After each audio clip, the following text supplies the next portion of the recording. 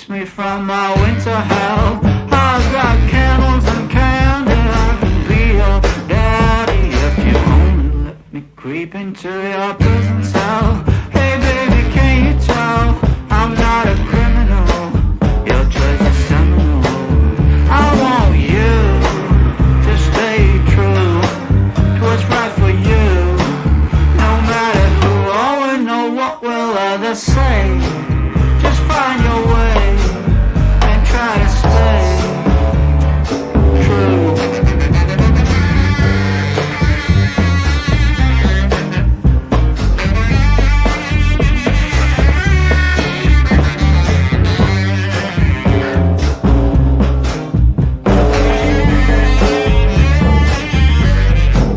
Just speak low, stand in your row, try not to show this life's a show. Try not to glow way down below. Oh, it's a lot of woe, and that's not a place where you would like to go.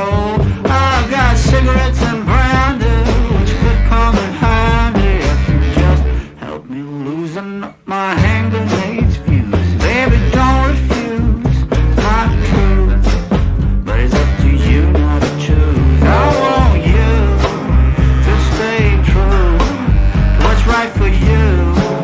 No matter who or know what will others say, just find your way and try to stay true.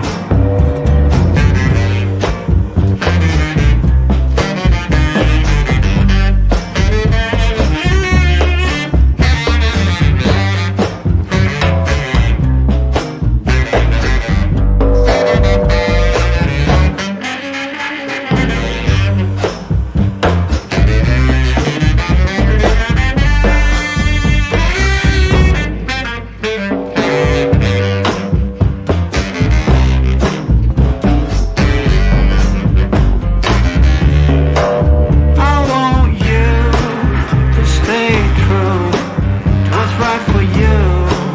No matter who or know what will others say, just find your way and try to stay true, true, true, true, true,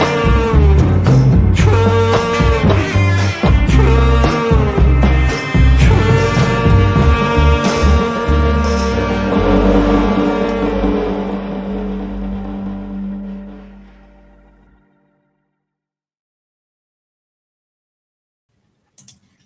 Good morning, you guys. How are you?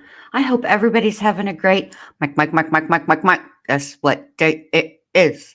Hump day. Everybody's having a great hump day morning. We have a lot of testimony today. Jen McCabe back on the stand. Now, y'all know normally I would just leave, and I like to have I like to have consistent thumbnails that look the same, but I could not resist using, y'all know I love Mortal Kombat. I couldn't resist using that today because I think it's apropos, quite frankly. Especially when she glared at Karen yesterday from the witness stand while she was identifying the defendant. So extra and ridiculous. Come on, Jen. Nobody needs that. It's ridiculous. Anyway, I'm glad you guys are here. I do need to talk to you about tomorrow. Tomorrow, my little cheeky nuggy pot pie has a doctor's appointment with her rheumatologist, and my daughter invited me to go, and I'm going to go. Because she has blood work that she's got to get done. And so I just, I won't be live tomorrow. I'm sorry, you guys. I mean, I know I've been kind of like flaky with the scheduling of the lives, and, I want to cover this trial completely. I do, but I can't not go tomorrow. I need to go. So that's what's on the agenda for tomorrow. But I'll make it up to you. We'll figure out, maybe we'll do some streams over the weekend. I don't have any anything I have to do except for Sunday. Sunday, my oldest son is coming to see us all. So I'm very excited about that. And he's bringing the kiddos. And so all my grandbabies. So I'm very excited. So Sunday I won't be live. Maybe in the evening. I don't know, have to see how Sunday goes. But anyways, I'll be free on Saturday. So I can do it on Saturday if you guys want. We can catch up, talk about the stuff that we missed. Let me say good morning to you guys. Good morning, Julie. Good morning, Tony. Good morning, Violet. Good morning, Rachel Lee. Thank God. I appreciate that. Thank you. Good morning, Noodle. Thank you for being here. I appreciate all of you guys so much. Let's see if I missed anybody. No, I think I got everybody. If you haven't done so, could you please do me a favor and give your girl a thumbs up on the stream? I'd appreciate it. We're back to OnlyFans. I have no idea why. Again, this is going to bother me this whole trial, right? Okay, there's closed captionings, but there's closed captionings.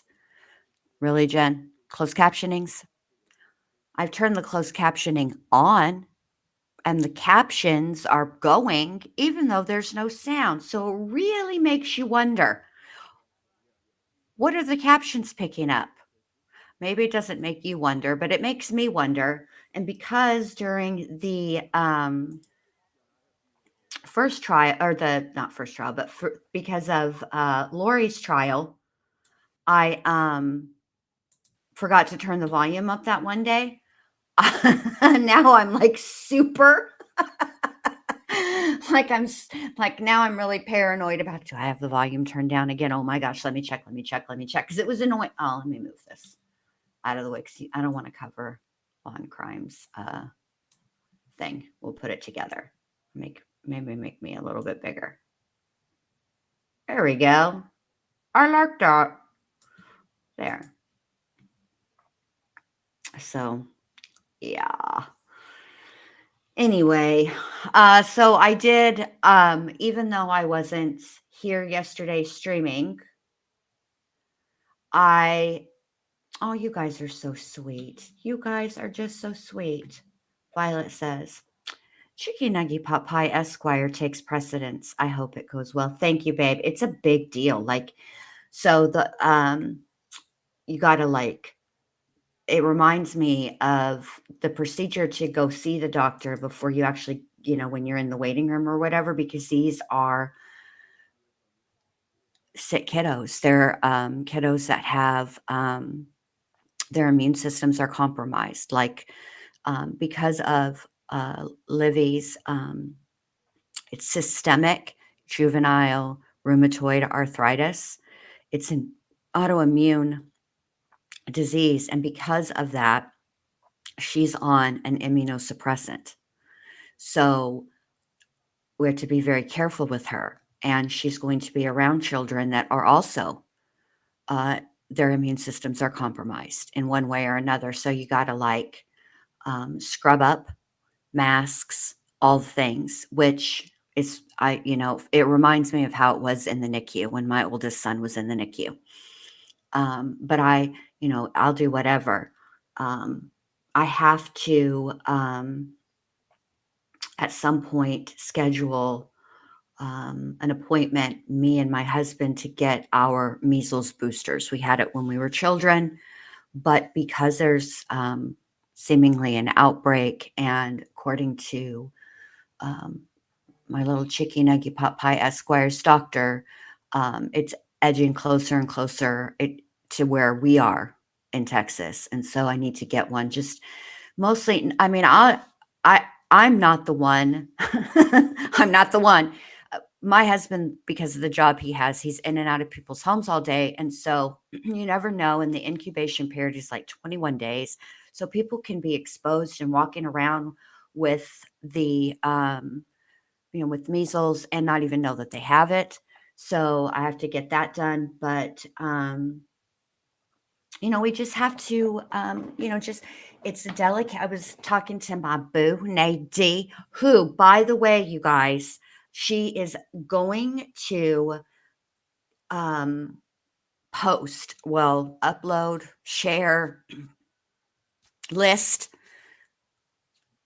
the scent, the Bindi Lou inspired scent, Blister in the Sun, and I can't wait. Today, I got to remind her though. But let me drop Nay's link because she has, you guys, I'm telling you, the best wax melts on the whole planet. So you've got to, if you like a good smelling home, you have got to get these. They're just the best. Just the best. You've just got to try them, and don't forget to use my code and you'll get a discount. And they are really well priced, you guys. Seriously, you can get a buttload of scents, which is probably you can get a lot of scents for very little price, really. And it's not like when you use the scents, when you put a wax melt in the warmer, it's not like they are short term. They last. The smell lasts a long, long time. And so, yeah. All right, here we go. 6, 8, 11. I'm not really a fan of this double screen, but whatever. They don't ask me these things. Commonwealth versus Reed. Counsel had asked to see you before the jury came over, Your Honor. All right. Good morning. Good morning, Your Honor. So what is it you wanted to see me about, Mr. Brennan? I was handed clips 12A and 16. Here we go. I think it's 12 and 12A that you should have. Oh, okay. Let me move this up here at the top. You have 12 from yesterday, 12As in addition. This is regarding the evidentiary issue of Jen McCabe's phone call to John O'Keefe when she was giving directions, and she identified the location by pointing out Bella's mom's house. Okay. I believe that those two clips will have statements of the defendant, which will establish the predicate for allowing in that statement by Ms. McCabe, and then I expect to play those clips after Ms. McCabe's testimony concludes. Wait a minute. All right. What do you say, Mr. Jackson? I say it's bullshit. Let me just say this before Mr. Jackson answers. I'm getting real tired of Brennan not playing clips of statements made by the witness while the witness is on the stand. Like, what is the purpose of that? It's annoying. Here we go. Mr. Jackson, what say you, sir? That does not cure the hearsay aspect. I understand Mr. Brennan's argument about the relevance to his case of what Ms. Reed said and her statements. That's obviously admissible as a admission of the party opponent in the defendant's statement. That does not do anything to cure the hearsay that was being asked or requested by this witness to address the statements that was sought yesterday. Hearsay is hearsay. If you want to get the clips in to do so, I would go the direction to that as long as they were in context and if they pass the relevancy test. But it doesn't cure the hearsay issue. So Ms. McCabe testified, my notes for whatever it's worth, said at the end of the day, one of the things she testified to was the defendant on the morning when they were driving over to Fairview saying, could John be cheating on her? Could he be with Bella's mom? Yes. So that's in evidence. You want more than that? What do you expect the testimony to be? I expect, if allowed to testify, Mrs. McCabe would testify that she had a phone call with John O'Keefe before John O'Keefe and the defendant arrived at Fairview. And John O'Keefe and the defendant were lost. And in giving directions, she offered to John O'Keefe, which was heard by the defendant, the house is near Bella's mom's house. That is evidence of motive. All right, just that she said, yeah, I'm going to allow that. I don't have a problem with that. Yeah. Yesterday, I'm sorry, I misunderstood. I thought Mr. Brennan was trying to get in the nature of the relationship between Bella and John, which would be hearsay. I have no problem with this offer of proof. Yeah, it's a little bit different than yesterday. Okay. All right, and I understand the loop you'll make eventually, but this is all you intend to get through Ms. McCabe now, right? Yes. Okay. Yes, because I don't think from what I heard, she knows of that relationship at that time. Okay. So I don't think I should ask that. Okay. Just that she was giving directions and. Yeah, that's fine. That's fine, and then those clips can come in. Great, fantastic, thank you. All right, so we'll bring the jurors over. The only thing I would ask is to it's not be played with Ms. McCabe on the stand. Agreed. Okay. All right, let's bring the jurors over. Do you need me to take a recess? Okay. Why don't? Yes. Yes. You are. Oh my God. Just in case you're not looking at the screen, Cuffew, I just wanted to tell you that I really appreciated your suggestion to do night streams. I miss my viewers who are used to, my time slot used to be 9 p.m. Eastern. That's when I went live. That's what I liked. I felt like it was a good time slot because, you know, by that time things were winding down for people. Kids were getting in their beds on school nights. You know, it just, I liked that time. And it makes it difficult when you're streaming a trial because clearly no trials get streamed during the night, obviously, right? And then I never could figure out a good balance of how to do a recap of a full day's testimony at night. And so I just was like, oh yeah, I'll just do it during the day and then that'll be that. But I do think that there are a lot of people who want to watch the trial, and let's let's be logical for a second, right? Because clearly we're not going to get logic out of this trial, not on the state's part anyway. Anywho, I forgot what I was going to say. Oh yeah. So even if you were to, because I've done this too, get into your, like, get ready for bed and okay, what am I going to watch? So I usually put YouTube on, and there's been times when I have tried to watch like a trial before bed. Well, inevitably I'm going to fall asleep. That's why I'm in the bed. And so I'm going to, whatever testimony happens after the time I've, fallen asleep, I'm not going to get anyway. So I feel like there are a lot of people that work during the day that want to catch this trial, but just can't sit for 8 hours. And I feel like I should recap for everybody, during the, at night. So I'm going to start doing that. Now it's going to be a little tricky how I'm going to have to work the schedule because I don't like to stream over Alex Erickson and Melissa Jade because they're my friends and I appreciate what they're doing with respect to the Casey Anthony trial. I think it's important to catch that trial and understand really what happened in it. All persons having any business before the office of Beverly Kenobi, before the Norfolk Superior Court, before the County of Norfolk. That's not me. That's Law and Crime because they have the dual stream or the dual screens, so it causes an echo. So I'm going to All start right, doing good morning it at again, night. counsel. Good morning, Ms. Reed. Good morning, jurors. Here we go. She's going to do her whole thing, her spiel, whatever, Judge Bev. Anyway, so I want to start doing that for you guys because I think it's important. And I miss talking to my friends who can't be here during the day. So we got to be like Bendy and be flexible about when we can schedule it. But yeah, I intend to do that. And I'm going to I'm going to start that. I think I'm going to do it Thursday night, like I said, because I won't be streaming the trial Thursday.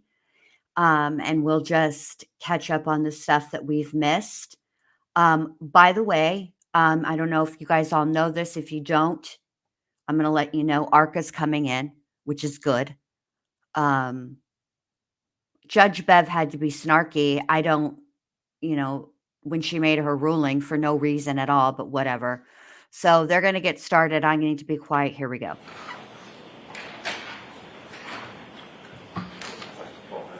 Good morning, follow me, please.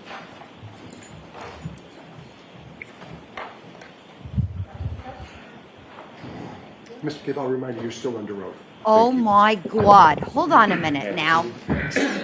Good morning, Ms. Yeah, good morning, Mrs. McCabe. Let's address Mrs. McCabe's outfit of the day, or as we in the fashion industry like to call it, the OTD.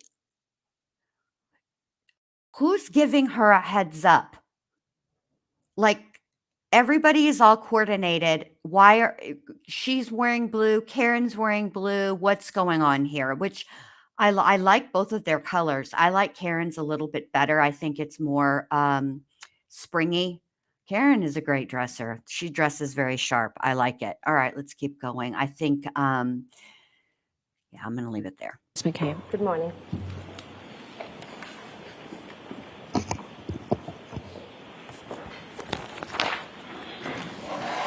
Good morning. Good morning. Before you take us back to Fairview Road, I want to ask you a couple of questions about John's house at Meadows. Are you familiar with his house? Yes. Have you seen the front of his house before? Yes, I have. Are you familiar with his driveway? Yes. Are you familiar with whether there's any surveillance system at Mr. O'Keefe's house? Yes. May I approach, Your Honor? Yes.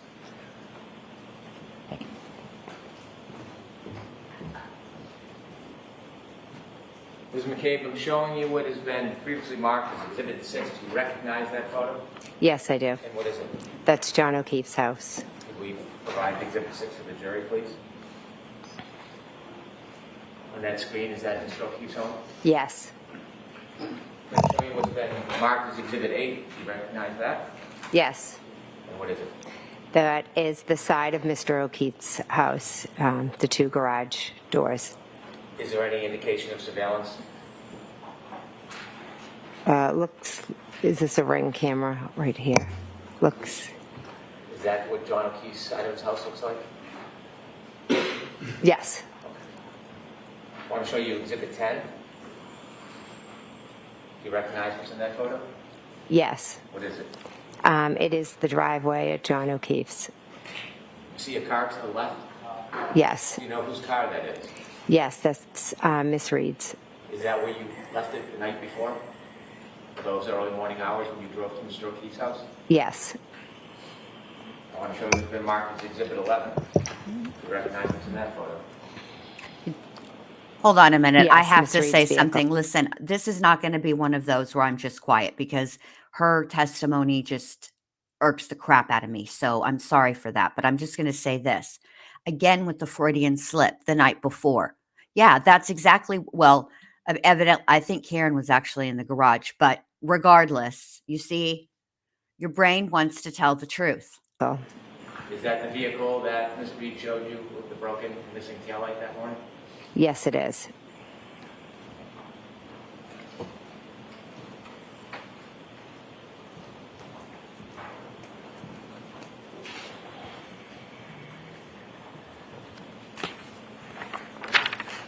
You mentioned earlier in the night you spoke to John O'Keefe when you called him or he called you about directions to Fairview Road. Yes. And you also shared that you had a phone conversation offering directions. Yes, I did. Did you tell John that the house at Fairview was near Bella's mom's house? Objection. Sustained as to form, Mr. Brennan. Okay. What did you tell John as far as directions to Fairview? How did you mark it for him? I told him to go by, past Bella's house, the Bella's Street, and then to follow it down to the end. Now I want you to take us back where we were yesterday when we left off. You had brought us to Fairview Road. You had found John. Yes.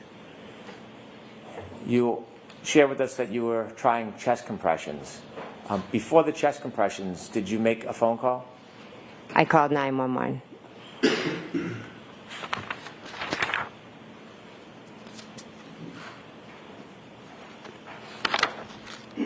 I'd like to move to introduce a copy of that 911 call. Okay.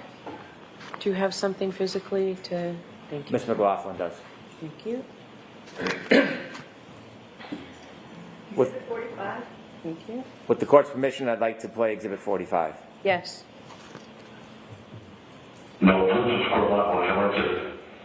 Yes, I need someone to come to 34 Fairview Road in Canton, Mass. There's a man passed out in the snow.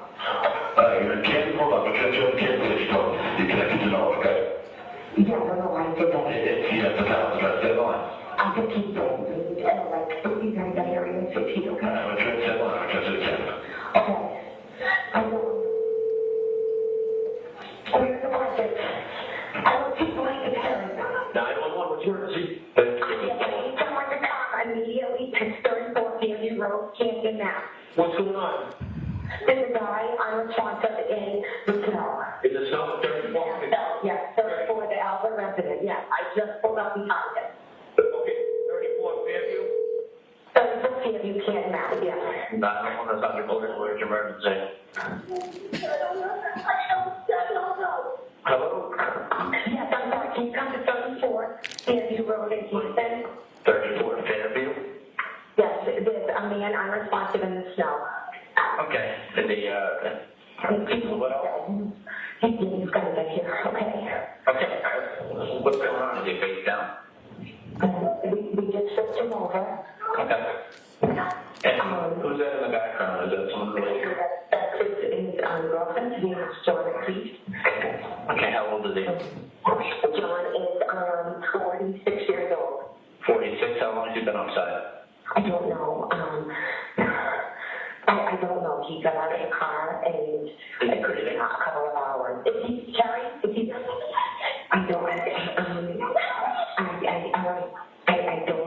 know if he's breathing. There are two women trying to into his body and they're hysterical.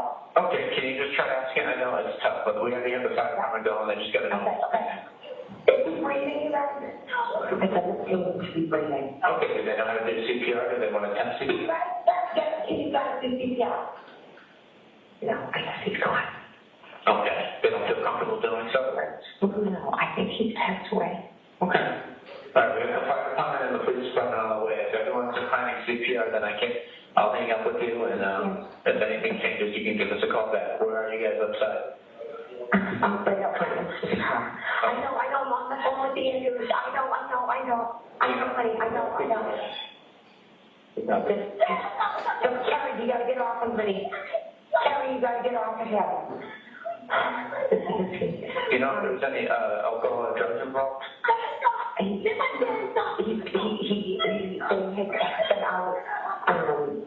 out. They've been out drinking? Yes, I'm talking hours about maybe, and I don't know how long he's been in the snow. Okay, is there any bleeding or anything? Maybe hit his head out? Yes, possibly. There's going to be bleeding in the face. Okay, bleeding from the face. All right. Yes. And how big's the pool of blood, if there is any? Something's coming out the nose, and one of the women is doing CPR. Okay, one of them is doing CPR? Yes, they're both working on him. All right, if you want CPR, and just give us a call back if he becomes responsive, right? But we're on the way. Okay, thank you. Good.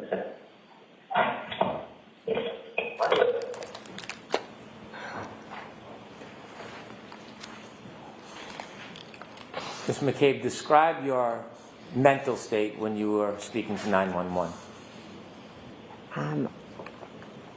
I guess the best way to describe it was I was in shock.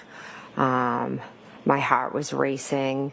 I was trying to be as helpful as I could and get the information to the most important information out as quick as I could to the 911 operators. But also the scene there with Karen and Kerry was a bit chaotic between the two of them. So I was just trying my best to be as calm as I could, to get help there as fast as I could, and to answer their questions the best that I could. Before you told the 911 operator John O'Keefe's name and his age, you said there's a man in the snow. Do you know why you chose those words?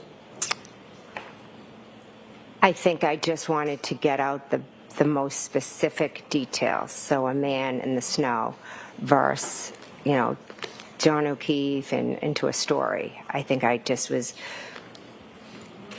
get the details to them as fast as possible to get help there to him as fast as possible. When you told the 911 operator that your friend John O'Keefe was the person lying in the snow, how did you know his age? We used to joke because he was a couple months older than me. So I would, say, oh, well, you're older than me. It was a silly little thing between friends. When you called the 911 operator, had Kerry and the defendant already been around or near John? Yes. Do you know if they had begun trying CPR before you called 911? I'm not sure if they had, because Karen had straddled him and was lifted her shirt, was warming him up, and then Kerry was yelling at her to get off. And I think when Kerry got the blankets and was trying to put him under John, I think as she started to move him and wipe him, blood started to come out. And then Karen was afraid that he was going to choke on his blood and wanted to move him on his side, but then Kerry was yelling at her, we can't move him. And this was kind of all going on while I was talking to 911. You described what you saw, and you said at some point he was bleeding from the face area. Was that before or after he was moved? After. Before he was moved, did you see any active bleeding? No.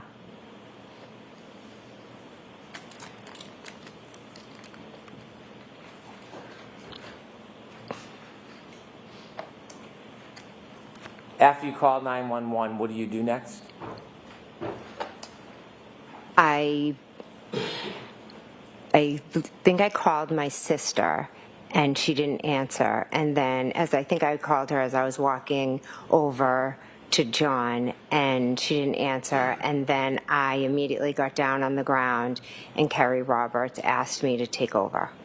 How long did you try to help John for? I'm not sure. I'm not sure. How long were you and the defendant and Miss Roberts there before someone else arrived? Police officer was the first to arrive. In the moments, it seemed like a long time, but I think it was fairly quick that they arrived. Any point during the time when you tried to help Mr. O'Keefe and the first police officer arrived, at any point did you see any signs of life from Mr. O'Keefe? No. When the police officer first arrived, do you remember what happened next? I remember it was very chaotic, but there was talk about a spotlight. And I remember, I think I got up and ran to kind of wave the, to get the police officer's attention so he could see where we were. And then what happens? The police officer, I'm not sure specific, I do remember him asking about John. I think he said, is he a drug user? He was just asking some basic questions. And what's the environment? What's going on around you? Karen's just running around crazy, like just yelling, screaming, kind of like a ping pong. What are you trying to do? I was just trying to talk to the officer. I guess I just went into this like type of mode of, all right, I have to just talk to him, get the information out, figure out like how we can best help John and like what happened to him and try to save him. Wait a minute. Back the milk truck up. You told the 911 operator you thought he wasn't alive anymore. So how were you going to help him? And I need to know at what point you thought that you needed to get together and get a timeline going, ma'am. What happens next? More officers begin to come, fire and EMT. So the scene becomes active with a lot of different presence. John, I think they lift John onto a board at one point. The officers are asking us questions. Karen's kind of coming over, talking to the questions, and then kind of just running away, and then she just runs back over. She's doing a lot of screaming, a lot of repetitive, is he dead, is he dead, is he dead? could I have hit him? Did I hit him? Kerry, I think, Kerry's off kind of making phone calls, I believe, to John's family. Do you know what time the first responders lifted John from the ground and put him on that bed? I don't know a time, but it was... Okay, that's the only question. Okay. You heard your 911 call. Do you know the time of that 911 call? Not off the top of my head, no. At some point, did you talk to a number of different people at the scene? Yes. And who were you talking to? The first officer was Officer Saraf. I know I spoke with him. I spoke with an Officer Lank, an Officer Good. There were other officers, I don't remember their names. There were EMTs, I don't remember their names either. You have lived in this area for a long time? Yes. You're active in the community? Yes. Did you know Sergeant Good from before that night? I knew of him. I didn't know him personally. Did you know Detective Lank? Yes, I knew him. How did you know him? We were friendly. Your children ever associate with each other? Not until recently. After you had a chance to speak to some of the officers, did you move around at all yourself? Yes, I the officers would talk to us here and then a little bit over to the side. I tried to comfort Miss Reed. At one point, Miss Reed was very upset, and one of the officers thought it would be best if maybe she went and just sat in one of the cruisers for a little bit, because she was just doing a lot of screaming and yelling, and I think they were just trying to, get work on John and make the scene a little less chaotic. So I went into the back of the car with her, and Kerry Roberts came over. And then we all were just sat in the back of Karen and I kind of were scrunched and sitting in the back, and Kerry was at the door of the cruiser. Why did you get in the car with the defendant? She was crying. She asked me to get in. We held hands. We prayed. She did have blood on her hands, and she said, could I have gotten my period? Who's going to take care of the kids? She just kind of was all over the place. And then at one point, we saw them moving John towards the ambulance. And at that point, Miss Reed started yelling to Miss Roberts, go check on him. Are they working on him? Is he dead? Is he dead? And at that point, myself and Miss Reed got out of the car, and she started yelling and pulling on me to Google hypothermia and Google how long it takes for somebody, to die in the cold. When the defendant first asked you to Google an inquiry about hypothermia, were you still inside the police cruiser, or were you outside? Outside. What was the weather? I know it's an obvious question, but how cold was it? It was very cold, windy. The snow was blowing. As I stated, I have multiple sclerosis, so when I am out in either extremely hot or cold temperatures, I lose the feeling and sensation in my fingers, which obviously made the Googling very hard for me to do because of my, motor skills. So when you were outside of the car with the defendant and she had asked you to do a search regarding hypothermia, did you try to do that? Yes, I did. Do you know the exact time from your memory? Not from reading or learning, but from your memory. Do you remember the exact time you did that? No. Was it after the police came that morning? Yes. Had you ever attempted to search about hypothermia any time before that moment, that morning? No. Or that day? No. That week? No. Was this the first time that morning after the defendant asked you to search that you searched that phrase? Yes, it was. And did you complete your search and get a result? So I don't know what came up, because I think as I entered it, I think I misspelled things. And so then I think I tried a second search. And again, I don't think I even paid attention to what came up because we were already on to the next thing. Karen was already moving and screaming about, you know, the next thing to Kerry. Are they working on him? Is he dead? Did the defendant move somewhere from the point when she first asked you to try to Google about hypothermia to something else? She was next to me, and then I think she took off. Like, she kept kind of running off. And what did you do?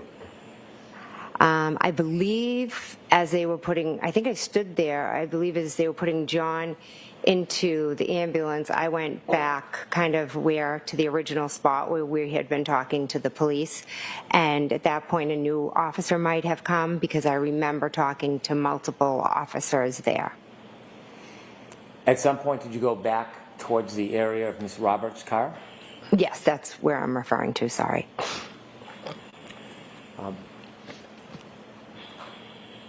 At some point,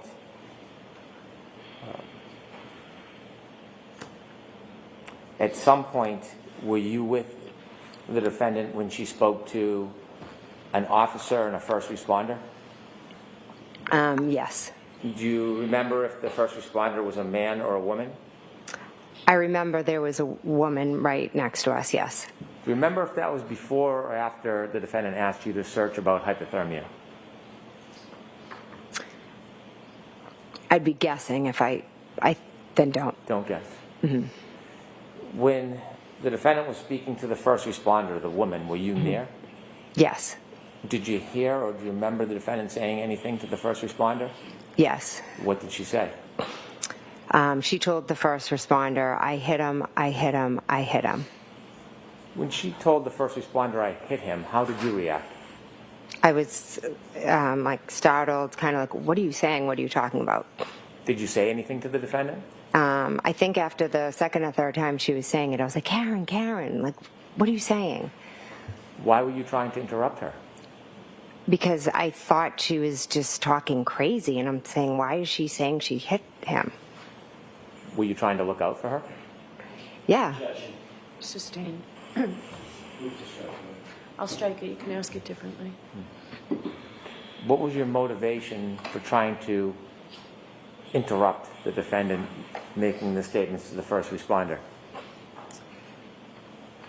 Karen was hysterical, irrational, kind of. I'll move on. Oh, okay. I'm going to see counsel at sidebar for just a minute, please.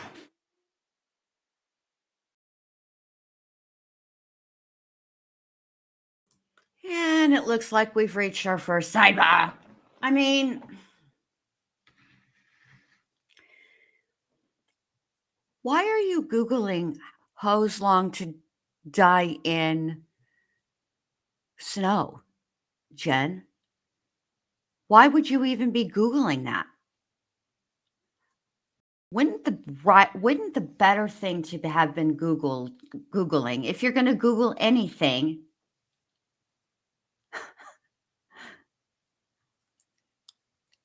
what to do if somebody has hypothermia, how to render aid to a person with hypothermia? Why are you Googling how long it takes to die in the snow?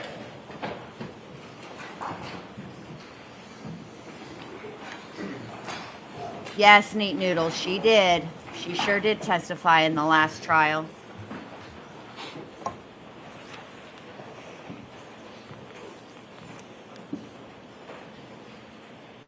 Yeah.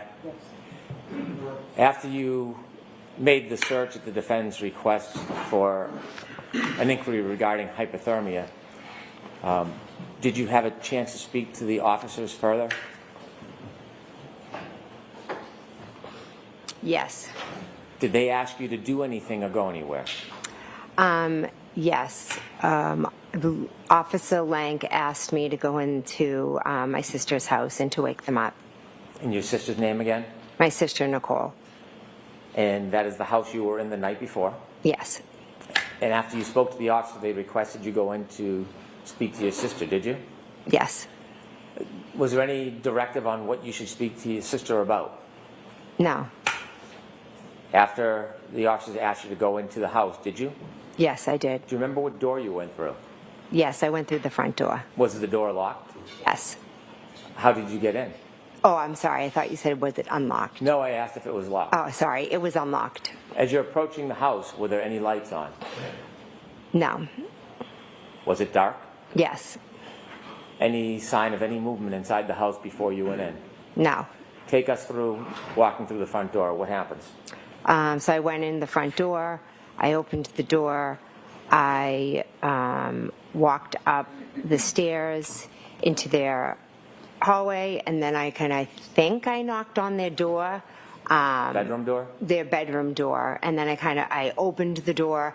I went in, and I walked over to the bed, and I was like, Brian, Nicole, because I was in a position where I felt like the world was going on around me, so much was happening, but I also was aware that I was just about to wake up two people that are sound asleep, and they're going to see me standing over their bed and be startled, wondering, what am I doing here? So what happens? So it took a minute or two, and then Brian woke up, and he immediately was like startled and was like, Jennifer, what's going on? What are you doing? And then I believe I tried the best I could to say what was going on. I think I said, we found John. You don't need to describe Okay. again, but I want to know their reaction and your interaction with your sister and Brian Albert. They woke up startled and confused. Did you have a conversation with them? Yes. How long was that conversation? Brief. They got up, got dressed. I spoke to them. And where did you go and where did they go? Then all three of us went down the stairs. The upstairs to the downstairs? Upstairs to downstairs, And yes. upstairs is the second level, is downstairs the first level? Yes. As you come down the stairs, can you see the front door? Yes. Is there anybody in the house at that point? I saw Officer Lank. In the house? Yes. Do you know if he had been invited in? I have no idea. When you came down the stairs and saw Officer Lank, where was your sister and Brian Albert? They were walking with me down the stairs. And did you see whether or not the officer spoke with your sister and your brother? He did. Brother-in-law? I'm sorry. He did, yes. Were you there during that conversation? No. How long was that conversation, do you know? Not sure.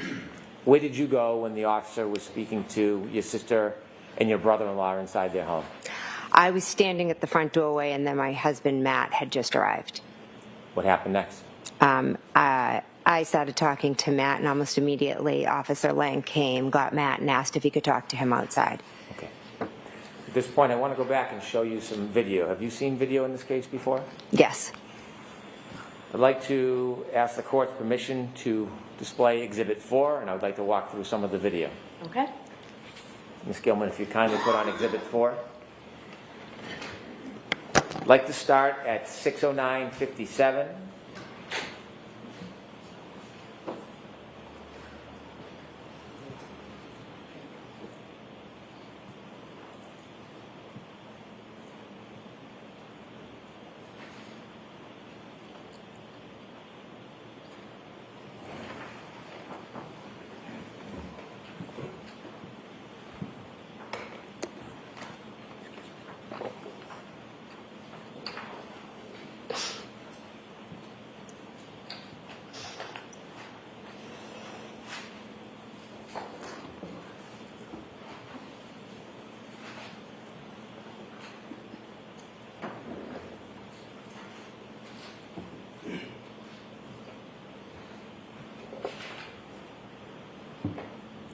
Ms. Gilman, if you can take us to the arrival at Fairview.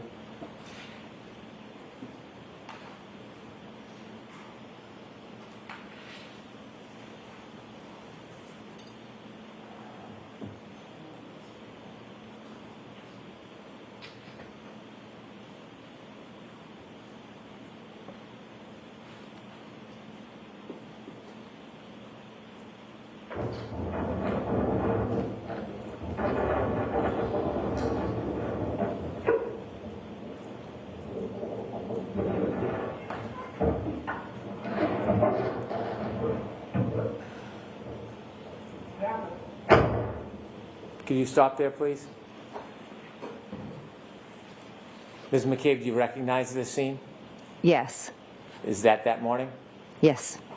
The car directly in front of this dash cam, do you know whose vehicle that is? Kerry Roberts. On the left, we see somebody with a blue Parker or jacket. Do you know who that is? I believe that's me. Can you continue to play, please?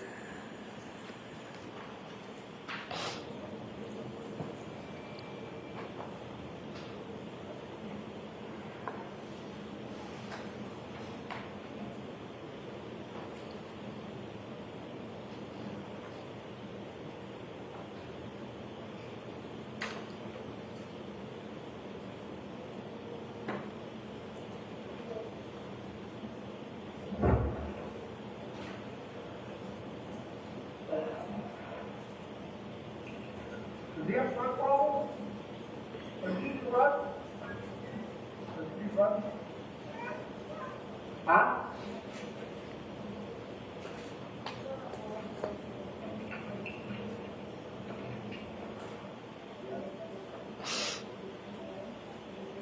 Can you stop there, please? Does that fairly depict your first interaction with law enforcement? Yes. Do you see the flagpole in that video? Yes. And is that the area where you found John? Yes. I'd like to move forward in the video, if we can move forward to 6:14:45, please.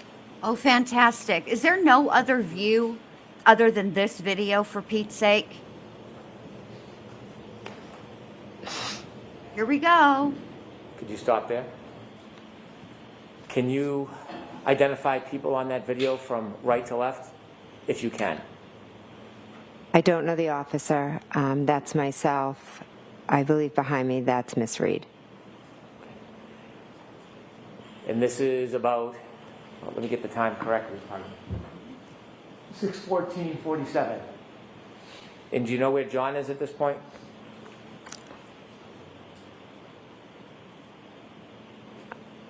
Are they lifting him to the left? Okay. Could you continue, please, Ms. Gilman?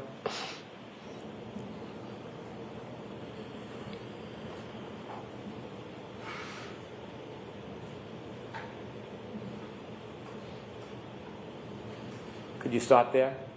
The person all the way to the left near the flagpole. Do you know who that is? I believe Carrie Roberts. And is that the area where John was found? Yes. And that's at 6:15 a.m.? If you don't know, that's okay.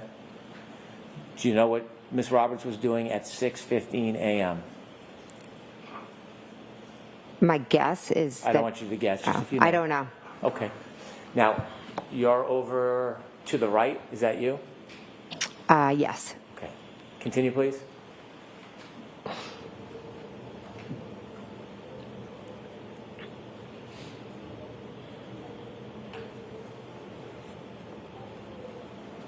Oh, I'm sorry, Neat. I think, yes, that's exactly what she said last trial, that she said, yeah, that was what Is that Karen Carrie on the asked me left? to look up.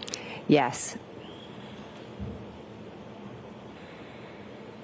Stop, please. On the right, do you see yourself? Yes. And which person are you? I'm the one next to the one with the fluorescent yellow. Is your back to us? Yes. To the right in yellow. Do you know who that is? I don't. Continue, please.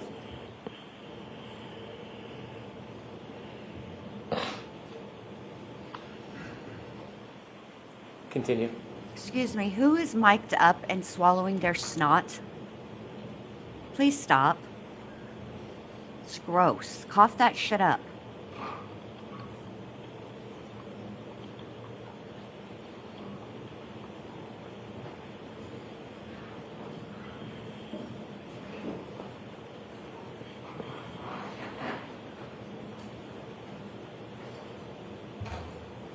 Stop, please.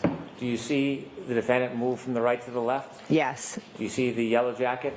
Yes. Do you know whether or not that's the woman first responder? I believe so, yes. Do you know why the officer moved the defendant over to from right to left? I don't. Okay, continue, please. Stop. At that part, is there a conversation between the defendant and the first responder?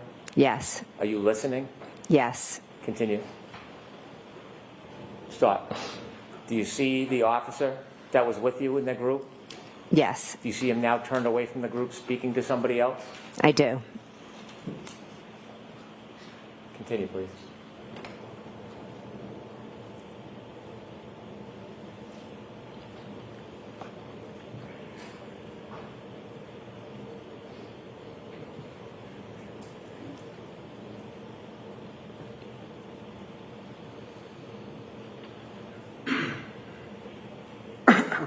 Thank you. If you could move ahead to 619, please.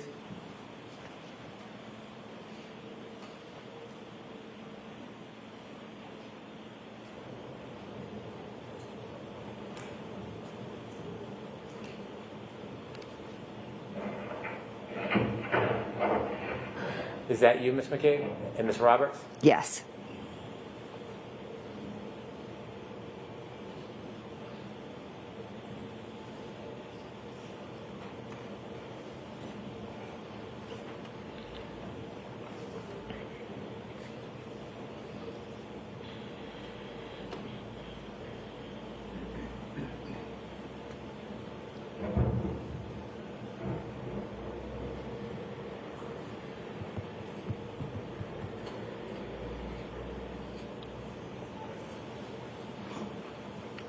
Is that Ms. Roberts? Yes. Stop for a moment. Do you know at which point you went to the officer's car and sat in the back with Ms. Reed? I believe it's right after this. Can you continue, please?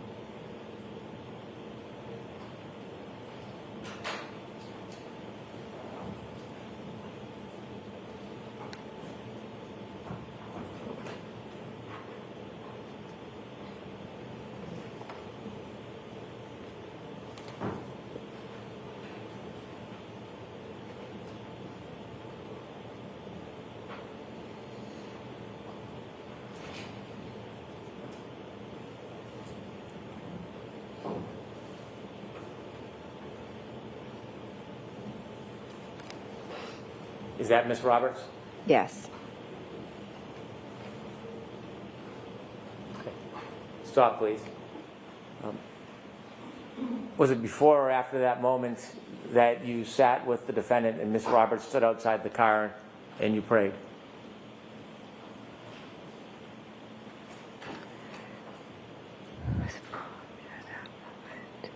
I'm not exactly sure from that video. That's fine. If we could move forward to 6:23:40, please.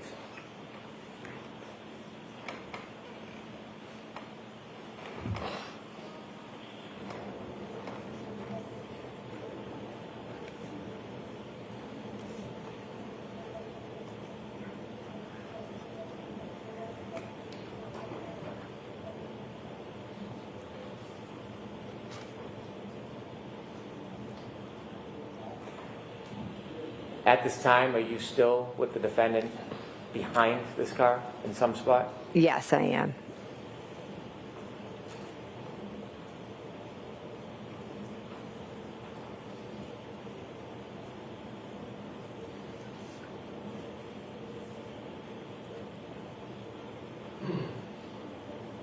Is it during this time, 6:23 and 6:24, you tried to make those searches at the defendant's request? Yes. Ms. Gilman, if you can move forward to 6:26:15.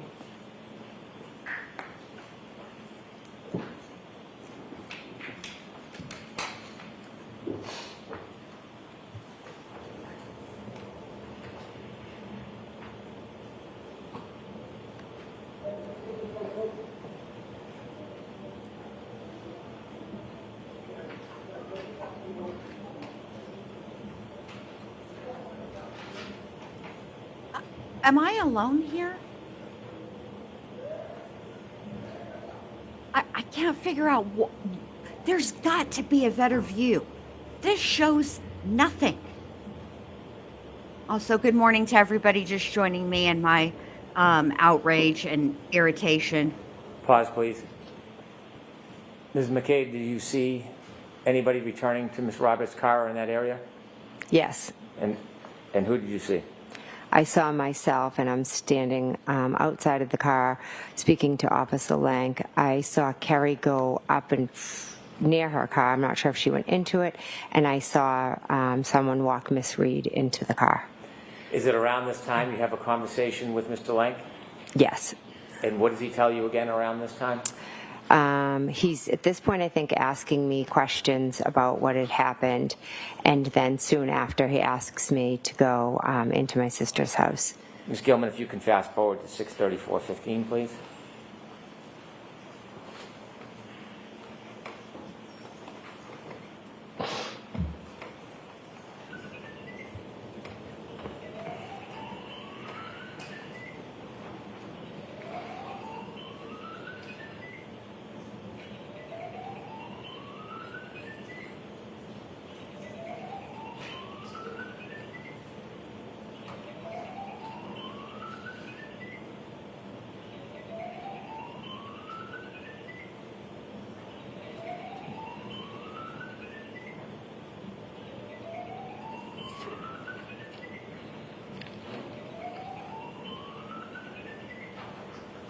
Stop, please.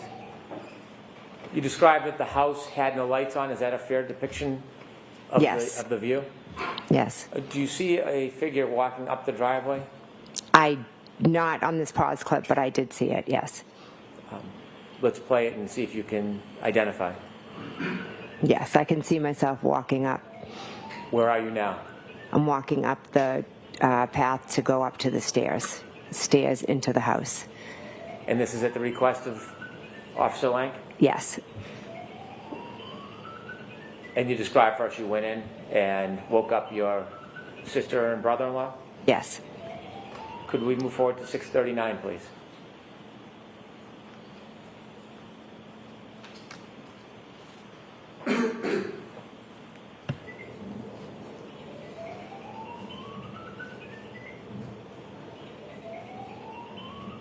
Stop. And do you see something happen with the house at that point? Yes. Okay. And what happens? Light went on. I'll note it's 6:39:08.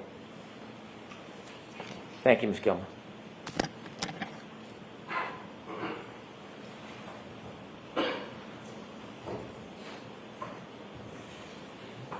After first responders took John and you had gone in your sister's house, what did you do next? Next, after Officer Lang spoke to my husband, Kerry Roberts, her and I had a conversation. She was going to go pick up John's parents in Braintree. At first, I had told her I would go with her, but then Officer Lang said that one of us had to stay at Fairview to speak to the, I believe it was the state troopers that would be coming. Did you stay at Fairview?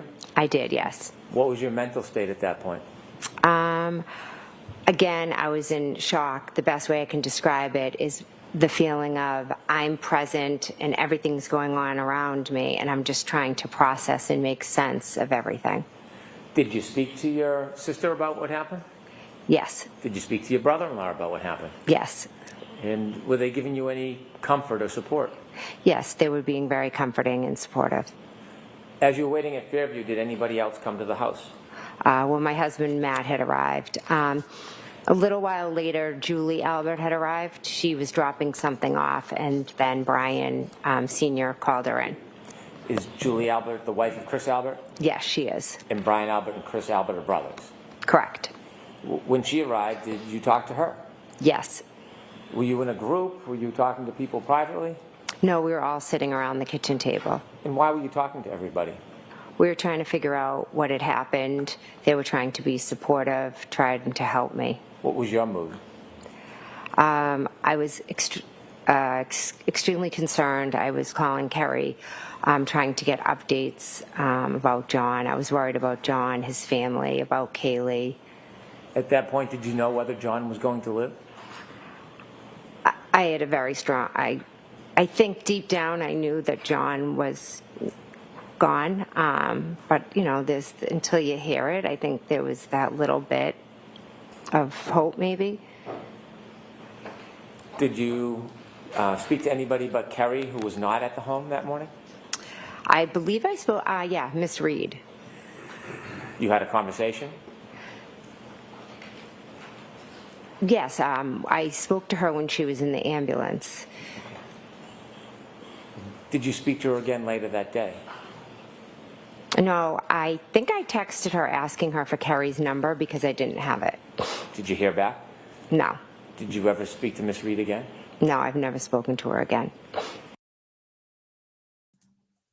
Why do you need Carrie Roberts' number, Mrs. McCabe? Why do you need to speak to her? Look at that pause game. Give me a break. This is ridiculous. When you were trying to get information from Kerry and you were in Fairview, did anybody else other than the people you've described arrive at Fairview? Chris Albert. Oh, Brian Higgins showed up and Chris Albert. Did you know Brian Higgins? I knew him as a friend of Brian's. Did you see him at the waterfall that night before? Yes, I did. And after you arrived at Fairview that night, after leaving the waterfall, was Brian Higgins one of the people there? Yes. And did you talk about what had happened in front of Brian Higgins as well? Yes.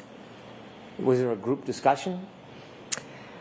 I wouldn't say discussion. I would just say, like, for instance, someone would ask me a question because everybody just, this didn't make sense to anybody.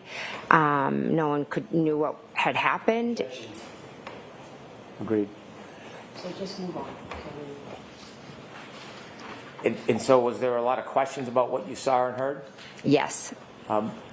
You mentioned earlier that you felt like you were in a state of shock. Did you feel like you were still in that state, or were things changing mentally? Little by little, as I sat there, I started things started coming back to me that had been said to me earlier. Oh, hold on a minute. Little by little, things started to come back to me. So why did you need to write it down if they were significant? Why did you need to make a timeline, ma'am? When things are significant to me, I remember. Happened earlier, what you heard? Yes. And what is that? When Miss Reed stated to myself and the female, I hit him, I hit him, I hit him. And did anything else over the course of that morning come back to you about that moment? Throughout, when I was still at Fairview, or throughout the day? Still at Fairview. I believe that was maybe the main thing. I can't be sure what time, what memories came back.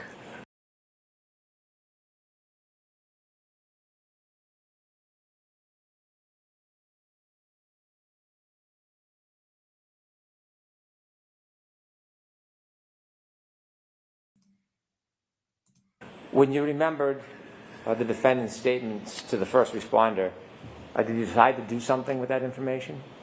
Yes, Officer Lang had said if I, remembered anything or needed anything before the state, the state police came, to give him a call.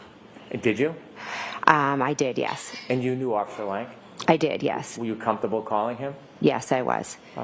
Did you tell him the information that you had remembered? I just asked him to come back to Fairview. Did he? He did, yes. When he came back, did you speak to him? Yes, I did. Were you with the group or were you alone? No, I was with the group. And did you tell him what you had remembered? I did, yes. How long did you stay at Fairview for? I believe somewhere between 11:30. I'm being approximate with my times. Officer Proctor called me from the state police. Do you know how he got your number? No. Did you have a discussion with him? He said he would like to come by and question me, and I'm not sure if he said at your house or if I said I need to go home because I had 4 kids at home that was still sleeping, and I knew that I had to go home to them and eventually break this news to them and comfort them, and I knew that was going to be a whole nother situation to deal with. Did you speak to him on the phone before you went home, or A after? quick phone call, I'll see you at my house. At that point, did you share any information with him? No, not on the phone. Did you return home? I did, yes. Do you remember about what time that was? I'm going to say 11:30 or after, Is that a approximate. General? General, yeah. Okay. When you got back home, did you have a meeting or speak with Mr. Proctor? I did, yes. Was it a phone call or an in-person conversation? He came into my house with Officer Buchanan. Okay, him and Trooper Buchanan came in? Yes. Was there anybody else at your home? My husband was home, and my brother-in-law, Brian Albert, came over. Did you speak to them? Yes. Did you tell them any additional information at that point? The troopers or? The troopers. Yes. I know I had said what Karen had said to me, and then she had said, I hit him. Could I have hit him? I told them how she showed up at my house. I just basically gave them the events of that morning. At that point, did you mention anything about the defendant's broken taillight? At that conversation, no. Did they leave? They did leave, yes. At some point, did they reach out to you again, or did you reach out to them? At some point, I had another conversation with them a few hours later. I'm not sure if they called me or if I called them. Do you know what generally the content of that conversation was? Yes, I had remembered that Karen had told me about her taillight. Hang on, because I uploaded the wrong thing. So I'd like to try that again. Okay. That is all. As you're processing that morning, are you trying to think and recreate the event, or are you trying to put it out of your mind? I couldn't get it out of my mind.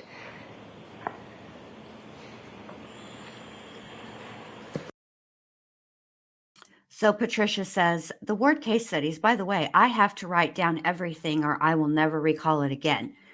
Okay, Patricia, I can understand that. Do you write it down yourself, or do you call your sister over and have her write it down? Which is what Jen McCabe did. While you were at home, did you receive any updates from anybody, Kerry Roberts or anybody, about John? Yes, when I was still at the Alberts, Kerry had given me word that, John had passed. Then once I got home, I know different friends who were starting to hear. Without content, were you receiving contacts, calls, text Yes. messages from other people? Yes. And were you reaching back out to other people? Some, yes. At some point, The did you ones go I over needed to to Meadows control. Road?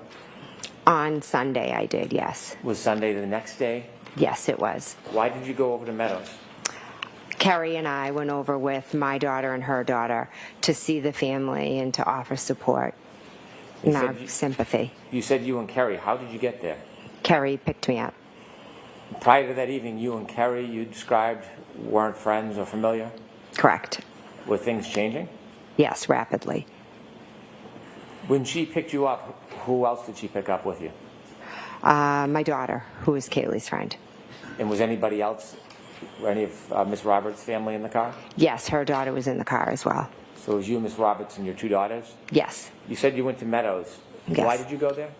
To offer our condolences, sympathy, support, to be with the family. I love them. Were Did you they bring a staying at casserole? Meadows? What did you do? They were at Meadows, yes. When you went there that next day, can you describe the traffic and the people that were there? There was a house full of family, friends, coworkers, loved ones. The car repairman, like anyone and everyone. Did you ever see the The defendant? car repairman? Wait a minute. Back the milk truck up. Who's the car repairman? What are you talking about, Jennifer McCabe? Be more specific. While you're at the house, did you have a chance to speak to Miss O'Keefe? Yes, I did. At some point that day, did you leave the house? Yes. Who did you leave with? Kerry and my daughter stayed to be with Kaylee, and we left with her daughter. Where did you go? We were heading home, but then we ended up dropping off her daughter at her friend's house. Now, who's her daughter? Don't give me a name. Carrie's daughter? Carrie's daughter, yes. And was Carrie's daughter friends with any of the Lanks? Yes, Carrie's daughter's good friends with Mike Lank's daughter. When Ms. Roberts drove over to Mr. and Mrs. Lank's house, did you meet anybody? Yes, her daughter, Carrie's daughter, went in the house, and Mrs. Lank came out. Her and Carrie are very good friends, so she came out to offer support and condolences. Was it still cold outside? Yes, it was freezing. When she was offering her support, was she inside or outside of the car? She jumped into the back seat. During that time you spent with Officer Lank's wife, did you ever go into the house? I have a faint memory. I think I went in and used the bathroom at one point. Okay. When you were having the conversation with Mr. Lank's wife, were you talking about what had happened? Yes, Carrie was just explaining the morning, the phone calls, the scene, things like that. Okay. Were you trying to get any type of inside information or push the investigation in any particular direction? Yes, No, yes, I didn't was. speak much. It was mostly Carrie and Trish was just being a supportive friend to Carrie. At some point, did you get together with Ms. Roberts and try to memorialize what you had saw or thought that morning? Yes. Okay. There's there's various ways to try and control and manipulate and get insider information about an investigation. The smartest way to do it is to keep your mouth shut and your ears open, which is what she did. Shut up, Jennifer. Ugh. Why did you do that? Peg had asked Carrie to do a timeline, so Carrie came over and we were sitting down talking about it, and so my sister was there and she said that she would jot it down for us. And so when you got together, it was at the request of Mrs. O'Keefe? Yes. When she made that request of you, asked you to do that, did you question why? No, she wanted us to do it, so I did it. Why? She wanted us to remember and try to jot down everything we remembered so we wouldn't forget. So I'm going to sustain this twitch. Sure is. Look, here's the deal. There isn't anything wrong with that. If that's how it happened, if that was the request, remember Peg is John O'Keefe's mother, okay? There's nothing wrong and necessarily wrong with that request, writing everything down. The thing about writing things down, if you're wanting to remember things, is that it's most helpful if you're the person writing it down. That's how it works. Stop playing with these people, Jennifer McCabe. Disregard that. Did you speak to officers further in the future? Yes. Can you count how many times you spoke with police or the interviews you had? There were a lot. Or a good amount, I should say. At some point, did any of the police officers ask if they could take your phone and copy everything on it? Yes. Did you have any hesitation about that? Objection. Ask a different thing. Were you cooperative? Yes. Why? I wanted to help in any way I could. May I approach? Yes.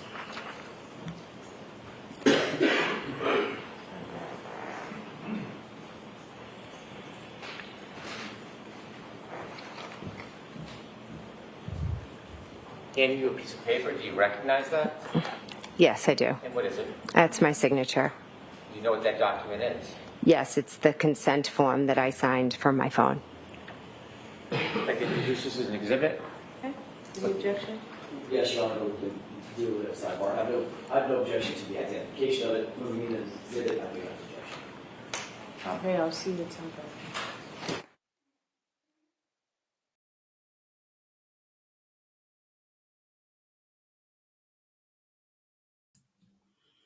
Also, I don't notice that Alan Jackson is giving Karen Reed the cold shoulder. I think they're both sitting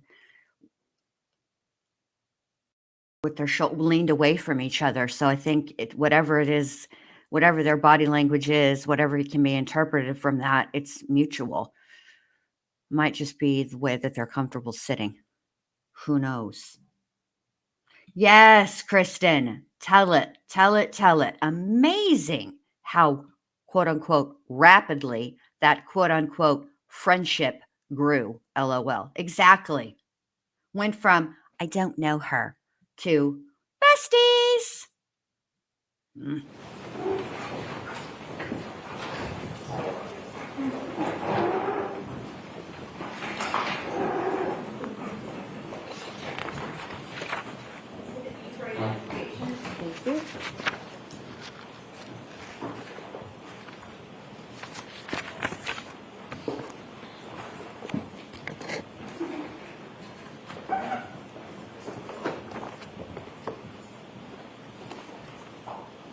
After that day when you met with Miss Roberts, and you try to memorialize your memory about what had happened, after that date, have you discussed what happened that morning with other people?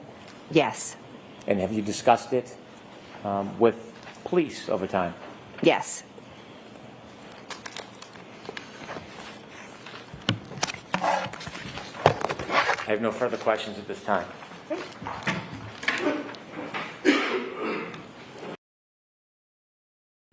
Hang on a minute. I have the, let me see, which is the right one for this. Let's see.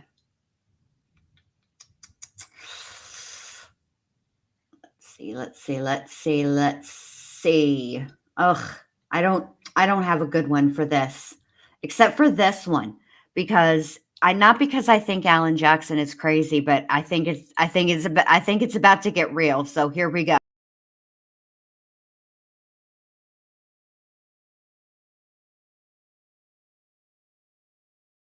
All right. Brace yourselves. All right, here we go. Oh, damn, he's got a binder.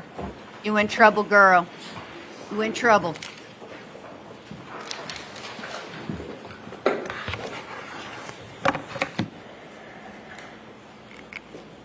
Good morning, Ms. McCabe. Good morning. Hold on a minute. Patricia, I'm willing to agree that yes, trauma bonding is a thing. If that's, do I think that might have how it may have started that way. That's true.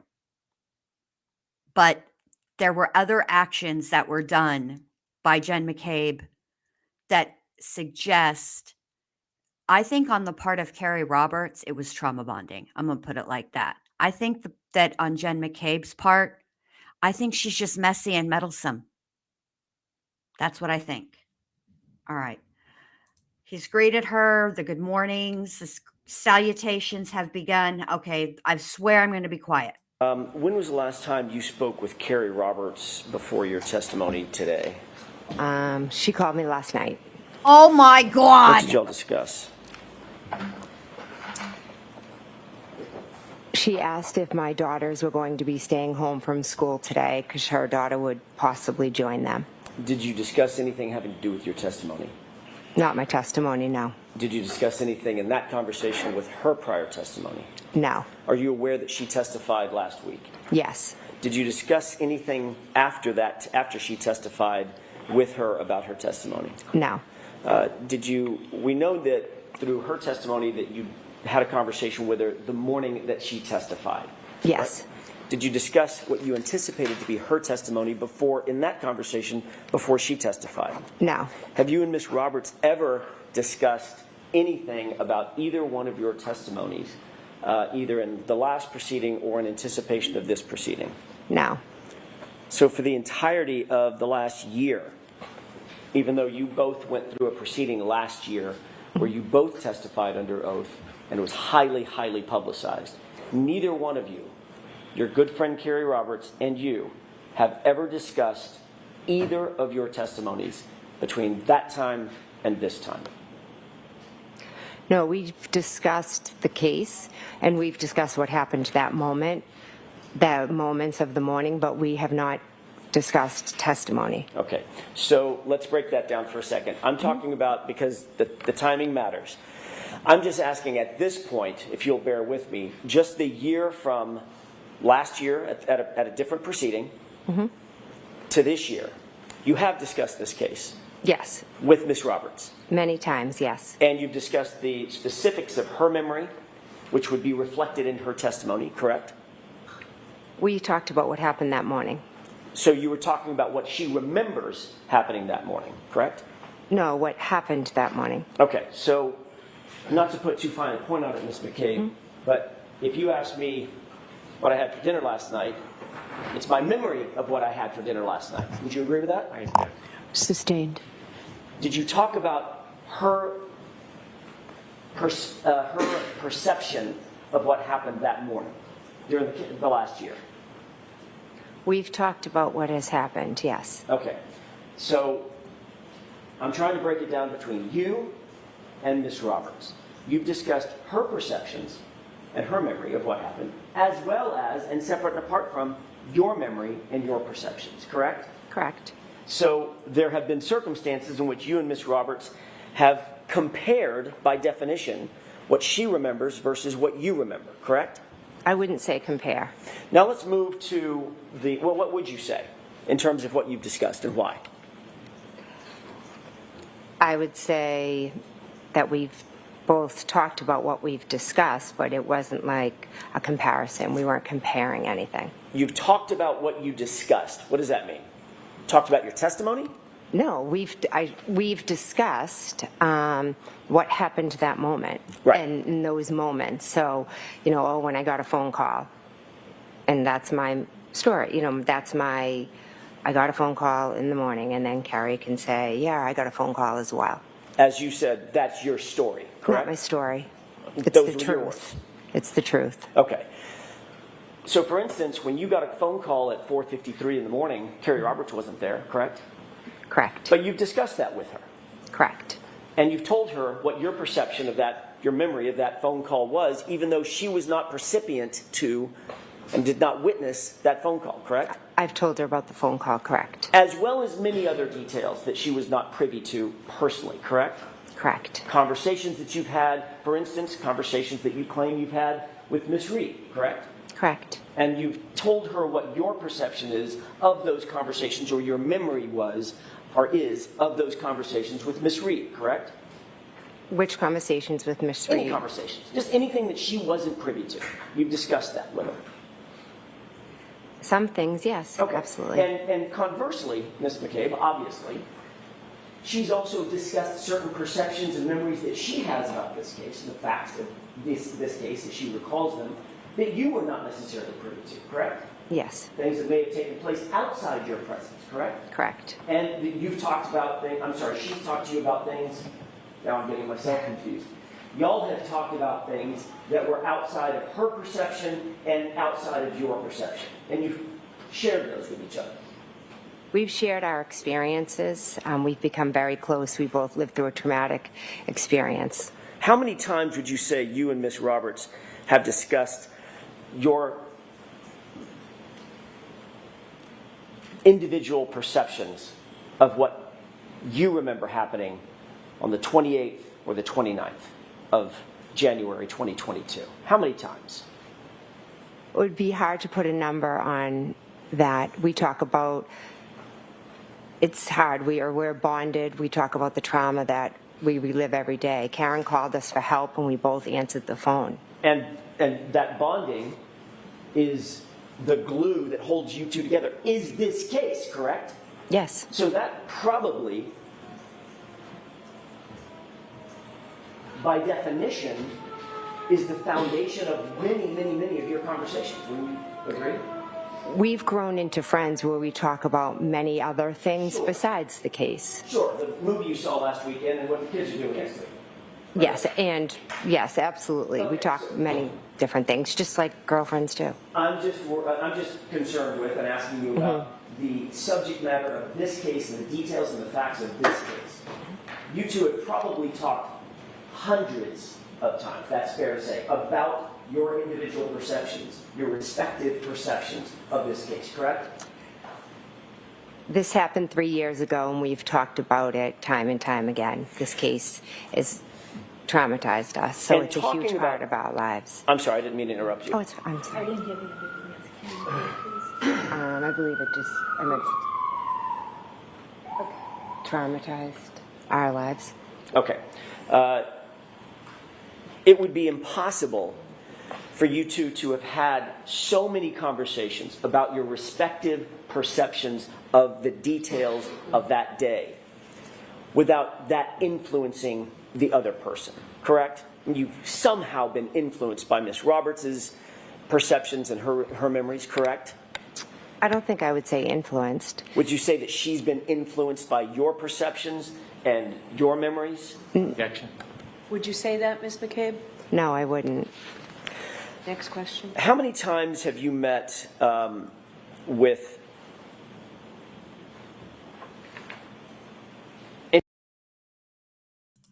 I have another gift for us. We need it. It's time.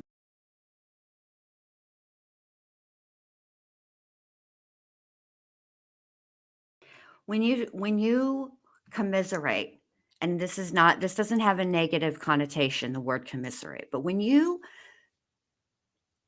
talk with another person about the same event, but you discuss the parts of that event where the other person was not present, and you do it over and over and over, inevitably, you will end up remembering things that the other person told you and vice versa. That's how it works. Just stop playing, Jen McCabe. All right. Sorry. I promise I'm going to be quiet. anybody from the DA's office, and I'm just going to limit the time frame right now, in anticipation of your appearance in this trial, yesterday and today? I'd say roughly 4 or 5. Can you give me a time frame when those 4 or 5 meetings were? I don't have dates. I do remember at one point I met with Mr. Brennan. He was new to the case, so I went in and he introduced himself. How long ago was that? Weeks or months? I can't give you a time frame. I'm sorry. Do you think it was last summer?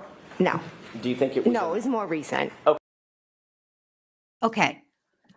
How can you not give a time frame? Mr. Brennan is new to the case. Number one, let's start there. I'm sorry, I lied. Number two, we're only 5 months into the new year, Jen. I mean, come on. I'm sorry. I promise I'll behave. Okay. Yeah, It sorry. wasn't in the fall of last year? No. It was in 2025 sometime? I believe so, yes. You think it might have been February, January? Again, I can't give you an exact. I'm sorry. All right. I want to talk about the time frames of those conversations, then I'll ask you a little bit more about those conversations. So that was the first meeting that you had was with Mr. Brennan in anticipation of your testimony. What were the subsequent 4 meetings or so that you've had? With whom and approximately what time? Okay, so another meeting with Mr. Brennan. Are you looking for who was Sure. there? Who else was there? I mean, can I give you a general answer? I didn't write down like every meeting who was there, but Of course. generally, okay. Was Mr. Lowley there? During 1 or 2 of the meetings, he was, yes. Was Ms. McLaughlin there? Yes. Was there anybody else from the DA's office there? The officer or trooper Tully was there at one. Trooper Buchanan was there at one. The witness advocates were there. And again, give or take the particular meeting. Those are 2 meetings that you've talked about with Mr. Brennan and others. What about the 3rd meeting? No, I'm sorry. I was lumping a few of them together. Sure, understood. I apologize. How many meetings would you have? Let's just start there. How many meetings have you had with Mr. Brennan and either staff or colleagues? So after the first initial meeting, I would say, again, I didn't write them down. Off the top of my head, I can think of 2 or 3 more after that. Okay. Excuse me, first initial one.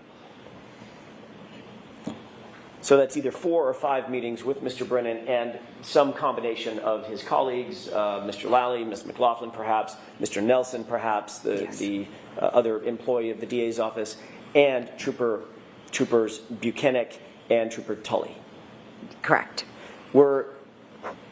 You asked questions about at any of these meetings. I'm just going to lump them all together. Any of these 5 meetings. By the way, when was the most recent? Last night, I had a Zoom call. In regards, I think the court asked them to. Yes, I'm going to stop you right there. Oh, okay. I'm going to ask a different question, and if you don't mind, I'm just going to lead you through this question. Okay. You had a conversation last night. I'm not interested in that particular conversation. That was for a very specific purpose. I'm asking you about everything leading up to, but not including last night's conversation, okay? Okay. So let's just leave that one out. You've had, I think you mentioned, either 4 or 5 other meetings with Mr. Brennan and some combination of his colleagues and or law enforcement. Yeah, and I might have, in the 5, included that one from last night. Okay, fair enough.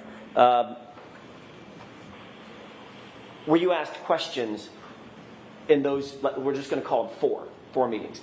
Were you asked questions during those 4 meetings about your testimony at the first proceeding last year? I reviewed I did review some of my testimony, yes. In what format? I watched. Paper transcript or? No, we just watched a little bit of it. Do you watch your direct examination? A little bit, yes. Did you watch your cross-examination? A little, yes. Who cross-examined you? You did. That was me. Yes. And did you watch? Wait a minute. Back the milk truck up. I lied again. I tried to be quiet, but this is ridiculous.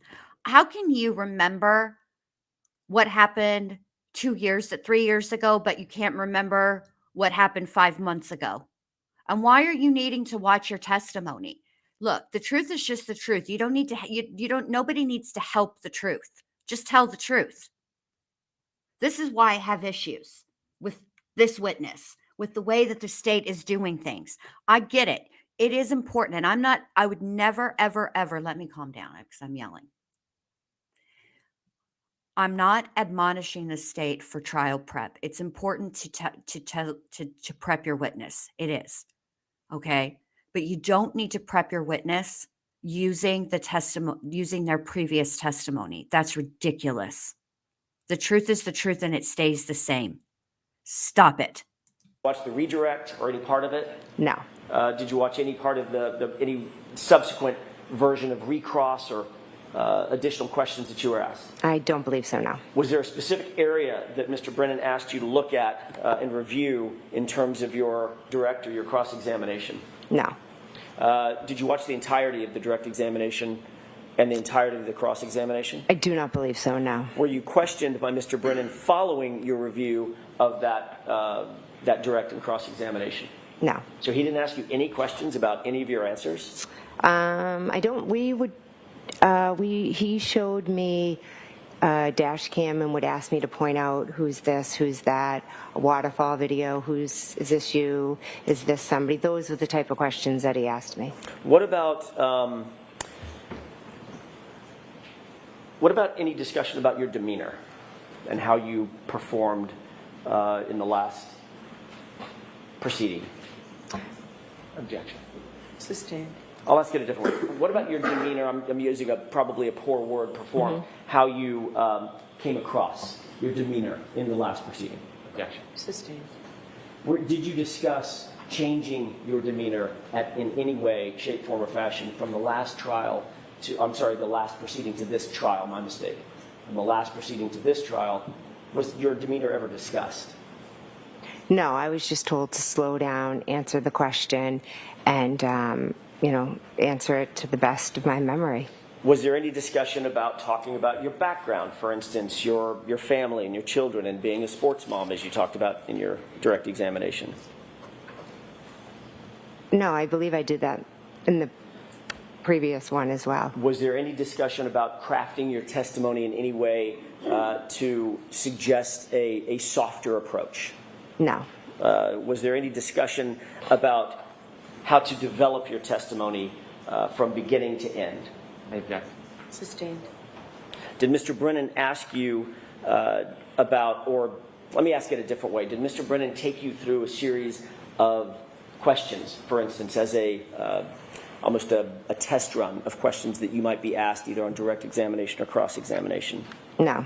Did you practice your testimony with any member of the DA's office? No. Were there any sessions where you sat and was subjected to a cross-examination, like a fake cross-examination or a fake direct examination? No, there Anything wasn't. like that? No. What were the things that stand out in your mind? You said you had at least 4 meetings. How long was each meeting, by the way, ish? The first meeting, I think, was fairly quick. It was just the introduction. 30 minutes, less than 30 minutes? I don't want to give a time because I'm not sure. Okay. But it was fairly quick, yes. Okay. What about the second meeting?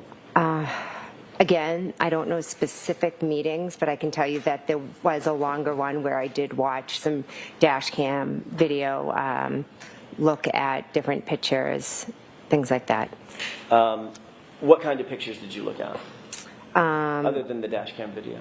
The pictures of John's house. Okay. The same photos that we saw today? Yes. How long in total would you say all of those meetings were? Just taking them all together. I really can't give you I really can't give you an estimate. I think the first one was fairly quick. The second one, one of them was a little bit longer, maybe a couple hours. This is prepping, okay? She's been told correctly that if you can't remember specifically, for example, let's say tomorrow, all right, when I go with Chicky Nuggy Pot Pie Esquire to the doctor, okay, let's say I can't remember how long the doctor was actually in the room, okay? A lawyer, a good lawyer, will tell you, just say, I don't know, I couldn't give you an exact time. Because what you don't want to get nailed down to is a specific answer. For example, saying, I'm confident that the doctor was in the room for 15 minutes. And then there's camera footage with the timestamp that says that the doctor was in there for 10 minutes or 30 minutes, right? You don't want to get boxed into a committed answer. She's been prepped. But it comes across so badly because she knows the right answer. That's why there's the hesitancy, in my opinion anyway. Okay. Then the third one, was that also a couple hours, or was that one fairly quick? That was fairly quick, yes.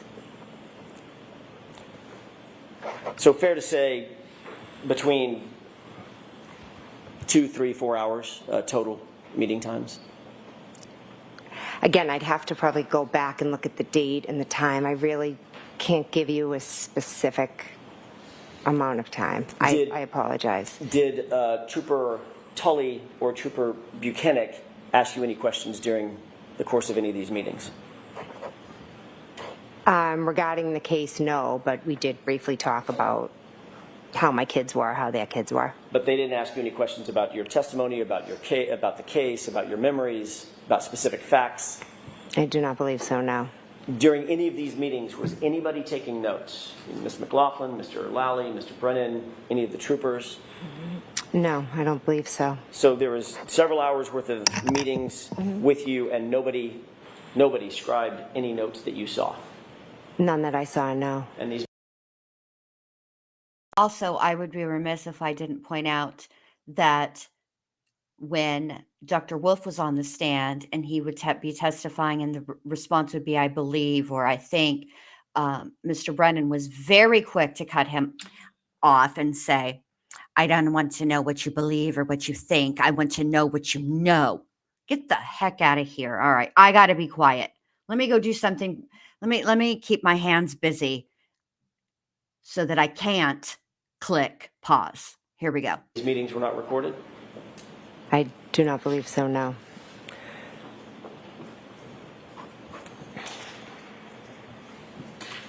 Ms. McCabe, I'm going to ask you a series of questions about your family because I just want to make sure it's crystal clear who's who.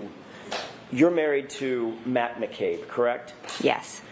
Your sister is Nicole Albert. Yes. Nicole is married to Brian Albert. Yes. It was Brian Albert's home that you were at, 34 Fairview, that you arrived at where John's body was found, correct? Yes. The same home where that late night gathering was on January 28th going into the morning of the 29th, correct? Yes. Would you consider yourself to be close with your sister Nicole and Brian? Yes, very close. Your families, it's not just you and Nicole, your whole families are close, correct? Yes, we have a very close family. How long have you known Brian Albert? Since I was in kindergarten. You consider him, even though he is not blood related to you, you consider him family? Yes. In addition to Brian and Nicole Albert, you're also very close with Chris and Julie Albert, correct? Yes. Just to be clear, and I'm going to do this slowly, Okay. Brian Albert's younger brother is Chris Albert, correct? Yes. Chris Albert is married to Julie Albert. Yes. You consider Chris and Julie family, even though there may not be a blood relation as well, correct? Yes. Chris Albert is a Canton Select Board member, is that right? Now he is, yes. And the Canton, that's in Canton? I said Select Board member, did I mention Canton Select Board member? It is in Canton, Okay. yes. All right, obviously it's in Canton. The Canton Police Department reports to the Select Board, correct? I'm not aware. You're not aware of that echelon? No. Okay. You're aware that Brian Albert, your friend of, I'm not going to say how many years, but since kindergarten, was a Boston police officer. Yes. He had been a lifetime law enforcement officer for some 30 years before he retired recently, correct? Yes. He's a trained first responder, obviously. Yes. Brian Albert and Chris Albert have another brother named Kevin Albert, correct? Yes. Kevin Albert is a detective with a police department, correct? Yes, I believe that's his title. I'm not 100%. Which police department is Kevin Albert associated with? Canton. And you've grown up in Canton your whole life, you indicated. Yes. Your entire family has grown up in Canton, correct? Yes. And you, Ms. McCabe, have 3 sisters. Nicole, we've talked about. You also have a sister named Shelley, is that right? Michelle, yes. Michelle? Mm-hmm. And Denise, who you mentioned in your direct examination. Yes. Nicole is also known by a nickname, is that right? Yes. What is Nicole's nickname within the family? Coco. Does Shelley also have a nickname? Well, I guess Shelley is the shortened name from Michelle, correct? Yes. What about Denise? She's Dee Dee. Dee Dee? Yeah, like Deedee.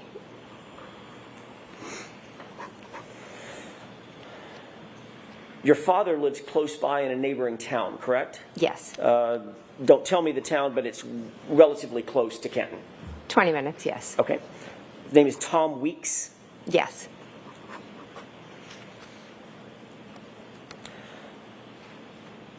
There are, I'm not going to go through all of them right now because the family tree is getting large, but there are children, cousins, second cousins, nephews, aunts, uncles.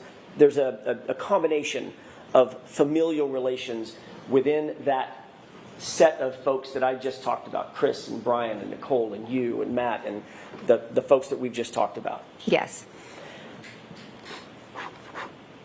That family, that large family, celebrates holidays together, I'm guessing? We don't typically, celebrate with Kevin and Chris, but my family does, yes. Along with Brian, Albert, and Nicole? Yes, of course. Birthdays are celebrated within that family? Yes. Go on vacations together, I'm guessing? Yes. Gatherings like the one on the 28th? Yes. Special events? Yes. Spend weekends together? Yes. You mentioned a lot of sporting events. There's a lot of sporting events that y'all go to together. Yes. So it is very, very easy to see that it's an extremely close-knit family. Yes. And naturally, you're very protective of your family, as anybody would be. Yes, I love my family. You also said that you knew, and your words, liked Karen Reed, my client, on the 28th of January 2022, correct? Yes, But she very much is not family, correct? correct. She certainly was not as important to you as your actual family, the Alberts, the McCabes, the folks associated with them. Is that right?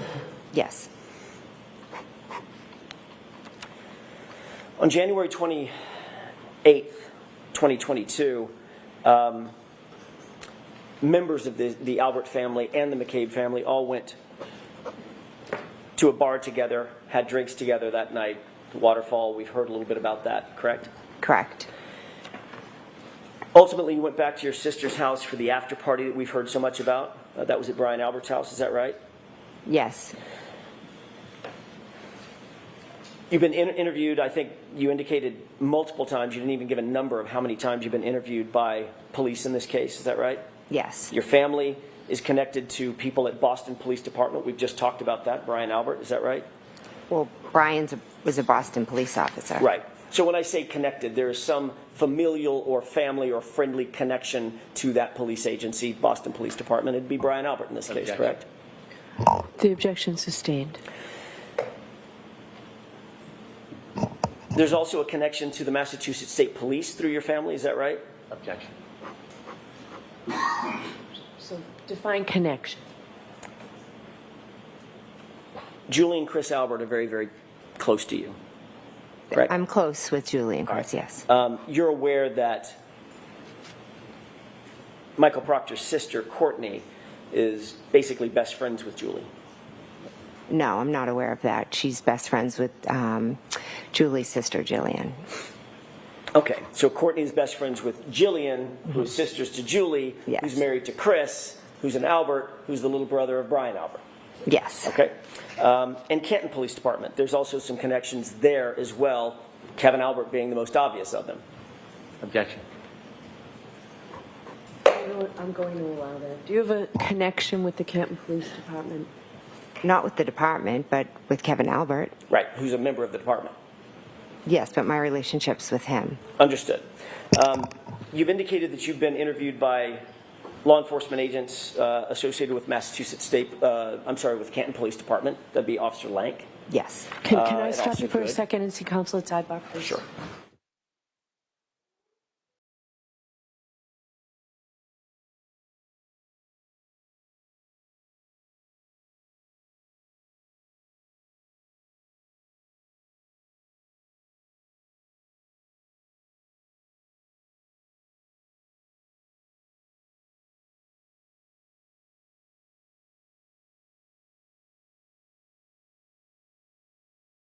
Right now, of course, we know that it's 9:49 Central Time, which means it's 10:49. Well,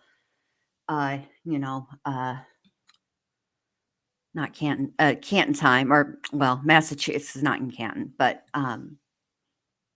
Dedham, Massachusetts time. So this sidebar is likely because they're about to take a break. Let me see what's Boho saying. Boho Hobo says the weather is dark here too. It's been raining. Last night we got some storms. In fact, there was a storm. The storms produced a tornado that touched down in Henrietta, which is really close to me. So that was a little scary, but I don't know, for whatever reason. And maybe this is just, I don't know. It's just, tornadoes used to be really scary to me when I lived here before, meaning I grew up here, but in Texas. But for whatever reason now, I guess maybe the hurricanes were scarier to me for some reason. And I would get real anxious with hurricanes, but I don't know. I wasn't worried that much about the tornado yesterday. And maybe I should be. Really, because I'm in a completely different part of Texas than I was before. And this part of Texas, because we border Oklahoma, we are more prone to tornadoes. So I should be more scared. But I guess I just feel like there's nothing I can do. I can't control it. I have no idea. Just because a storm is capable of producing a tornado doesn't mean it will. And they're so unpredictable. There's no way to know where they're going to touch down at or what, so there's nothing that you can do. Whereas a hurricane, they're pretty good at knowing at least what time it will make landfall, and they can gauge, Right this way, please, with your notebooks and chairs. like where the eye will be, and really watching where the eye will be and knowing whether you're north of the eye or south of the eye. That's important. So I guess because there's more predictability, and I feel like I have some measure of control during a hurricane, even though I don't have any control really. I have no control during a hurricane. There's nothing, or during a tornado, there's nothing you can do but get to a safe room. That's it. That's all. And I guess because of that, I feel like with my age, I've learned that you can't sweat the things that you can't control. I don't know. Rachel says you should be more worried of running into all my exes. All my exes live in Texas. That's why I reside in Tennessee. Oh, we're back to the only fan. Hello, fan. How are you? Well, what do we think of old Jen McCabe so far? Look, I will say this for her. She is coming off about 13% less aggressive this trial than she was the first trial. Now, I'm sure there's many reasons for that. But she is coming off less aggressive. The problem that I have is, how are you able to recall what happened on January 28th, 29th, 2022 with so much more clarity than you are January, February, March, April, end of 2024, beginning of 2025. And the thing is, if it was innocuous things, then I would, I wouldn't expect her to remember, what she had for dinner on February 1st, 2025. Okay. Because that's an everyday thing. But when you're meeting with the prosecutor because of this case, right? And you're saying that what happened that day, what you saw, all those things, right? With John O'Keefe, your friend, okay? That is a significant day, and that's why you remember all of those things. But when I would think that all of the things going into preparing for the second trial would also stand out to you, because it's all part and parcel of the big, huge event that you remember with such clarity. See, that's, when I understand lapse and gaps in memory, please, of course I do. Okay. But what I don't understand is when they seem all too convenient. Oh, I met with the prosecutor, but I couldn't give you, I don't know how long we talked, and, and there's always a hesitancy.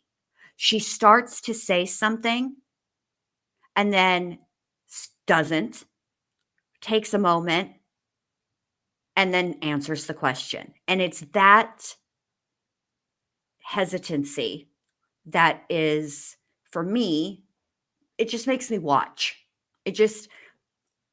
And I will say this, although I'm interested in her testimony, obviously, hello, I'm here, right?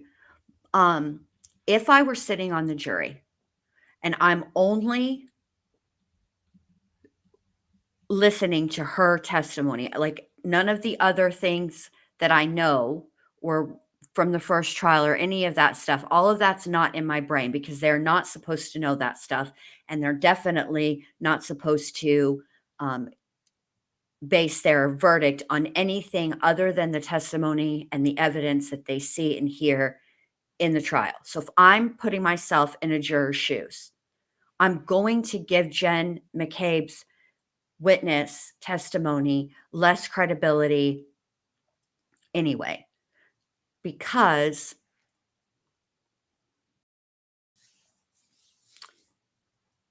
I just never give that kind of weight. I don't give as much weight to witness testimony in that manner as I do because she has a vested interest in the outcome. That's why it's very difficult for me.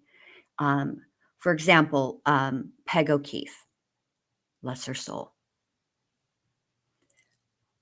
While I think that the testimony about who John is as a person, was as a person, and what the loss of John means to her, that's the weight that I would give her testimony. That's the part of the testimony that I would think of. But the rest of it, probably not. So, and I do think that I have to agree with Leslie. Leslie says she's less aggressive because she watched herself in the last trial. Man, she came off so bad in that one. And Neat says, I think that's entirely possible at Leslie, and probably read comments people made about her. Probably, yes. Oh my goodness. Kristen said, we got softball size hail the night before last, totaled 3 of our vehicles. I'm so sorry. That's scary. I remember the hail is what's scary. It is bad. But I'm sorry that your vehicles were totaled, but I'm glad that you're okay. You know? I don't know.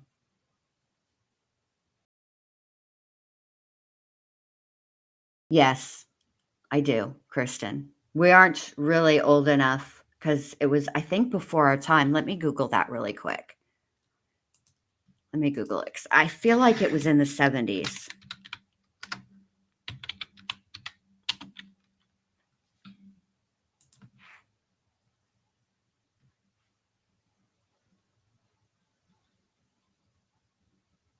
Hold on.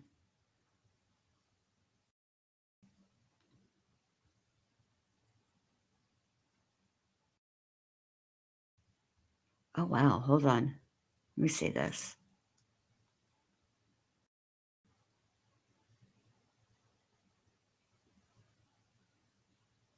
All right, let me show you guys this. Um,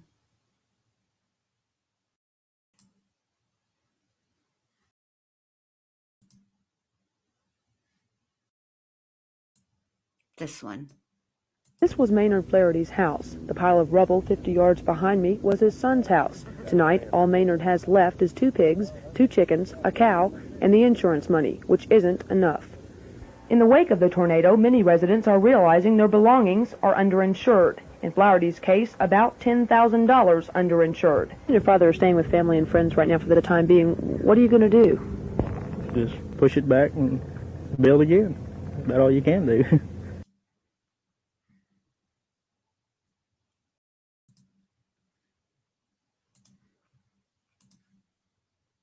Isn't that awful?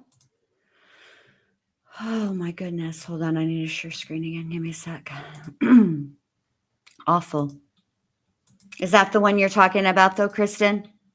The one from 1979? Oh, wait, hold on. Let me fix this. Yeah, that's... How much longer is this break going to be? We're already behind. And now we're... Hold on a second.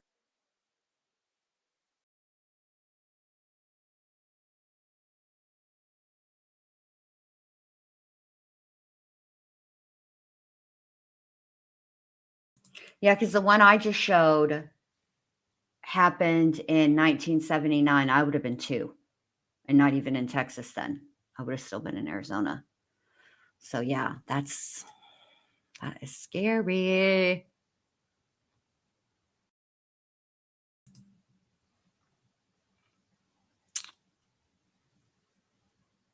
Let me see. Let me look at this one.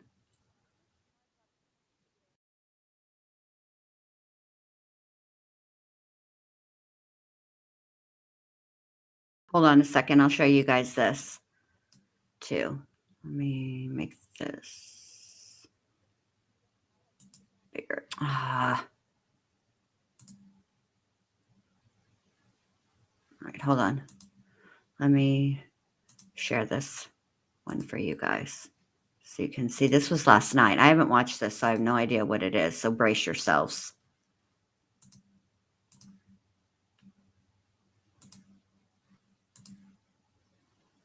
Okay, I'm doing all the things. Look at me. All right, here we go.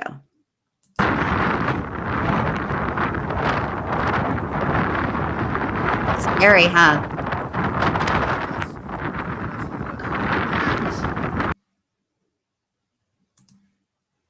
I'm just going to leave it there because let me go ahead and share this link so that you guys can go to that if you want. Because it says, for licensing and stuff. And I don't want to use it just for that. I just want to, I don't want to do that. But let me put this back up. There we go. I don't want to get hit with a claim. So I don't need to do that. I mean, oh my goodness.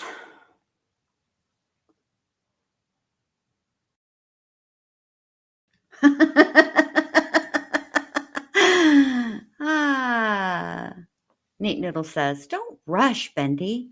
Fanny's growing on me. Like when you lay a baby down on the floor under them and they watch for a long time. Yeah, kind of like that.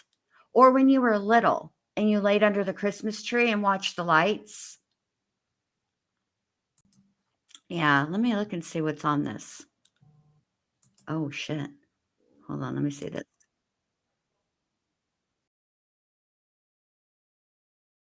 Mm. Oh, I know where this is at.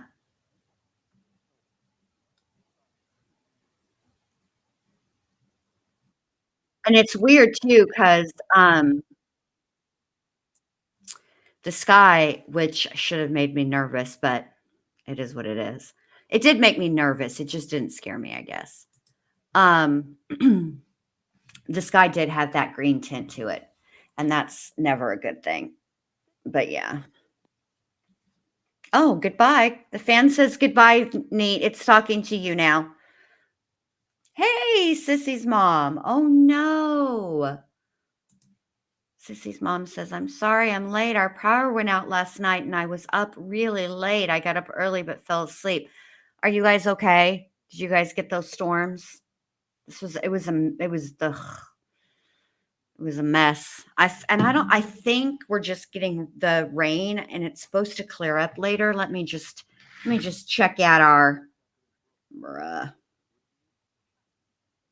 Oh, it's not supposed to stop for us until 12. But we definitely we need this rain. We don't need the storms, okay? But we do need the rain in Texas because, May, June, July, August, and September are usually really dry months for us. And so we need that rain. So yeah. The cats could have cared less last night. Let me tell you what Mac was concerned about. I've told you guys before, I have a gravity feeder, which is probably a bad idea. But given the propensity Mac has for eating all of his feelings, any feeling, every feeling. But all he cared about last night was that now he can see, because the top of the gravity feeder, obviously, that holds the food is clear. So he can see the wall behind the gravity feeder, which is that is a big, huge concern for Mac, because that means that potential for starvation is imminent. And any moment, the food could cease to be appearing in the part of the food bowl that you eat from, which would mean all manner of bad things: low blood sugar, dizziness, lightheaded.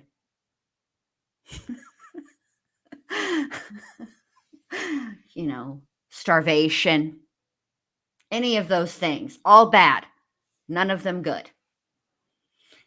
So, yeah. Oh my goodness. Oh, really?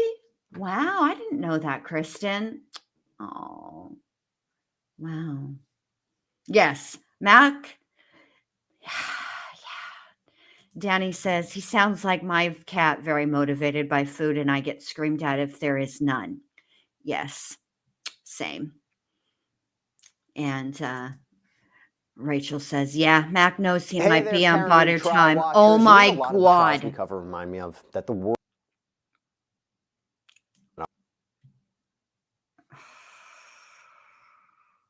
I'm muting this.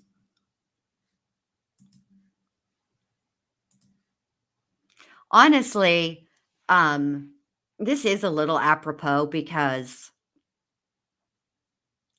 he's not wrong. Okay. Having a good lawyer,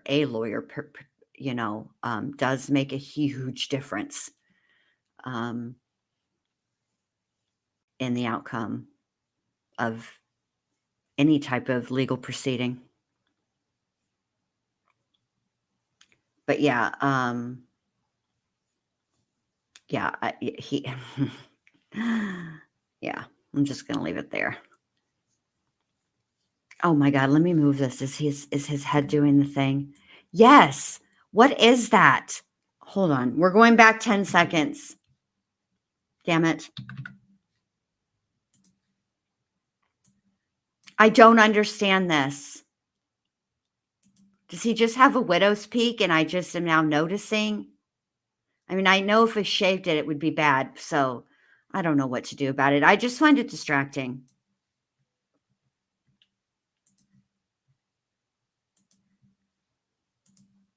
Hello, fan.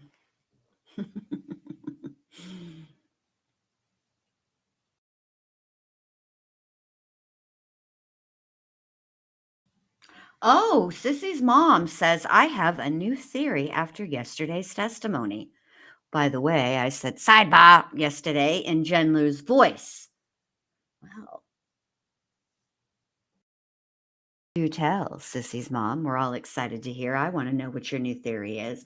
While we're waiting for Sissy's Jen's explanation of her new theory, I have really leaned into my current theory on this case. Okay. And for me, a potential theory, a theory that I'm mulling over. I am really, really, really, really, really wondering if the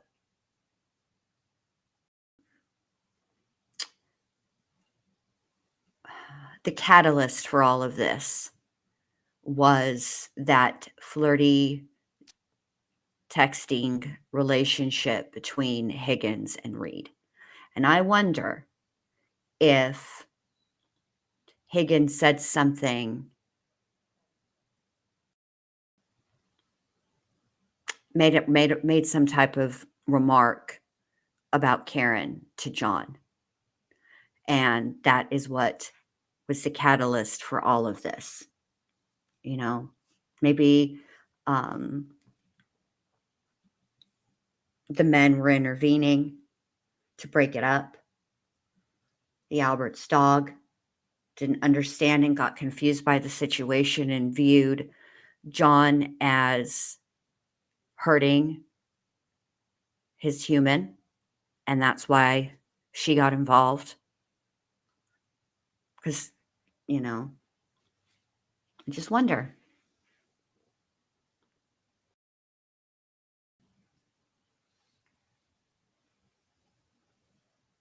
But I'd like to hear it, Sissy, a lot. I'm curious. I guess we're going to be taking in, you know, the never-ending morning break, for Pete's sake. Court is on break, back at 11 a.m. Eastern. Okay, well, I would like to point out currently it is 11:12 Eastern Standard Time. So what's going on? What's happening?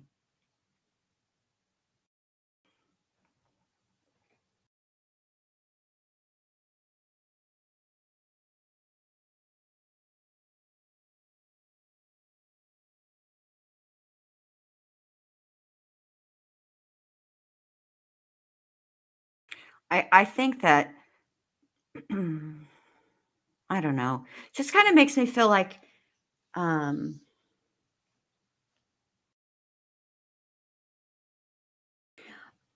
I need to go back. Sissy's mom says, that hurt. Sissy's mom says, I think Mrs. McCabe lured John and Karen to Fairview. I don't know if any of you watched yesterday, but Mrs. McCabe's innocent act is rubbish. I am, what did I say, Nicholas? Yeah, Eastern Daylight Time. Is that what I said? What'd I say? Eastern Standard Time? Who knows what the hell I said? Help me. Back to Sissy's mom. But for why? Why would she want to lure John and Karen to Fairview? See, I think this is more of an accident, like, and intoxication playing a role in an accident that then, instead of just saying, oh crap, let's just call 911 and whatever happens, happens. I mean, accidents do happen. People do fight. People do get into physical altercations. I just feel like the intoxication played a role. You guys remember that movie, Very Bad Things? It's an old one. It's with Christian Slater. It kind of reminds me of that. Jeremy Piven, the bathroom scene. It sort of reminds me of that, where there was just everybody panicked. And it was, sad. Here's Tess. Tess says, I think Higgins and John got into it and something snowballed from there. Yeah, see, I kind of want to know. I kind of feel like it starts with Higgins. Rachel says, me too, not to belabor the point, but they were very drunk a lot of the time, and accidents, bad decisions are inevitable. See, okay, how do you explain the possible dog bite? So for me, Neat Noodle, this is what I think happened. I think John and Higgins there was a physical altercation. I think that I always get the Alberts messed up. It's Chris Albert's home. Am I right?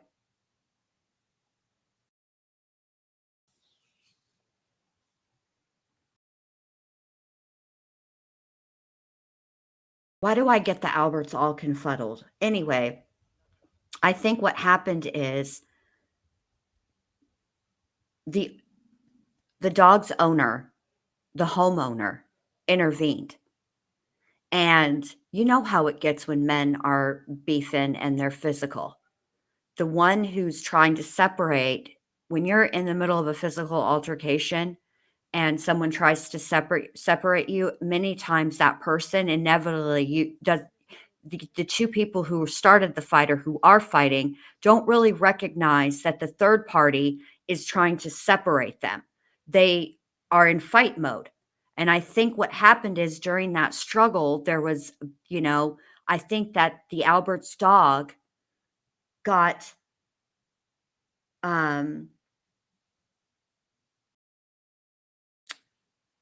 didn't understand, didn't read the situation, and thought that her owner was in danger, or one of the Alberts, because when you have a dog, like Nestor regarded all of the kids and me and my husband as family, okay? And for a while, when we were with my sister, that family also became his family. So if there was a physical altercation, I don't know what he would do. I don't think he would know what to do, but to protect. So I think that's probably what happened. You know?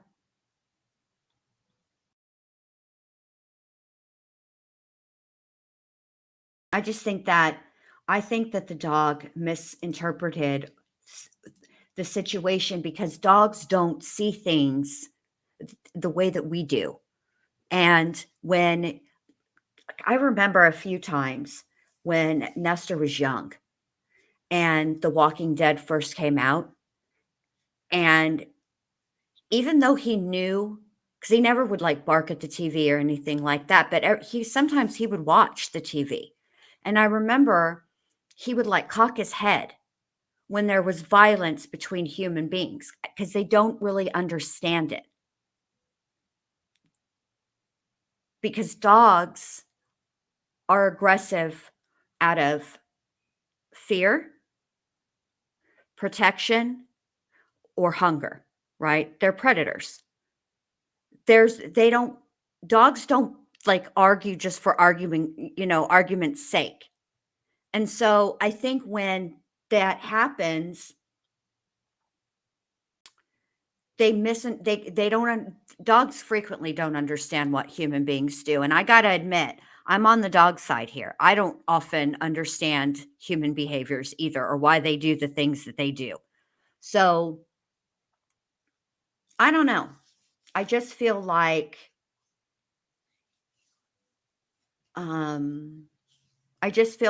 I think that's what happened. Like, I don't think it was a situation like from Stand By Me. Like, I don't think this was a Chopper situation. I don't think anybody, said, Chloe, sick. I don't think that was what was going on. I think she intervened. Because, I mean, even like when my husband and I would cuddle on the couch, it made Nestor very upset. And he would be over she'd start out in his chair, and he would, this. You know how labs can be. They can be really vocal like huskies, but in a different way. They're moaners. They're sighers. And then if we were still cuddling after the first, like, he would give 3 sighs. All right. And then if we were still cuddling, then he would come over and like put his face up to ours. Right. And then if that didn't do it, then he'd sit. And if that didn't do it, then he'd like try to, how when you're like spooning on the couch. Okay. So I'm always the little spoon. He would try to get my husband's arm up from off of me, like nudging it with his nose. They don't like it. So I think she was just being a dog. Exactly. Yes, Rachel. Bingo. Bingo. Bingo. So I think that, like even, okay, so when I was growing up, we had labs. And the first lab we ever had, his name was Seamus. And I'm the one that went with my mom to go and pick him out. And I'll never forget it, because we were out in like past Fort Worth, just in the country. Okay. And she had this big, huge yard. So I was sitting in the yard, and she let all the puppies out, right? And they all come hauling butt to me. And they're jumping around, and they're all excited, and they're yippy yapping, and they're just, all puppies are cute, right? But here comes, at the back of the pack, just a waddling up, the last puppy. and he waddled real slow and just kind of sauntered up. And then he got in my lap and just proceeded to lay down. And I said, this is the one. And from then on. So Seamus was really my dog. And when my husband and I got together and my mom and dad went out of town and we had to house sit, well, there may have been a night of hijinks between a grown man and a grown woman, which disturbed Seamus to his core. He didn't like it. He was mad about it, and he was running around the bed barking. Dogs will do things like that. That's it. That's all. So, like, I can, exactly, Nicholas, like exactly like this. I bet Chloe's owner was trying to push John back, and Chloe interpreted that as a threat and bit John. That's exactly what I think happened. I know I'm a total strumpet. But to me, it was funny because, like, Seamus was not having it. And not only did he run around on the bed for a while, that was enough, right? He was just running around the bed for it's you know how things seem longer in the moment than they actually are. But he was running. He started out running on the bed, running around the bed, barking, and when that didn't stop things, he jumped on the bed, and that was the end of that. So he just didn't like it. He did not approve. So rest Seamus's soul. When Seamus passed away, my mom and dad cremated him, and each of us got some of his ashes. And then my mom took the rest of the ashes and she put them in this leaded crystal container and super glued the top. And I don't know how this has happened because it's all of my dogs have been cremated, but I just still to this day cannot figure out how it's happening. But little parts of the ashes have escaped, and you can tell the difference between ashes and dust. And Seamus was a bit of an escape artist. He used to be able to get out of the gate. Like one time, I think my dad had mowed the yard and he forgot to put the padlock back on the gate so that because Seamus knew how to hit it with his nose to open it. And he got out, and he and Fagin were running down Matlock Road. And I guess at one point, Fagin was like, bro, first of all, it's hot and I don't want to be running anymore. And second of all, now we're way past the house. We're down where we've ran too much into Hell's Half Acre. And I don't know how they figured this out, but Fagin led Seamus, and they ended up at the vet's office, our vet's office. And of course, we got a call, to come pick them up. But he was always doing stuff like that. He was. And then when my mom and dad moved to Arizona, they would be at work and they would come home, and sometimes there would be like one time I remember before they remodeled some parts of the house, or the house originally in the family room had white Berber carpet. And my mom came home to coffee grounds and tomato on the white Berber carpet, and she was pissed. And she always thought that it was Fagin that did it, right? Because our little Fagin was she was just a chow hound. She just loved food. When I used to, like my mom would take the kids, and I didn't want to be by myself. So, because my husband worked at nights back then. So, she would let me take the dogs, and from my mom's house to our house was on the way to our house was a Jack in the Box. And I used to stop and get myself an ultimate cheeseburger and get Fagin and Seamus a jumbo jack cheeseburger. Yeah, she just loved food. But my mom always thought that it was Fagin getting into the trash. Well, um, wonder of wonders, after Seamus passed away, no more getting in the trash. It was always Seamus, always. And he would let Fagin get yelled at for it. So I just think it's, dogs, they just bring so much joy. And I miss having a dog. I really do. Also, what the hell is taking so long? What are they doing? All right, I need a human break. I thought they would be back by now, but I can't. I need a people break. I'll be right back. You guys be good. Don't do anything I wouldn't do in the chat.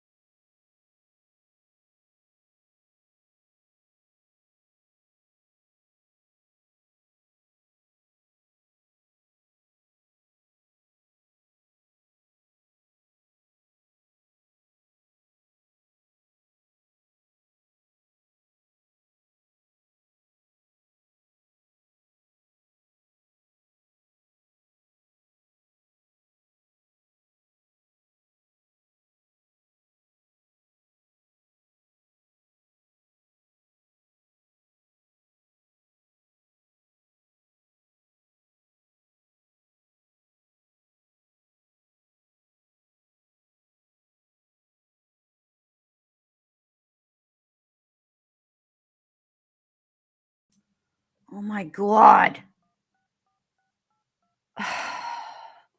They're going to go into the lunch hour if they don't get back soon. Welcome for experiments. Yay. How exciting. We're going to have experiments. What's going on in that courtroom? Let's get to it. This trial's already 77 years long as it is. Sorry, I need to adjust in my chair. I need to get comfortable. Okay, the Zoom meeting. All right, and we'll be muted. Okay, so there must be something happening. Fantastic. Oh, they've muted again. Okay, well at least there's things going on with Zoom. Obviously, that must be I've solved it. I've solved the mystery of why the closed captions picks up things that we can't hear. Because the host is muting and unmuting and there's talking. Oh my gosh. Good Lord. By the time this trial is over, Olivia is going to have graduated college and be a lawyer her damn self.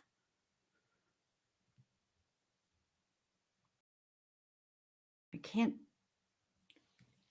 Doesn't it now? Yes, Tess. I'm surprised it just didn't occur to me days ago when it was such an issue for me. But for some reason, I figured it out. I have solved the puzzle. Oh my God, I need help. Send help. I need an adultier adult, please. Wonder if I can, let me see if I can move this down so I can be at level with Law and Crime. We can be equals. Because this is presented by Law and Crime. Thank you guys for streaming this. But all the commentary is your girl. Obviously. Because I ain't got no panel guests.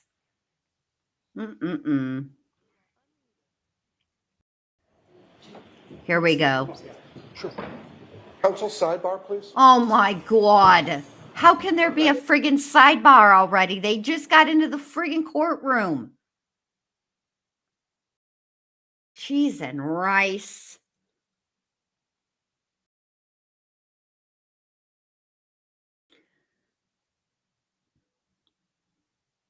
Also, just this is a sidebar for us. These MacBooks that are on that we can see in the gallery.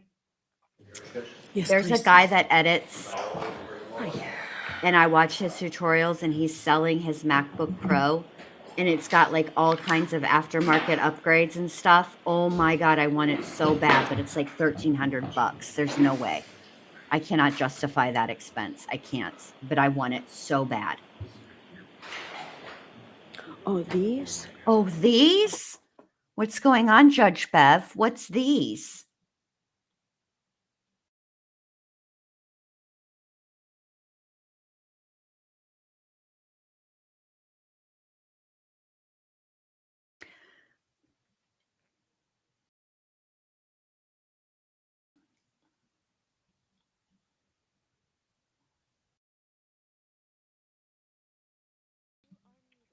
Oh, here we go. Let's hope that the jury is coming back in for 13 minutes of testimony, and then Judge Bev's going to be like, it's lunch.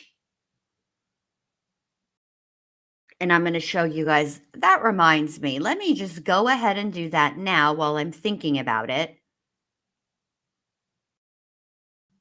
so that I can, I want to show you guys this thing. Oh.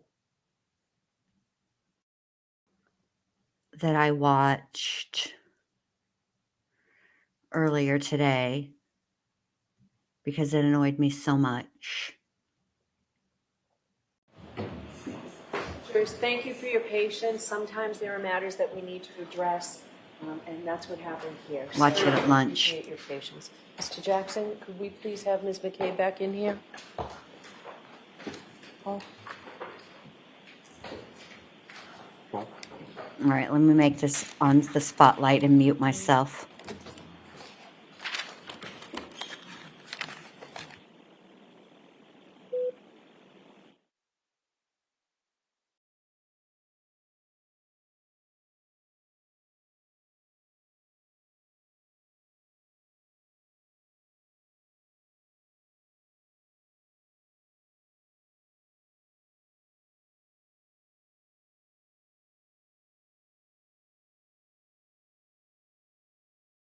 All right, Mr. Jackson, go right ahead. Thank you, Your Honor. When last we left off, we were talking a little bit about some of the familial connections that your family has with certain law enforcement agencies. We talked about Boston Police Department, obviously, Brian Albert. We talked a little bit about Massachusetts State Police and knowing friends of friends with regard to Chris and Julie, correct? Object. Knowing friends of Chris and Julie? Friends of friends of Chris and Julie. Is that your relationship? With who? I'd asked you about. I'll ask you a different question. Okay. A little bit vague. Courtney Proctor is friends with Julie's sister.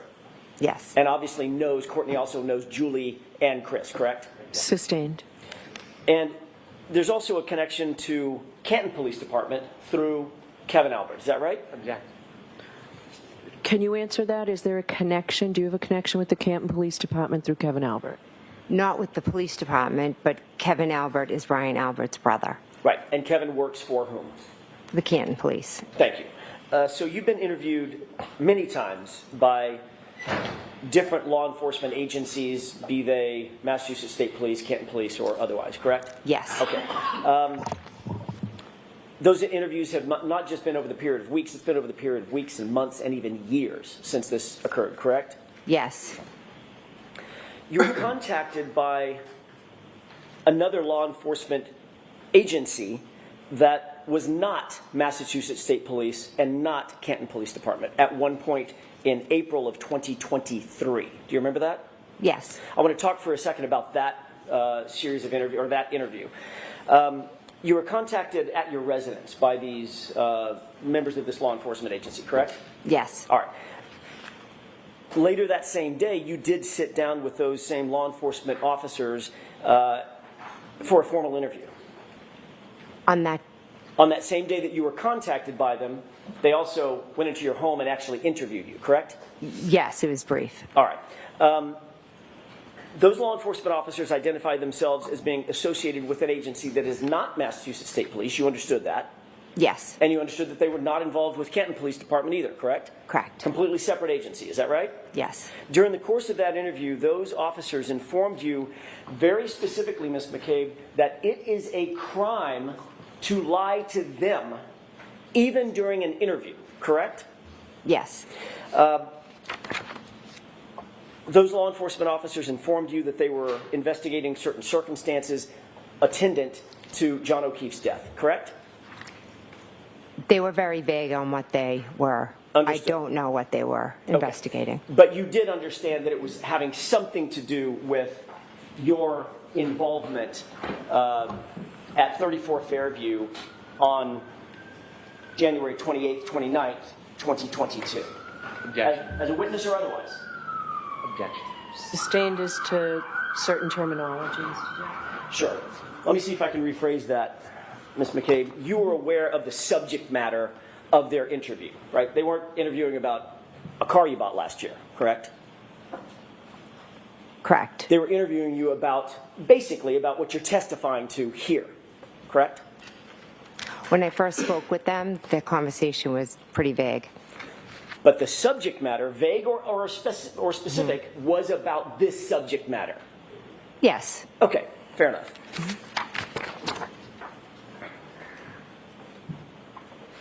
They first contacted you telephonically, called you on the phone. Is that right? Actually, they walked up to my car.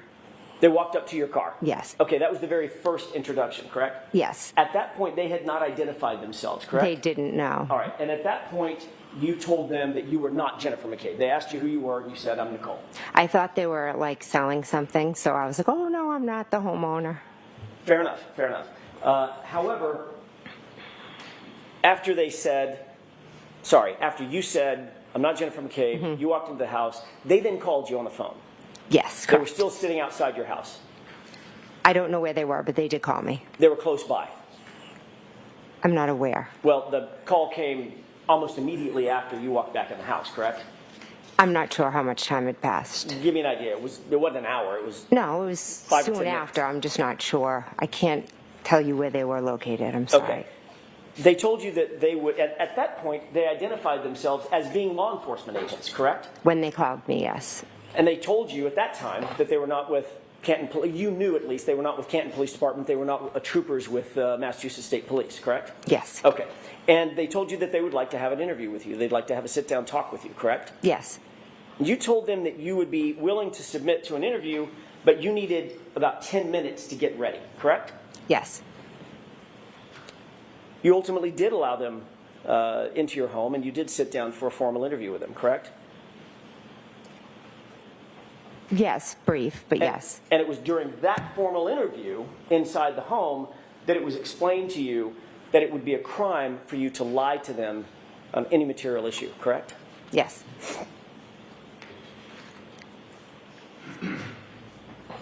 During the course of your interview, your husband, Matt McCabe, came home. Is that right? Yes. As these law enforcement agents continued to question you, as law enforcement officers continued to question you at some point, you informed them that you did not feel comfortable with any further questioning and you suspended the interview, correct? Yes.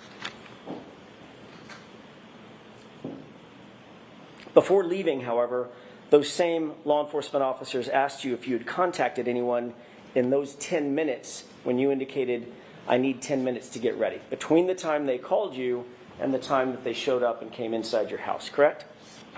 Yes. You told them that you had contacted your husband, Matt McCabe. Yes. Which is why he came home, right? Yes. And you told them that you had called Carrie Roberts before they interviewed you, correct? At that moment. I'm not 100% sure, but if you have it, I'll... It seems like something I would do, but if you have it, could show me. Absolutely. Mm-hmm.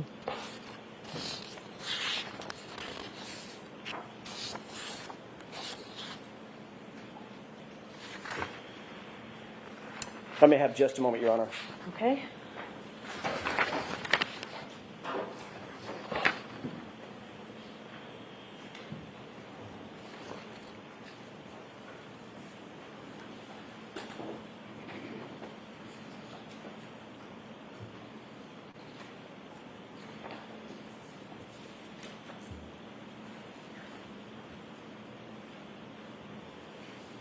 May I approach briefly? Yes.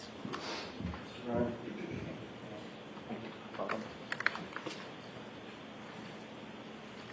First, I'm going to ask you, Ms. McCabe, if you recognized that as being a report of that interview, just generally, yes or no? It appears to be, yes. May I approach the witness stand and stand by the witness stand for a couple of questions? Yes. Thank you. If I can have that. Sure. I want to direct your attention, if I may, and for court and counsel, page 3 of 4, starting with the second to the last full paragraph, going into page 5, top full paragraph. I'm sorry, page 4, top full paragraph. Okay. If you could review those two paragraphs, read them to yourself, and then look up and let me know when you're finished.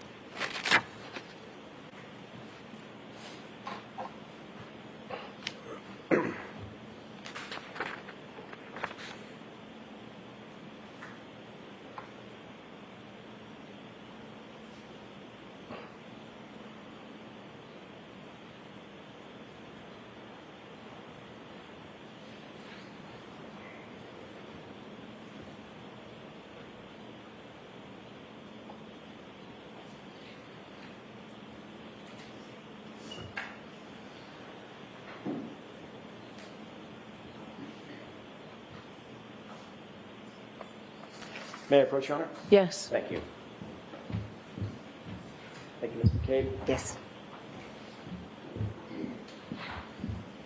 Did reviewing those paragraphs refresh your recollection as to whether or not, as to what you told those agents initially? I'm sorry, what you told those officers initially from that other law enforcement agency, about who you contacted in that 10-minute interval? Yes, I told them. And you told them that you had contacted your husband, Matt McCabe, Yes. and Carrie Roberts. Correct. I want to stick with that for just a quick second. One of the first calls you made after being contacted by these other law enforcement officers from a different agency, one of the first calls you made was to Carrie Roberts. Is that right?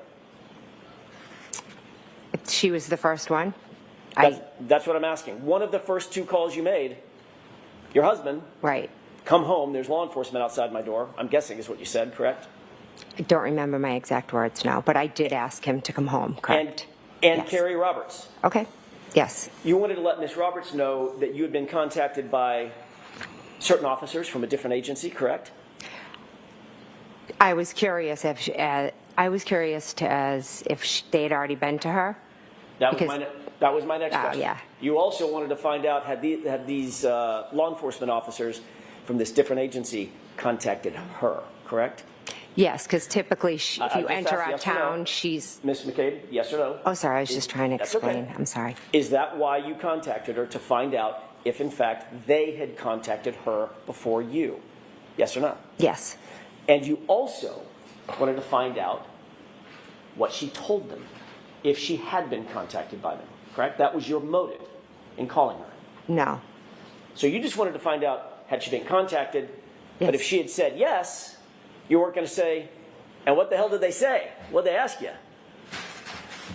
Well, I can't say what I would have answered, what I would have asked her, but I know I was calling to see if they had been there. Yes, that was correct. That was your intent. I called to ask her if they had been there. Yes. So that was your intent, yes? Yes. Okay.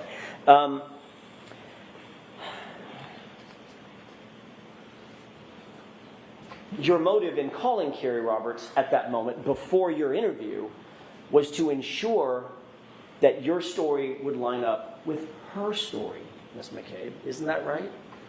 No, that is not. You wanted to find out if she had talked to these particular law enforcement officers and what she had told them, so that your story could somehow align, or it could inform how you responded to questions that they asked you. Isn't that true? That's not true. We both know what happened. We don't have to have a story. There is no story. There's what happened, and that's it. So if that's true, Ms. McCabe, you have no reason to call Carrie and ask her if she had been contacted by these law enforcement agents, because it's just the truth, correct? We're going through this whole experience together. We call each other about everything. That's nothing more than that. So I'm sorry. Let her finish her answer. Go ahead, Ms. McCabe. You can finish that. There's nothing more than me calling and saying, hey, did they come to your house? That's what we did when the media showed up, when Miss Reed's private investigator showed up. We just give each other the heads up, hey, somebody's coming. Because we're just like normal moms. We're not used to this. And that's helpful in making sure that the stories she tells are consistent with the stories you tell to different law enforcement agencies, correct? No, we are not telling stories. So let her finish. You said no what? I said, no, we're not telling stories. We don't have to compare. And if in fact what we were telling you was just the truth, there'd be no reason for you to inquire about who's contacted her, when, or what purpose. There'd be no reason.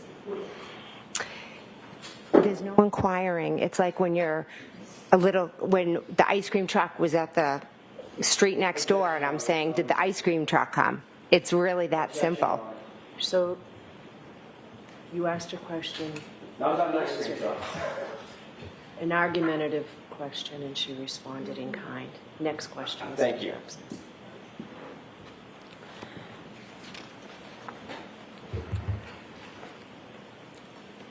You also testified in your direct examination, staying with Ms. Roberts for just a second, about a timeline that you and Ms. Roberts put together, correct? Yes. That's another example of the two of you talking about your own perceptions and comparing and contrasting those perceptions and putting it down on paper, correct? No, Is that yes or no? it's a no. Can I explain or no? I'm sure Mr. Brennan will have follow-up questions. After you gave that answer to those law enforcement officers at that separate law enforcement agency,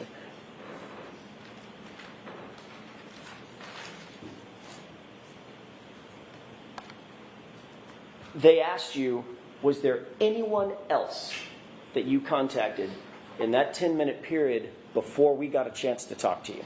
Mm-hmm. And your answer was no, correct? Correct. And that was a lie, correct? It wasn't a lie, no. Was it true? Was it the truth or a lie?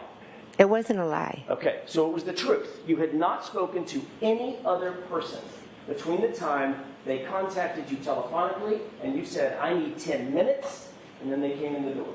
During that arc of time, you didn't talk to anybody else or contact anybody else other than Matt McCabe, Kerry Roberts. Now you're testifying that was a true statement.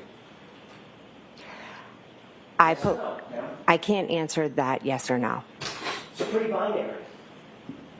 Had you talked, well, let me ask you this. In point of fact, you did talk to other people. You contacted others, in addition to Matt McCabe and Kerry Roberts, correct? Yes or no? Yes, I did. Okay, so when you said no to the answer, did you contact anyone other than Matt and Kerry? That would be, by definition, Ms. McCabe, a lie, correct? No. It's not a lie? Is there some shade of lie that I'm not aware of? It's the way you're asking the question. If I could explain, let me ask it will make more sense to you. The agents asked you, I'm going to go over this one more time, then I'm going to move on. The agents asked you, in fact, did you contact anyone between the time we called you and set up the interview and the 10 minutes before we walked in the door? They asked you that question, correct? The objection sustained. Watch the choice of language. I'm sorry. I meant the law enforcement agency. That law enforcement agency, the members of that law enforcement agency contacted you. Mm-hmm. Sorry. They asked you who you had contacted between the time they first telephoned you and walked in the door 10 minutes later. Correct? Correct. Okay. Data point number one. Data point number two, you told them Matt and Kerry, correct? Correct. You had actually contacted, they then asked you, did you contact anyone else other than Matt and Kerry, correct? Correct. And you said no. Is that correct? At that moment, I said no, yes. Correct. Or any moment. No, at that moment, because they had just come in my house. Only one person can talk at a time. You said the word no, correct? She was finishing her answer. I had said no because I was in a situation where there are two officers from a different agent had come in, were asking me questions, or they had said, can I come in and ask you questions? At first I thought they were selling something, then they identified themselves. I just dropped my kids off at school, going to be completely honest, I hadn't brushed my teeth. So I kind of made some phone calls. This is non-responsive. So next question. Mr. Thank you. Ms. McCabe, after you said no, that you hadn't contacted anybody else, those two law enforcement officers from that separate agency who had told you it was a crime to lie to them, they left, correct? Yes. Subsequent to that, Mr. McCabe, your husband... Objection. Sustained. They left you their card so you could call them if need be, correct? Yes, they did. And you, in fact, did call them back, correct? Yes, I did. Without telling me the content of the conversation you had, did you have a conversation with Mr. McCabe? Objection. Sustained. Did you call them back and say, I'm calling you back because my husband told me Objection. that I lied to you and I better clear that lie up? So sustained. Jurors, remember I told you before that only answers to questions are evidence? Be mindful of that. Next, yes.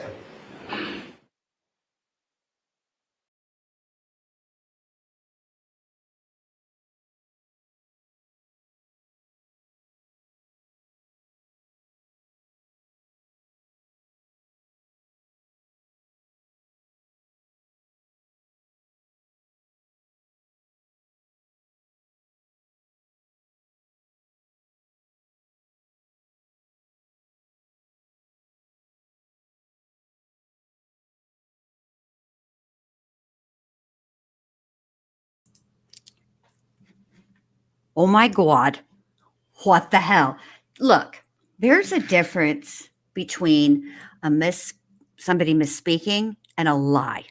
Okay? A lie is the deliberate deliberately choosing to not tell the truth. Like if MK Lynn said to me today, Jin Lu, did you have a coffee in 5 hour? And I said, why no, MK Lynn, I surely did not. When I surely did, that's a lie. Misspeaking is when I say, okay, I'm going to be quiet. And then some ridiculousness comes out of the witness's mouth or the attorney's mouth. Some ridiculousness comes out in court and I have to respond to the ridiculousness. That's a misspeak. I'm not intentionally saying I'm going to be quiet when I have no, intention of being quiet. I feel like, okay, I can be quiet now because surely there's going to be a break in the ridiculousness. I should have known better due to I should never have said nothing when this witness was on the stand. But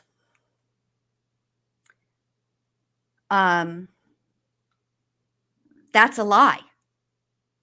And the fact that the jurors were then told, oh, hey, by the way, I just sustained that objection. You're not to consider the testimony. And she hasn't been doing that all trial. Judge Bev, no me gusta. And Jen McCabe,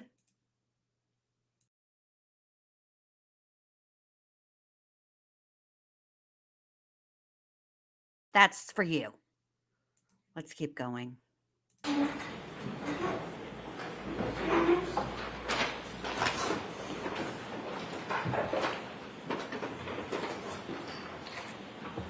May I? Yes. Thank you, Your Honor.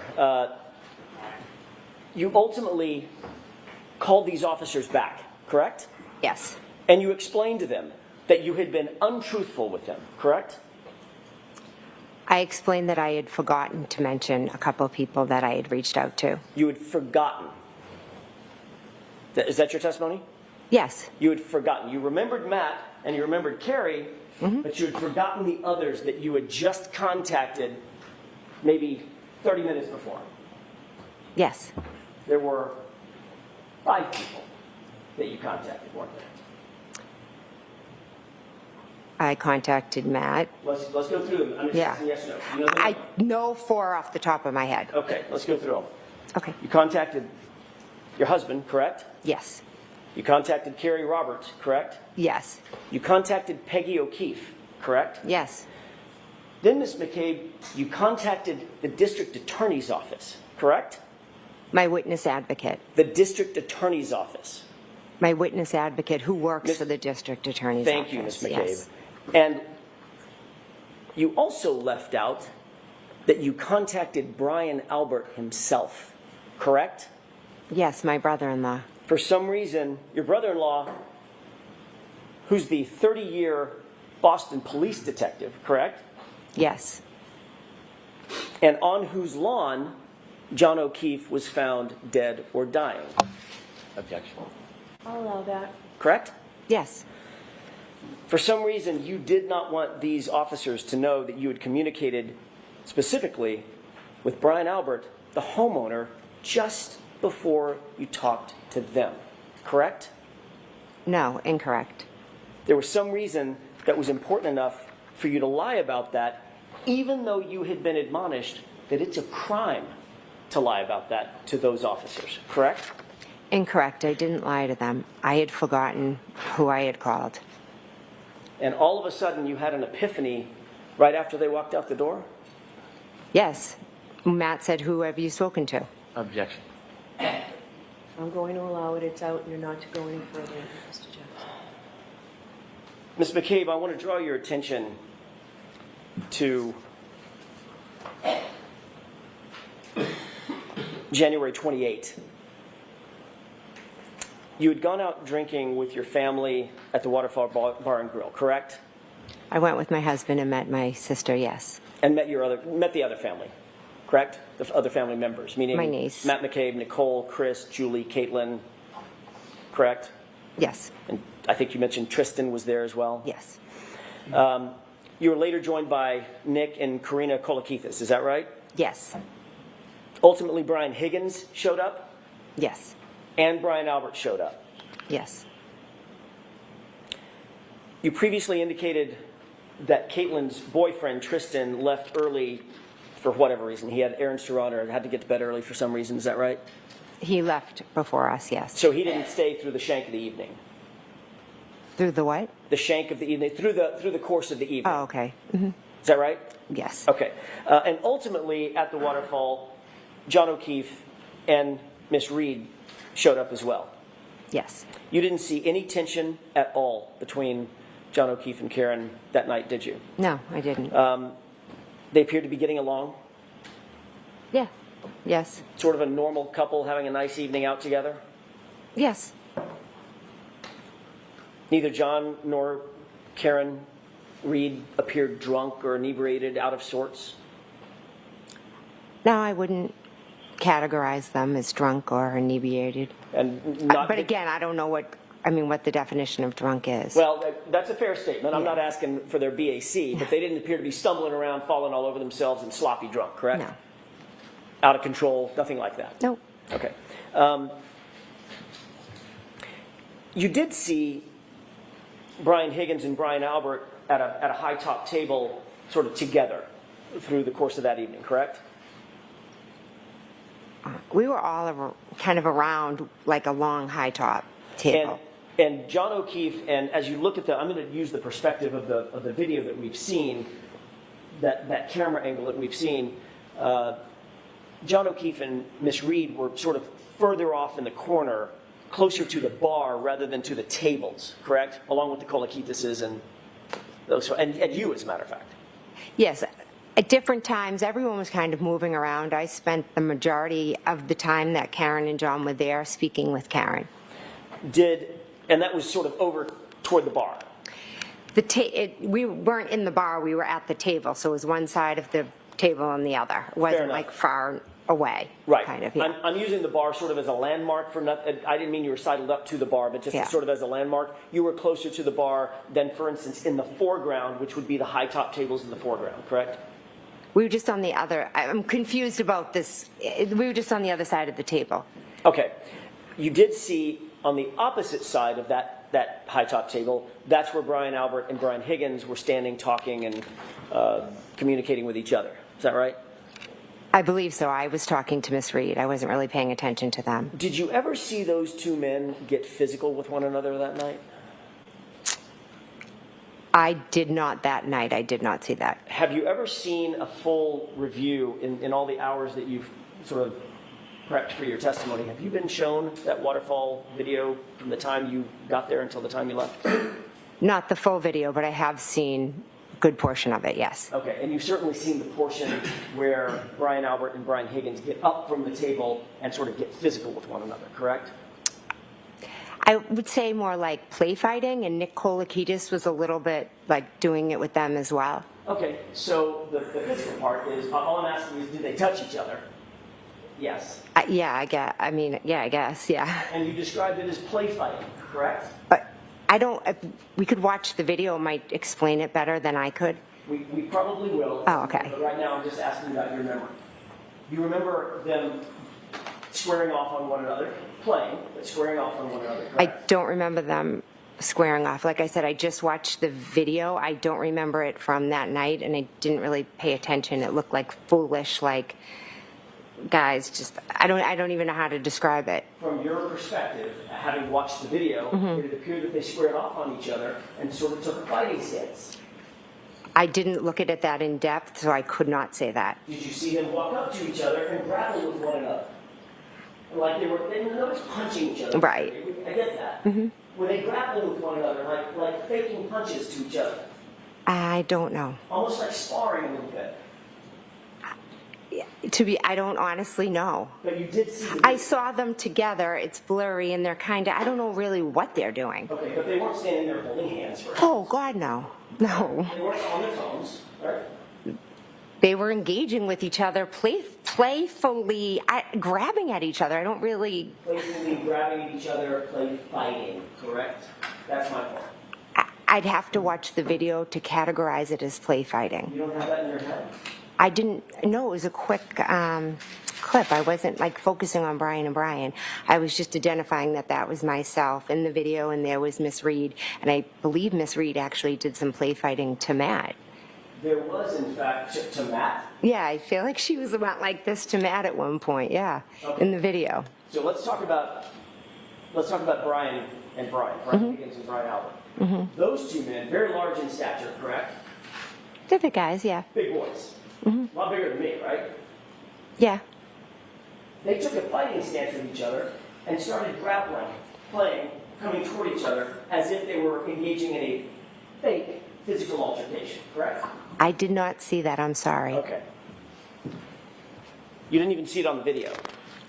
I saw them on the video grabbing at each other. I didn't see stances but again, I didn't pay much attention to it. And that's your best memory as you sit here today? Yes. Okay.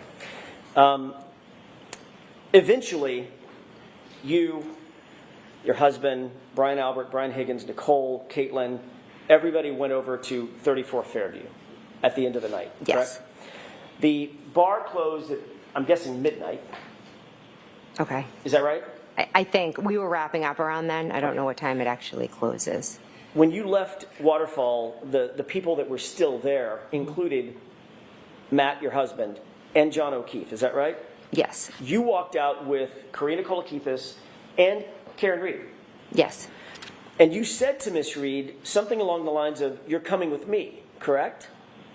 I said, "Why don't you come with me?" Okay, fair enough. You were prompting her to join you for the ride over to 34 Fairview. Is that right? Yes. You even went outside and sort of waited in the cold. There's a video. Have you seen the video of you outside? The surveillance video of you outside in the cold? Yes. And you're sort of waiting there, moving from foot to foot like it's freezing out, which I'm sure it was, correct? Yes. In a big puffy coat of some kind, right? So the question was, I moving foot to foot in a coat? Yes. My question is more, did you see yourself waiting outside in the cold? I saw myself convert. I believe I was in a conversation at that point when I was standing out there with John and Karen. And that's when you were asking Karen to come with you? No, I had asked Karen previously when we were at the door to come with me because I didn't know how long Matt and John were going to be in the bar because they were in there still. And that would have, by definition, brought Karen to 34 Fairview separate and apart from John O'Keefe if Karen had come with you. Yes. Mm-hmm.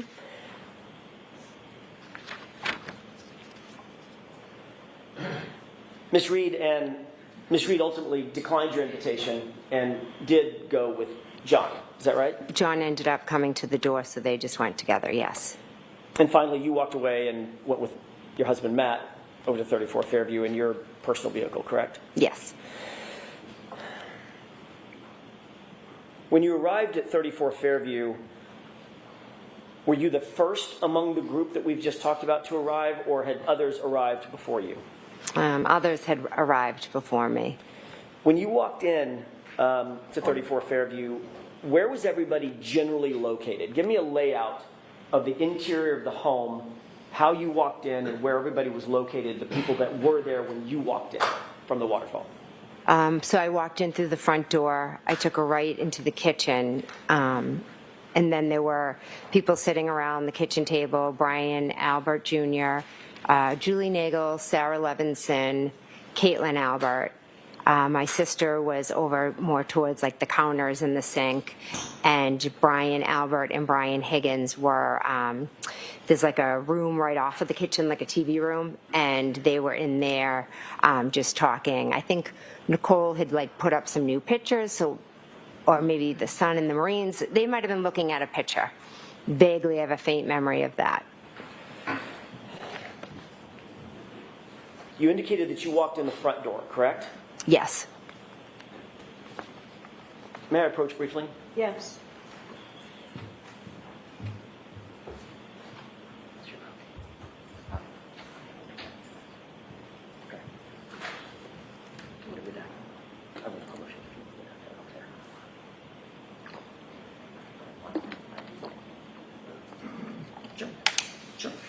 Yeah, this is your copy. I'll take care of the rest. Can you just take a look at that photograph for just a quick second?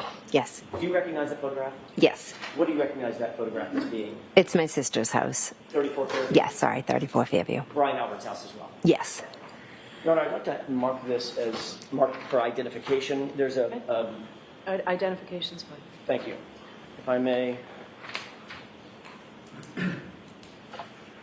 What would be the next in order? Exhibit F for identification. Thank you.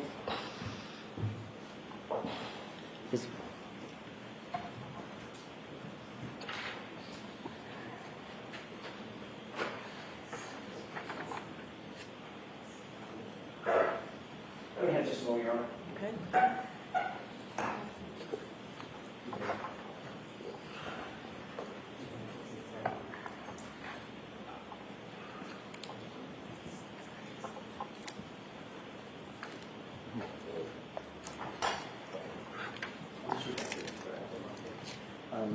What exhibit number is that, Mr. Wolf? 3. Your Honor, with the court's permission, I'm going to show a different exhibit until the other issue can be resolved. With the court's permission, it's Commonwealth Exhibit 3. Permission to publish? Yes. Mr. Wolf, could you highlight or enlarge the house as much as you can? Thank you. Ms. McCabe, do you recognize what's depicted in this photo? I know it's a little bit of an angle. Yes. What is that? That is 34 Fairview. Okay. Can you, I think this laser will work. May I approach? Yes. Can you use that laser and point to the front door that you entered when you walked in the house? Okay, that's directly in the middle of the just to the left of the flagpole for this purposes of this photograph, correct? Yes. Okay.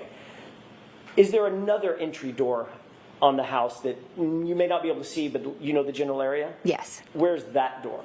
So that would be, see where these two windows are? Yes. The door would be kind of behind that right there. So it's right to the left of those two windows. And Ms. McCabe, just staying with doors for a second, is there another door associated with the garage? Oh, actually, yeah, there is. Right there. Right there next to that side door? Yes. Okay, thank you. May I approach? Yes. Thank you. You didn't go in the side door, you went in the front door that night? Yes.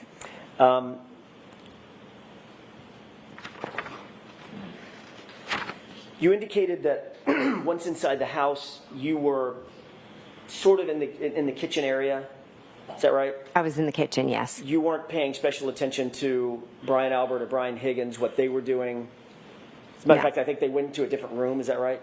There's a room, kind of the kitchen opens up into the TV room, so they were in there. So the only two that you recognized at this point in the night, not being sort of with everybody else, were Brian Albert and Brian Higgins, separated out in the family room or whatever that room's called, living room? Yeah, if you like just right there, you know, right where they are, just Okay. kind of right in the next room. When you first pulled up, did you notice any vehicles in front of Brian Albert's house? Yes, I did. What vehicles did you notice? Vehicle or vehicles did you Just notice? one. What was that vehicle? It was a Jeep. Can you describe the Jeep for us, please? I really can't. All I can say is that when I pulled down, the Jeep was on the, parked on the street in front of the mailbox, and I turned into the driveway. Okay. Did the Jeep have any special features on it that you remember, that you No. can describe? Not that I can recall. Big giant snowplow on the front? Again, it was dark. I didn't really pay much detail to it beyond, I just asked, whose Jeep is that? And did you learn whose Jeep that was? I did, yes. Whose Jeep was it? It was Brian Higgins' Jeep. And you said that it was parked in front of the mailbox, is that right? Yes. So as you're looking at the house, the mailbox would be closest to the driveway, is that right? Yes. Rather than, for instance, the flagpole on the other side of the lawn. Correct. So if the flagpole's here, there's the lawn, and then here's the drive. I mean, here's the mailbox, and then the driveway's over here. Okay. Does that make sense? It does to me. Okay. Thank you for that. You've previously indicated that the back edge of that vehicle, Brian Higgins' Jeep, was at the side, basically, of the driveway, which is what you've just described. It would be blocking the mailbox, the rear end associated with the driveway entrance, correct? Yes. Have you ever discussed having seen that Jeep in that spot with anybody else in this case? Is that including previous testimony, or? It is. At any time, before you testified at the previous hearing, had you discussed having seen that Jeep in that spot with anybody else? For instance, your husband? Objection.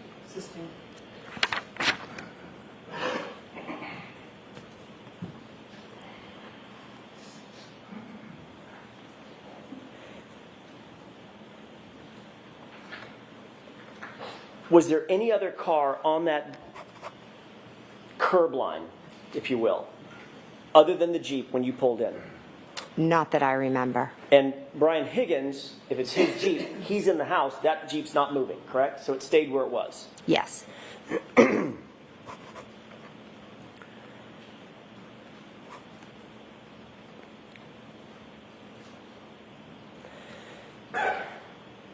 At some point, did you observe Miss Reed's vehicle pull up to the driveway? I'm sorry, pull up to the house.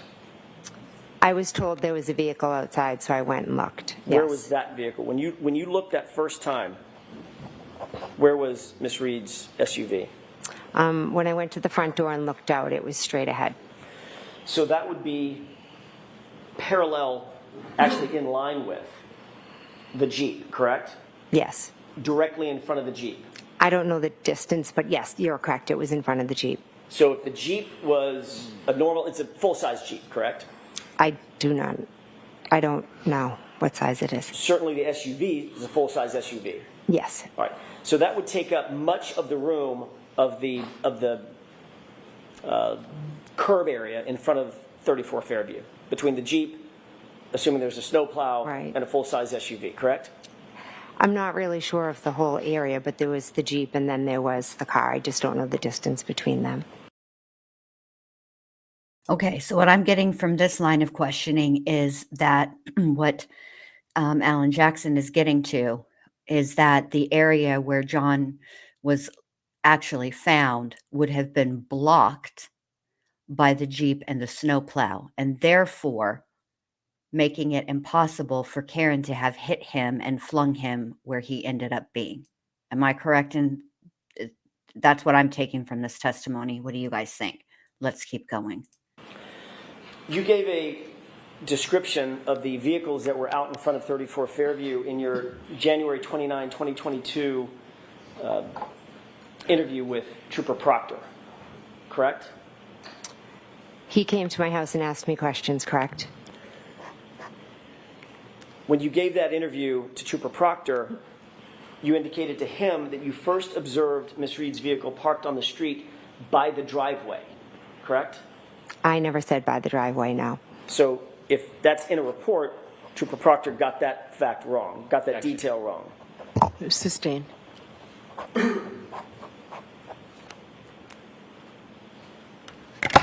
If in fact,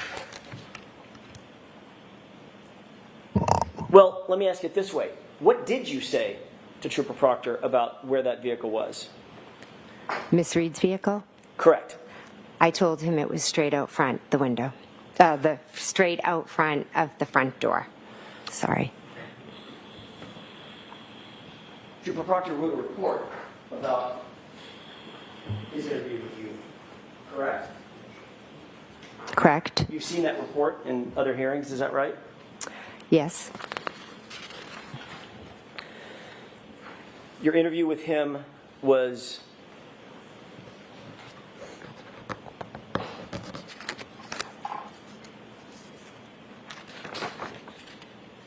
on January 29th. Do you remember the date? I'm sorry, I just said the date. Do you remember the time? My mistake.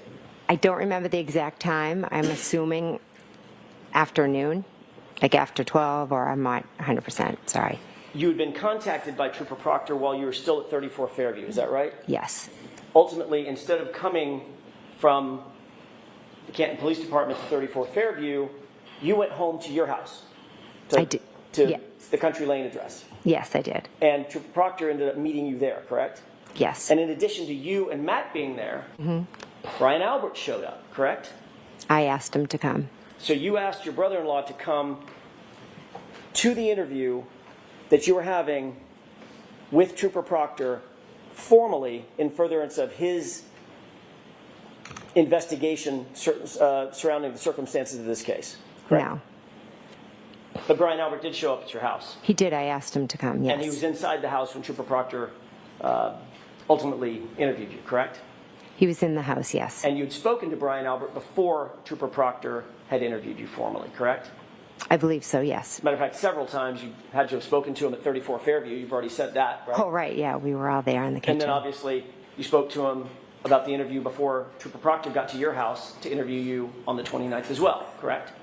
We were just talking about what happened. It wasn't specifically about Trooper Proctor. Right. Not about Trooper Proctor. You talked to Brian Albert about the circumstances of this case before you spoke with Trooper Proctor. Yes, I had.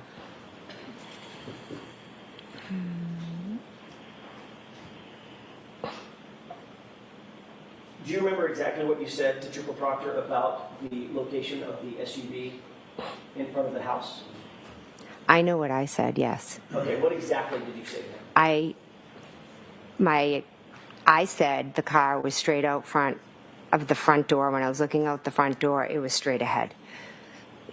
Isn't it true that what you actually said, Ms. McCabe, is that you first observed the vehicle parked on the street by the driveway facing in the direction toward Chapman? Objection.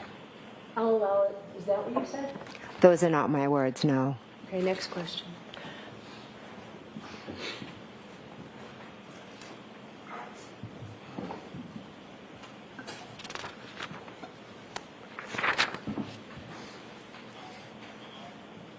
You've already indicated that following the events of January 28th and 29th, you have spoken extensively with your family and your friends, members of your family and your friend group about what happened that night, correct? Yes. And that includes Brian and Nicole Albert, is that right?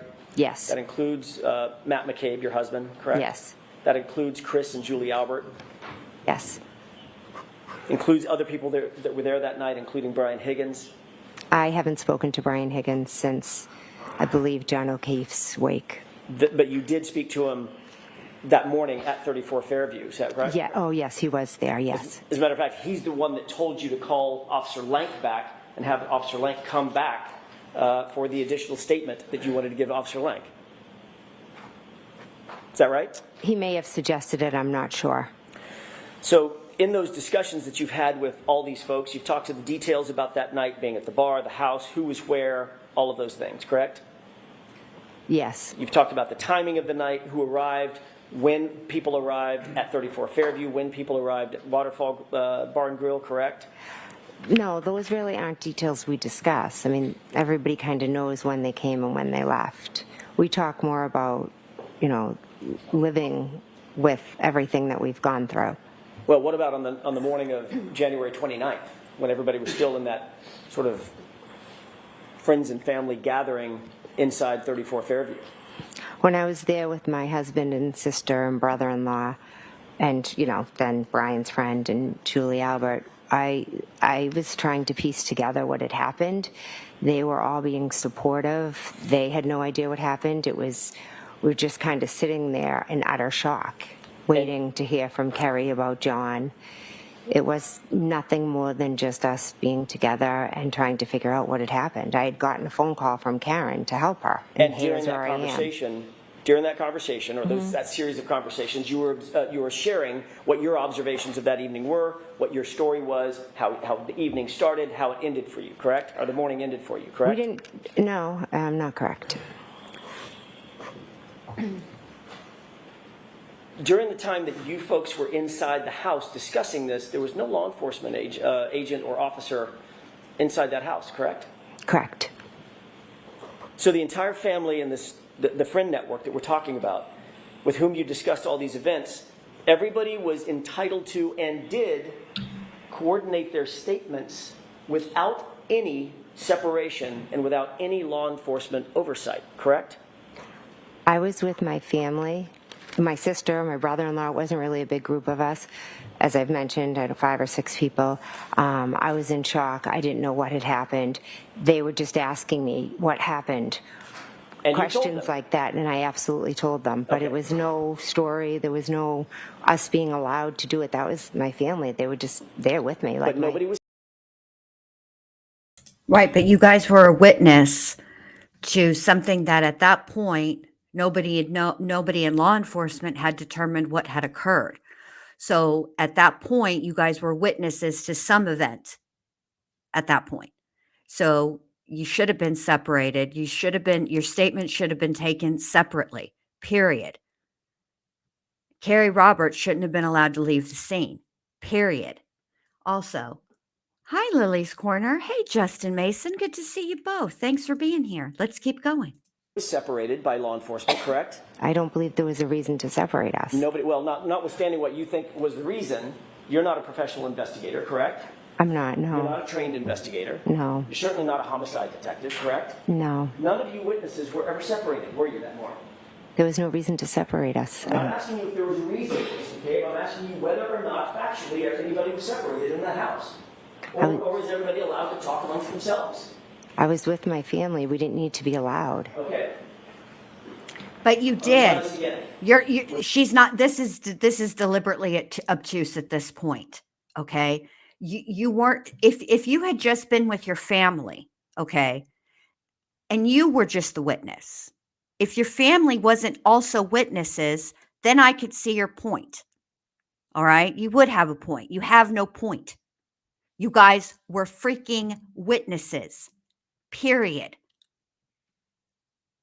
Which I'm sure that you know, given your close proximity and friendships to people within police departments, ma'am.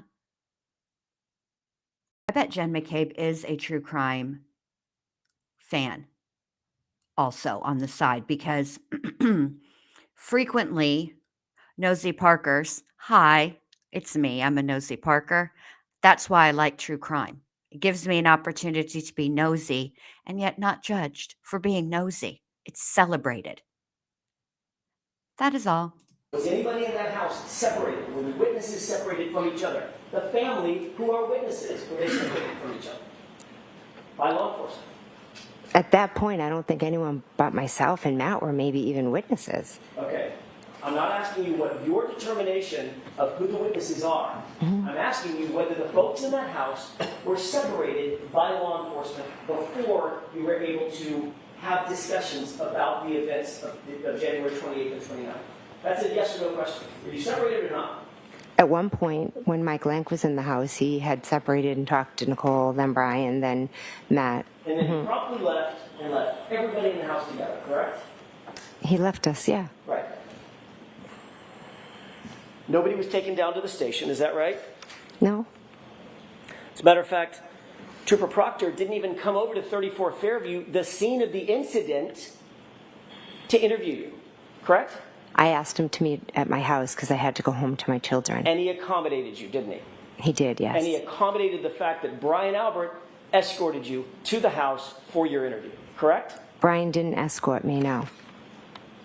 Well, he went to your house at the same time that Trooper Proctor was there to interview you, correct? He came at some point, yes, by himself. Before Trooper Proctor did the interview. I'm not sure if he was there, if he got there before or when he arrived. You've testified in the past that Yes. Brian Albert came to your house alone. I don't mean you came in the same car. Yes. But he followed you over to your house before Trooper Proctor ever got there. And he was in the house while Trooper Proctor conducted his interview, correct? Yes, Brian was in the house for the interview. Thank you.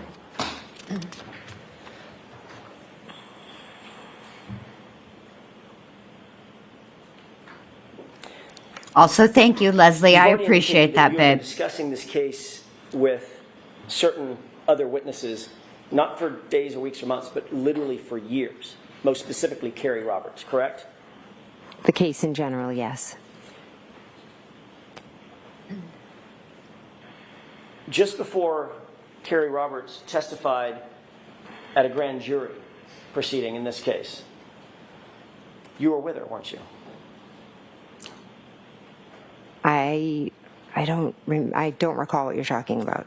Do you remember being at the grand jury? Yes. Do you remember testifying at the grand jury? Yes, the one back in April. Yes, yes. 22? Yes. Stop. Yeah, Look, sounds about right, yeah. how many people have ever been questioned by a grand jury? Something tells me that is something that's few and far between and something that would be memorable. Stop playing with these folks, Jennifer. Stop it. Ridiculous. Here we go. You remember being there in an anteroom with some other folks? What's an An anteroom? anteroom, a waiting room? Oh, yeah. Waiting for your testimony? Yes, You remember Carrie Roberts being with you in that exact same anteroom? yes. And that was right before her testimony, correct? I believe so, yes. So, in answer to my question, you two were together literally just before she testified at the grand jury, which was the first formal under oath testimony that she ever gave. Is that right? Yes. Hey, Craig, good to see you. Like number 31. I appreciate you. Thank you.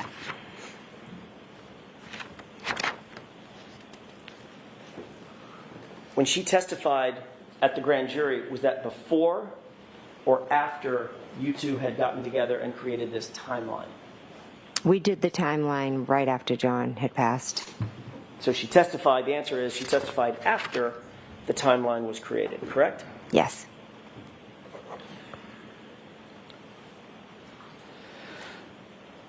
Brian Albert and his family had a dog on January 29th, 2022, did they not? Yes, they did. What was that dog's name? Chloe, What kind of dog was Chloe? German Shepherd. Was it do you know if it was a purebred German Shepherd or a mix of Malinois and German Shepherd, or do you know? I have no idea. Big dog, Yeah, good sized dog, yeah. 70-pounder. I don't know its weight. Wasn't a little munchkin dog, though. It was No. a full-size German It's Shepherd. a full size, yeah. On the morning that you described going into the house, January 29th, 6:40 a.m. or so. Oh, her blink rate has really you indicated that increased. You burst into the bedroom to wake your sister and Brian Albert. Is that right? Yes, I went into the bedroom. It's still dark out, correct? Yes.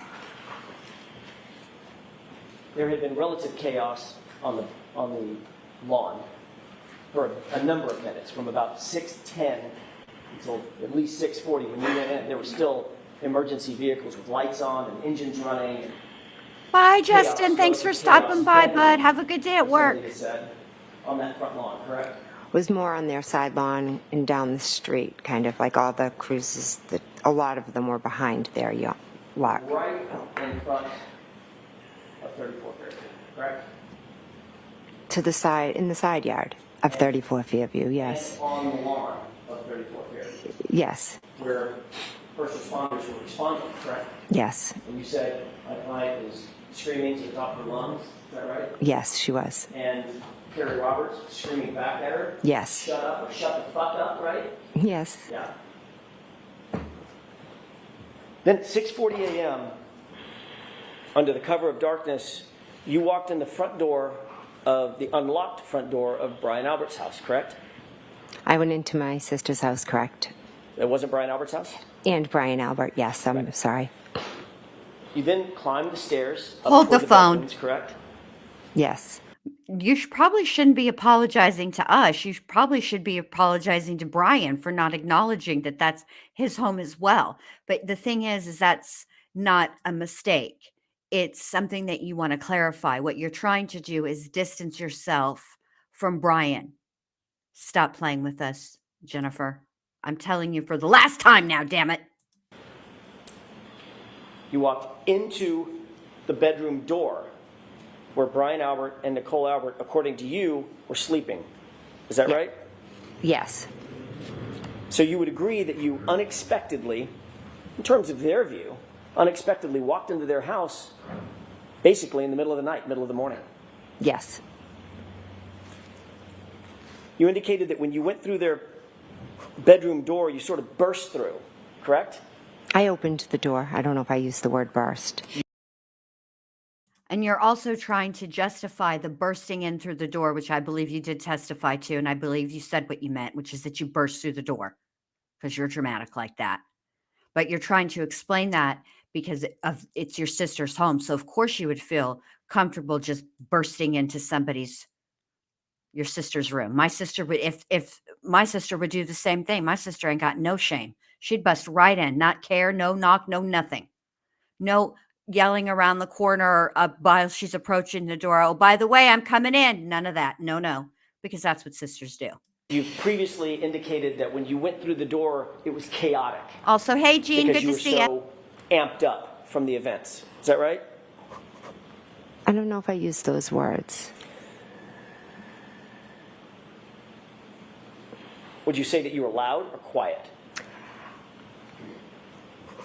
I think as I explained earlier, I was like where everything was going on around me, and I was kind of like in just a state of shock. And I remember thinking, I don't want to startle them, but I have to wake them up, because obviously when I wake them up, they're going to be panicked and think something terrible happened. Well, why didn't you want to startle them? Something terrible had happened. I didn't want to give them a heart attack when I woke them up. But you didn't walk up and just nudge them and say, hey, Nicole, honey, can you wake up or something? You didn't do that. No, I was like, Brian, Nicole, wake up, wake up. Okay, exactly. That would be startling. You weren't saying it in that voice either. You were saying, Brian, Nicole, get up. I'm not sure if it was that loud, but I definitely was. You definitely like trying to wake them up. Yes. You're a yeller, Jen. Don't play. I'm a yeller too. I don't recall seeing the dog. So, according to you, to the dog at least, if we can get in the mind of a dog, a relative stranger walks in the front door, climbs a set of stairs, the house is completely dark, walks into a bedroom door and starts barking. The person starts barking, get up, wake up, Brian, Nicole. And you don't remember seeing or hearing a dog at all. Objection. Sustained. Look, here's the deal. Jen, stop playing with these people, for real. You busted in the door. You woke your sister and your brother-in-law, full no-knock warrant, all the things, okay? And the fact of the matter is, the dog, and I know my dog, and most dogs, family dogs, are similar in this, that if it had been my sister, Nestor would not have barked at her, because he wasn't a barker like that. He barked when he just barked when he wouldn't bark at people he knew. All right. So what he would have done is he would have followed her up the stairs, but he would have been wagging his tail, which would have been hitting the walls. Actually, Nestor's tail probably would have woke me up before my sister's no-knock warrant. Stop playing. Come on. As you indicated, it's not that the dog wasn't reactive, it's that you don't remember the dog even being there, correct? I have no memory of the dog, no. But you do know that that dog sleeps in Brian and Nicole's room, correct? It may, I don't know for sure. Okay, and in that case, if Nestor was in the room with me and my sister came in serving me a full no-knock warrant, okay, he would have gotten up and my sister would remember the dog, which I don't like. It kind of makes me sad that they keep calling her the dog. She's got a name. And I'm going to let it go. Let me just let it go. The reason you don't remember the dog being there is because the dog wasn't there, was it? I don't remember the dog. Right. So when you walked out of the room, when you walked in the house, didn't see the dog? No. When you walked up the stairs, no dog? No. Walked down the hallway, no dog? No. Walked into Brian and Nicole's bedroom door, no dog? I don't remember seeing the dog. I realize that. Mm-hmm. Dog or no dog? No dog. I don't remember seeing the dog. Doesn't mean it wasn't there or it was there. I just don't remember seeing it. Well, you didn't. No dog came up to you and barked at you, correct? No. You didn't see or hear a dog whining or howling, did you? No. You didn't hear or see a dog scratching at the door? No. There's no sign of a dog at all in Brian and Nicole Albert's house at 6:41 a.m. when you walked into that house, correct? Or 6:40? I don't remember seeing the dog. And this was a 70-pound German Shepherd, correct? I don't know the weight of the Have dog. you ever heard a description given about that dog by Brian Albert, anybody else? That dog was not good with strangers. I object. Did you know, as you said, you're very, very dear friends, and obviously dear friends with Brian Albert, relations with Nicole Albert, your sister. Are you aware that that dog was not good with strangers? Object. Do you know that? I don't. It wasn't good with other dogs is what I knew, so I could never bring my dog over there. That's all I know about the dog. Right. Had some aggression, correct? At least with other dogs. Possibly. Possibly with other dogs. Yeah. That's our next question. I mean, what do you mean? Hold on a minute. Possibly. What do you mean? When a dog is not good with other dogs, that's what that means. It's aggressive. It's not like the dog is not good with other dogs because when that dog gets with other dogs, they make bad decisions together. Stop it. Jesus fuck. If you could remind the jurors, in your memory, who was the last person to leave the house at 34 Fairview on the morning of the early morning hours of January 29th? I believe Caitlin left after us, my niece. Thank you.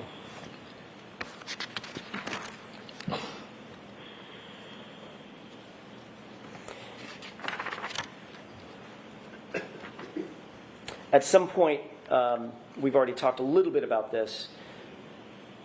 You said you looked out the front door glass. Was it a window or is the whole door glass? The whole door was glass, I believe. Is it like and pardon my ignorance, is there like a wooden door that is open and there's a storm door that's all glass that was closed? Is that what we're dealing with? I believe so, yes. Okay. Yeah, that sounds about right. Just hold your arm. Mm-hmm. Can we take one more glance? I'm going to back up for a quick second. Okay. Can we take one more glance at that exhibit 3 with the court's permission? Okay. Thank you.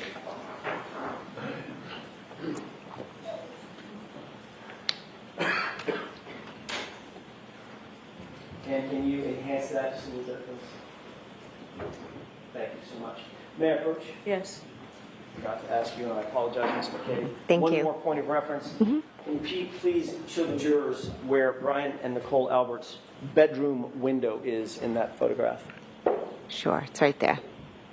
Upper left window, uppermost left window, correct? Yes. Thank you. May I approach? Yes. Ah, cripes. Go.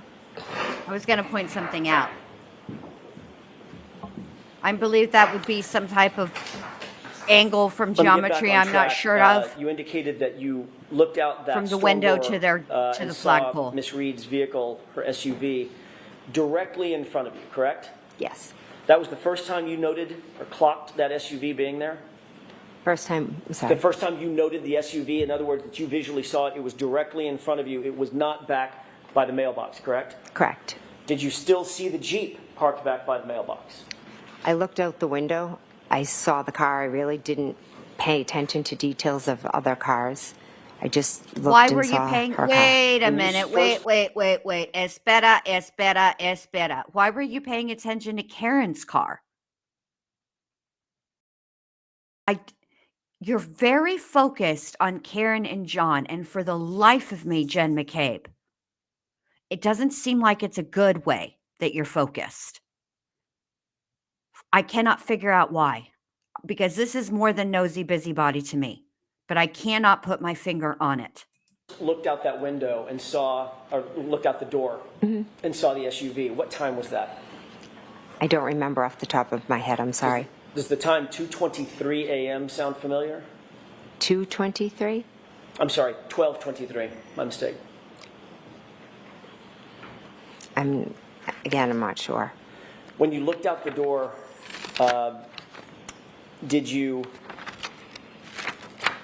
see any other vehicles at that time? Before she answers that, I want to highlight Sissy's mom's comment, who says witnesses are not supposed to talk to other witnesses about their testimony. I am willing to bet my last cent that Carrie Roberts called her after she testified. Look here, this is the deal, okay? And I agree with you. If you're trying to, and they're fully aware of the scrutiny that Jen McCabe and Carrie Roberts are fully aware of how heavily scrutinized these two witnesses have been. They're aware of that in themselves. So if you're really interested in getting justice for your good for your good buddy John O'Keefe, wouldn't you not speak to each other? Wouldn't you just refrain from speaking to each other so that there was no possibility of a suggestion of impropriety? I would. You can't exercise that restraint. Like, I knew Allie was at the beach this weekend, okay? I had stuff I wanted to tell her, but I knew she was at the friggin' beach. What did I do? I restrained and refrained. Not these two bozos. Other than the Jeep, other than Miss Reed's SUV? I believe I saw lights. Lights like over here somewhere. If the Jeep's there and the car, is there. Okay, can you describe for the record what you did? The theirs don't come across on the record. Oh, so sorry. To your left, yes, is straight out would be Miss Reed's vehicle that I looked at. Okay. I kind of looked at that. I remember my peripheral vision seeing lights over there to the left. Sorry. All right. So the way that you're describing this, and that's lights to a vehicle, correct? Yes. Matter of fact, you know what vehicle that is. I do, yes. What vehicle is it? Describe it for the jurors, please. It's Ryan Nagel's. Ryan Nagel's what? Car, truck? I believe he has a truck. Okay. So what you're describing is you looked out the window, you saw Miss Reed's SUV directly in front of you. Right behind that, in line, was Brian Higgins' Jeep, and behind that was Ryan Nagel's truck. Is that right? I'm not sure where his truck lines up. I just remember seeing lights. I just quickly saw Miss Reed's car and went back into the room. I wasn't, I apologize, paying attention for specific details about cars. At some point, you did become interested in exactly what time Ryan Nagel's truck arrived, correct? This is after the fact, well after the fact, months after the fact. Yes, I did. As a matter of fact, you took it upon yourself to ask Julie Nagel, Ryan's sister, to send you something, correct? Yes, I did. What did you ask her to send you? I ran into the two of them. I didn't ask you who you ran into, just what did you ask her to send you? Oh, okay, I'm sorry. A text message. A screenshot of a text message? Yes, a screenshot of a text message between Julie and Ryan Nagel. You knew at the time that Miss Nagel, very obviously, was a percipient witness in this case, correct? I believe so. It was very early on. Well, I mean, she was in the house. Mr. Yes. Wade. She was in the house when Miss Reed's vehicle appeared, correct? Correct. She was in the house when you were looking at the vehicle. Correct. She was in the house when everybody came home came to 34th Fairview from the Waterfall Bar and Grill, correct? Correct. She was interacting with those inside the house at the very time we're talking about, right? Yes. She went outside at some point to talk to her brother outside the house, right behind the SUV that you're describing as Miss Reed's SUV, correct? Yes. So you knew that she was, and you knew all this when you asked her for that screenshot. I was trying to piece together You the knew all time. this when you asked for the screenshot. You Yes. knew what her position was in this case, correct? She had no involvement. What happened outside I didn't ask is you if she had different. involvement. Let her finish her answer. Go ahead. Ms. McCabe, finish that answer. I didn't. What happened outside was separate from anything that happened inside. I'm going to ask you again. You knew all of that information, and that Julie Nagel was a percipient witness in this case, as was everyone else inside 34 Fairview, when you asked for that screenshot, correct? Yes. That is another example of you coordinating information with other witnesses in this case, correct? No, that is not correct. Were you ever advised by Michael Proctor not to coordinate information with other witnesses in the case? Did he ever say, don't do that? I don't recall. So you don't recall, or he didn't? I don't recall if he did or not. Okay. If he did tell you not to coordinate with other witnesses, this would be a breach of that agreement, wouldn't it? Objection. Sustained.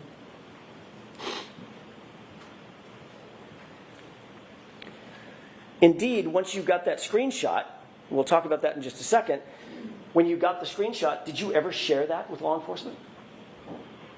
I'm not sure if I did or not. You never provided that to Michael Proctor or any other investigator, did you?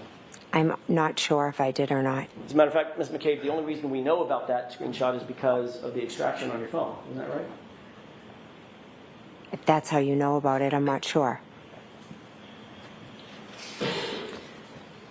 You asked for that screenshot for your own personal use, for your own personal information, for your own personal coordination, correct, of what happened that night. That's, what are you asking? There's 3 questions there.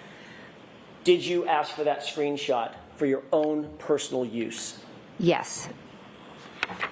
And indeed, you do know what time it was that you looked out and saw Ryan Nagel's truck, because the screenshot told you that, correct? The screenshot told me when Ryan Nagel pulled up. It didn't tell when I saw. And what was the time when Ryan Nagel indicated that he pulled up? I'd have to look at the screenshot. 2:23 a.m.? 12:23 a.m. sound right? If you have it and that's what it says, absolutely.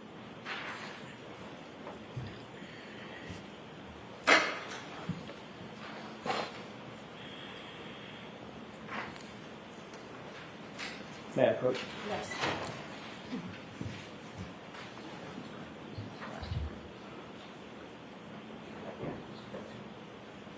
I'm sure I did. May I, Your Honor? Okay. Take a look at that transcript, that column. Can you read that to yourself, the highlighted portion to I'd yourself? like to be heard. All right, why don't you come to council? Why don't you council come to side?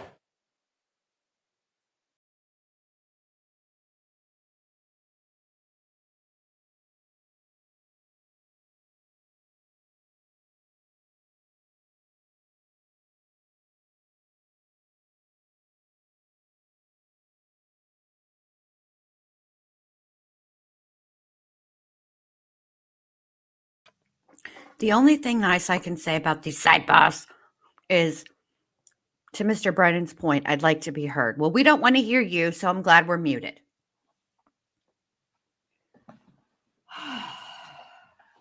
I need to know why Jennifer McCabe was so invested in following the investigation and figuring out what happened. Did you not trust the police department to conduct a thorough investigation? I mean, to me, her interest, the way that she's testifying, comes across as it was more than her interest in this case and finding out what happened was more than just wanting to know what happened to her friend. And it really, that is how it comes across. And this whole scenario of trying to isolate, it doesn't seem like they were trying to isolate Karen. It seems like they were trying to isolate John. They weren't encouraging Karen not to come to the house. Because I think if there was some type of setup, some type of confrontation that was going to happen, perhaps what the confrontation really was is maybe Brian Higgins was going to tell John, look, your girl out here flirting with me in the texts. Here they are. Perhaps that is what there was going to be a conversation and they wanted it to be private. Perhaps it was as simple as that. But what ended up happening was not that simple. That's might be why Jen was trying to get Karen to come back to the house with her first, so that the boys could stay behind and have this conversation. That's because it doesn't feel like they were trying to get Karen isolated. It feels like they were trying to get John isolated. And Jen, being the nosy Parker busybody that she is, was like, I'll do it. I volunteers, tribute. That's how it feels. Hold on a second.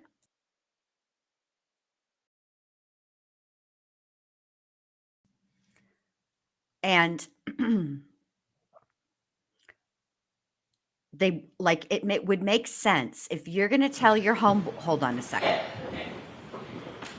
If you're going to, there's two types of people in the world, okay? The type of people, there's the one type of person who learns a juicy bit of gossip, right? And wants it to be a show. So if that's, so they would actually want everybody back at Fairview so that they could set it up and watch the explosion. It would be entertaining to them.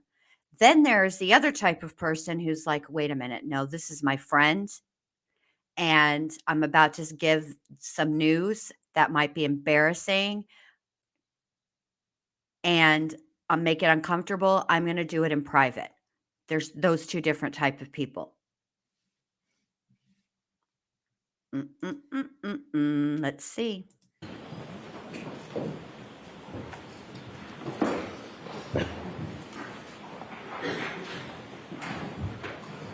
May I?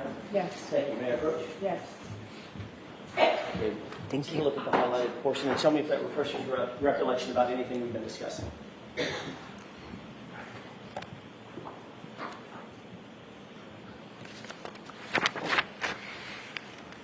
Is the page available I'm sorry, before this? just a yes or no, does that refresh your recollection about anything that we've been discussing?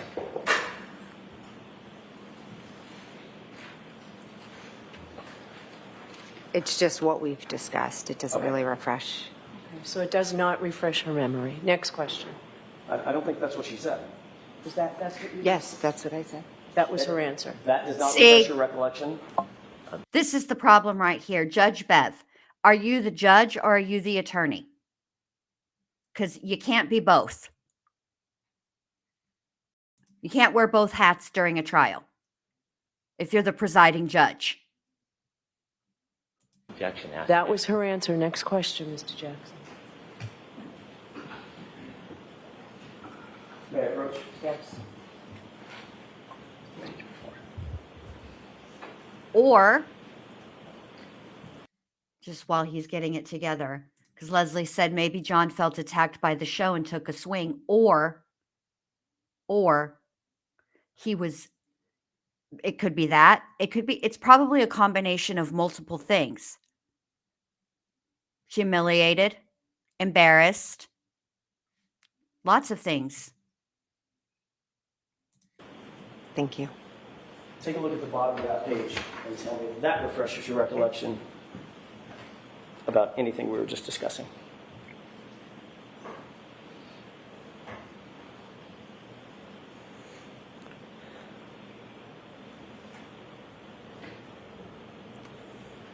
Neat Noodle, that is a delicious recipe. Neat Noodle says, dills are the best. Have you ever tried throwing a few jalapenos in a jar and letting them sit in the fridge a while? Let me do it like Meg. A while. Spicy dills are incredible. That sounds delicious. May I? Yes. Thank you. McCabe, having seen these, does this refresh your recollection about what we were just discussing concerning that conversation? Regarding me asking Julie Nagel for the time? Correct. Yes, it does. Okay. And what time did that was the... Oh, attendant to a hallelujah. Jen screenshot that you McCabe asked is for, refreshed. correct? Woohoo. Yes. And that time was what? Objection. Do you remember the time? Can I look at the paper? I was reading everything. I didn't So look at the the exact question is time. whether you remember the time. Oh, do I remember it? I don't remember the exact time, but I can read it off the paper. That's different than a memory. That's different. Next question. So this does not refresh your recollection as to the time that was reflected on that screenshot. I can read the time, but in my memory... That's not my question. I have to do it this way, Ms. Okay, McCabe. sorry. Does it refresh your recollection as you sit here, having read this, as to the time that was reflected on that screenshot? I don't... Sitting here today, the only reason I know there's a time is because of what's on that paper. But you did ask for a screenshot from Ms. Nagel, correct? Yes, I And did. And that screenshot said something to the effect of outside. Is that right? What's wrong? Just that question. The screenshot said something about outside. Is that right? I believe it said here, yes. Or maybe it's Yeah, here. something And similar. it was a screenshot from Ryan Nagel to Julie Nagel indicating that he had arrived.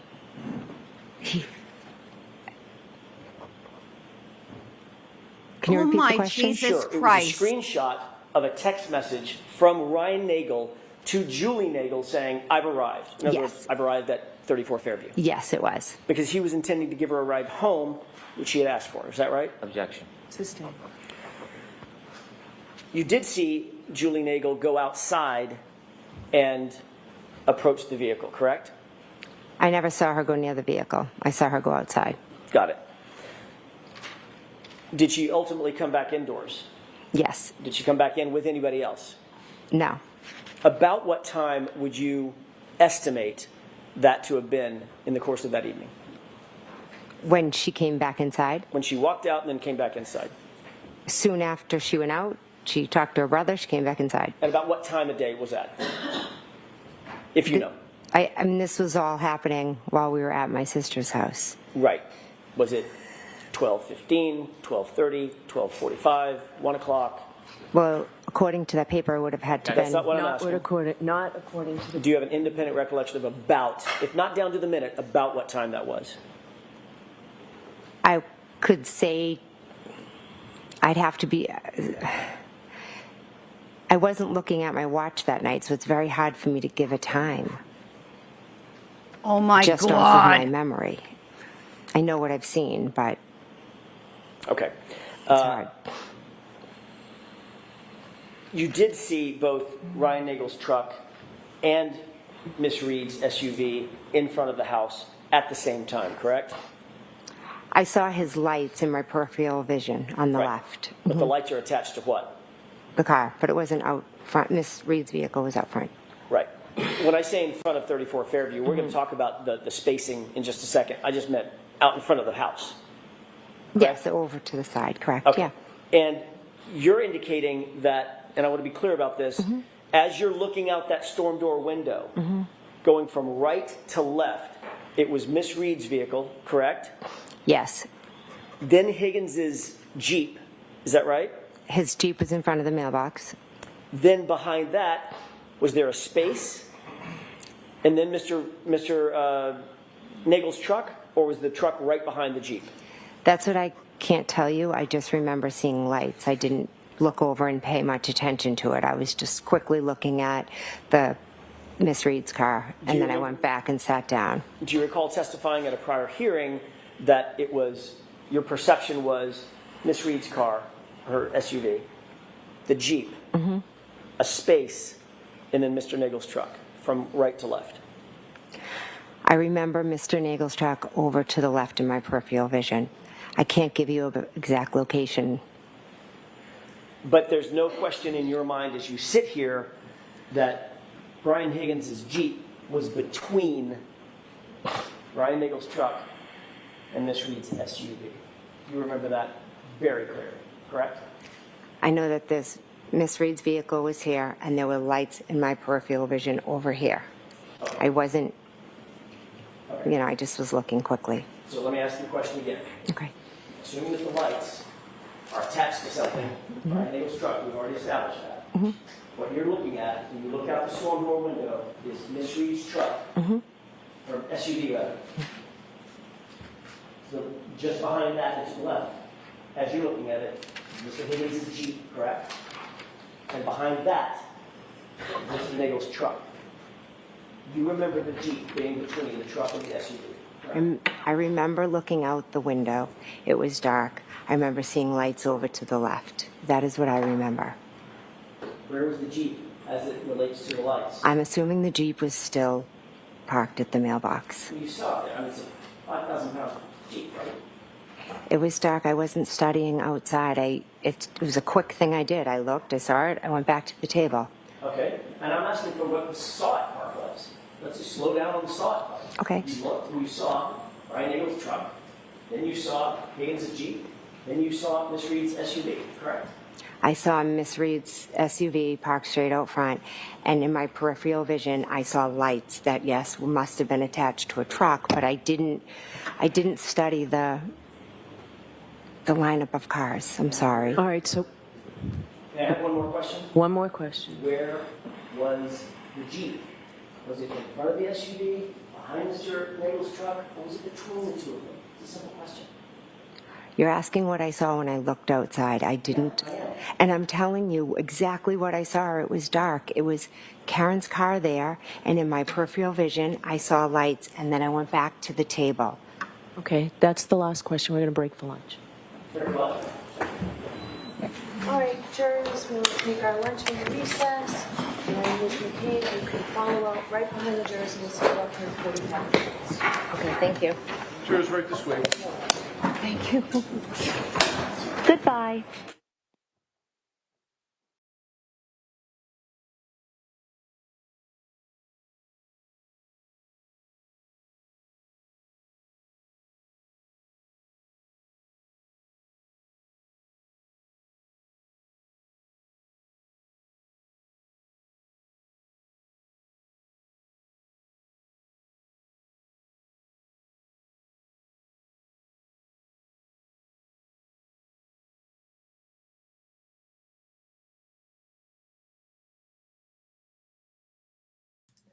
Bruh, never have I been so excited to see the only fan in all of my life. Normally it annoys me because I'm like, can we just get back to the testimony? But right now, hold on.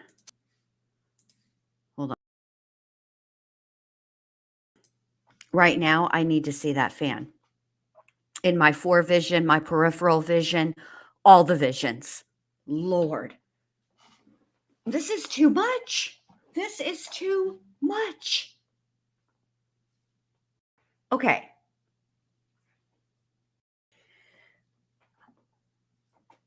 I did end up explaining already my line of thinking, or my way of thinking based on that line of questioning about what was going on at the bar that night. And to me, it seems quite apparent that for whatever reason,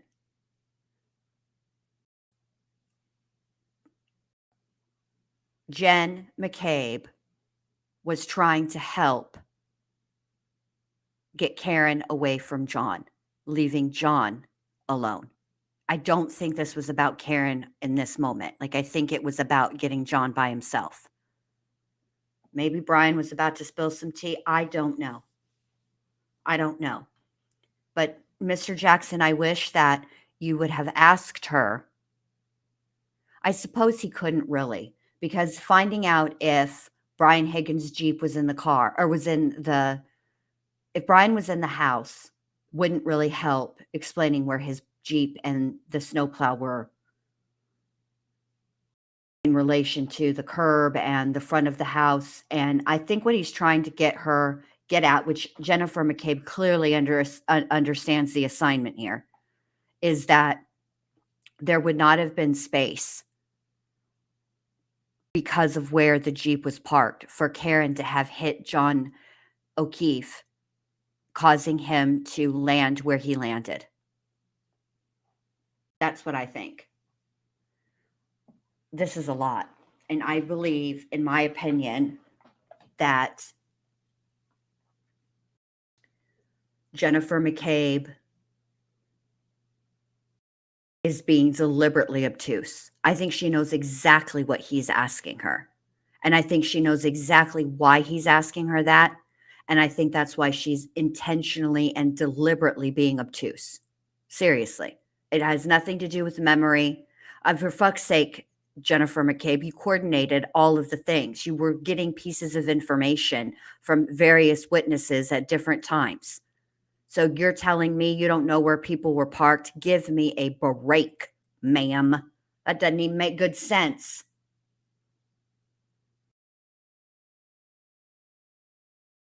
And Sissy's mom says, I wish Mr. Alessi was questioning her. I actually think that Alan Jackson is perfect for this, and here's why. Because he questioned her during the first trial. He's familiar with her. He knows what he's doing. And I think that normally I don't think that it's a good idea to be confrontational with a witness. Okay. I don't think it's a good thing to come across to the jury. It doesn't make the attorney doing it look good. But in this case, I think, it's my opinion anyway, that the reason that this is good is because she's giving as good as she gets. And I think that that's important. I think that the jury needs to see that Jennifer McCabe was the puppet master in all of this. Like, her assignment was to coordinate witnesses and gather information. She needed to talk. She needed to know what everybody knew and what everybody was saying. And that was her job. That was her assignment. And she did it, period. He got in front of the jury, and I don't give a rat's fat kneecap. They might not consider that piece of evidence that he read, which would have been her husband telling her, you better fix this lie, because you cannot, it is a crime to lie in front to the Department of Justice, just like it's a crime to lie to the feds, for sure. I think different state jurisdictions handle a little bit differently, but it is a crime to lie to the cops, period. Any law enforcement. They can charge you. They might not charge you with lying, but they can charge you with obstruction.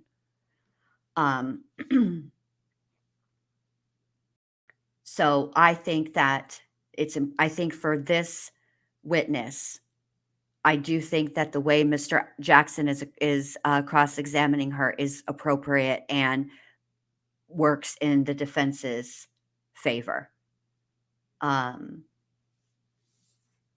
That's just my opinion on this. But I wanted to share with you guys really quickly while we're at lunch.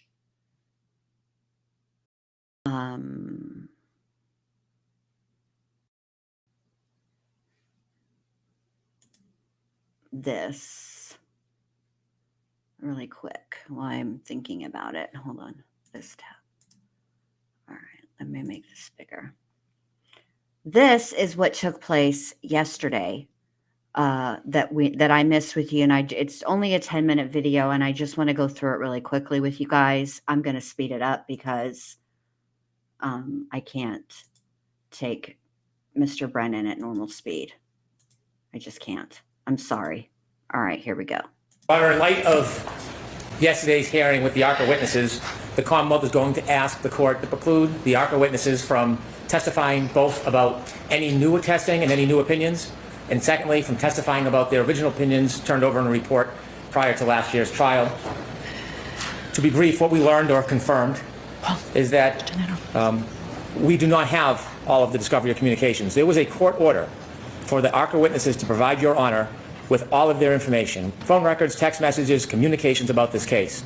Instead of providing their information to the court, they instead chose to send it to the defense, and then it was summarized and provided by the defense to the court and to the Commonwealth.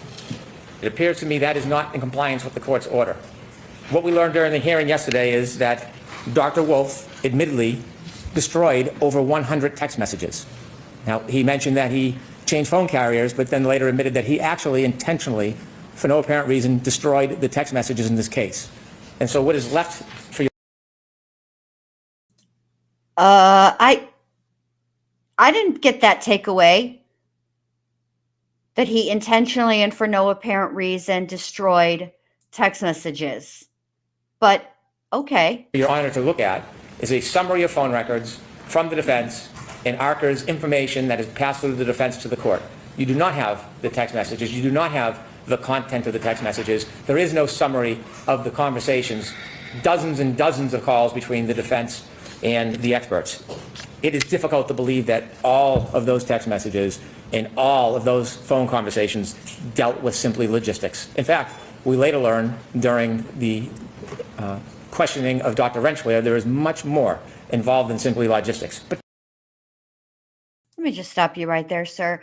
Let me just ask you, shouldn't your real issue and problem lie with Lally and the state from the first trial who never bothered to contact Arca? Isn't that really that's really who you should be upset with? Because they could have. They just chose not to. And gee, why was that? To get back to Dr. Wolf, he did not disclose to the court that he was communicating and having conversations on Signal. How odd. An expert using Signal. Never used it before. Dr. Rentschler said would not use Signal, never use Signal. But Signal, as we know, is an application that does not create a record of communications. Dr. Wolf maintained on his direct that everything he did was logistics, even when we showed him the direct examinations with comments that asked for input from the defense to questions in a way that would be advantageous to the defense. Also, I don't think that's what that showed. All it was an explanation. It was commentary, you can put it like that, but it was basically this is what I interpreted from it. To me, it came more across as an explanation of how the data should be interpreted, that it was very important for the jury to understand that he didn't need to see Karen Reed's vehicle physically. That's it. That's all. Because the math is the math. And to thwart the Commonwealth, Dr. Wolf actually still continued to testify that that was simply procedure and logistics, never admitting the fact that there was, in fact, conversations or information exchanged about bettering the presentation for the defense. Inevitably, I asked him about the sequestration order and how evasive he was. You simply have to compare him to Dr. Rentschler, who was quite candid. An hour or 45 minutes with Dr. Wolf, difficult getting a straight answer. Dr. Rentschler told us more in 5 minutes than Dr. Wolf told us his entire examination. And what we unfortunately learned Wait a minute. is that during the trial... Wait a minute. And whose fault is that? Who conducted his examination? Oh, that would be you. You don't want the ARCA coming in because it doesn't support your theory of the case, which I get. When this court had a sequestration order, information was being passed to the experts about witness testimony, in this case, unknown to the Commonwealth. Hold on. Yeah, there's a sequestration order. How about your pal Jen McCabe and Carrie Roberts talking? Shouldn't they have not talked at all? What is it that they needed to discuss that was so important? Their daughters both staying home from school. Stop it. That couldn't wait until after they had testified. Just to eliminate the potential for, the optics are bad. You know what the optics say to me? We don't care. We're never going to, we don't get held accountable for things that we do. There's an air of entitlement around that just doesn't look good. If it were me, okay, and it was my friend that this had happened to, and I knew from the first trial what the defense, what their theory of the case was and who they were likely to come after, you think that I would give them an inch? I wouldn't give them anything to come for me for during the second trial. But not Jen McCabe, not Carrie Roberts. No. They just keep on keeping on. Unknown to the court, information, particular information, not general information, witness testimony, issues in the case. We have no idea who is deciding or identifying the issues and who the advantage is given to in describing those issues. But that is witnesses being prepped through an intermediary. So we know the Department of Justice at least is violating the order, helping the witnesses along, and then they testify unbeknownst to the Commonwealth that they have this information, but obviously is reflected in the testimony. In addition, I provided some clips to Your Honor for review. Yes, do you want me to mark these as an exhibit? Hold on a minute. Okay, So now the Department of Justice and the defense are the cahooting cahooters? Are you kidding me? Do you hear yourself? All the things that are swimming around in that brain of yours, and those are the two ideas that you thought were the best to come out? Jeez. This was an exhibit from yesterday.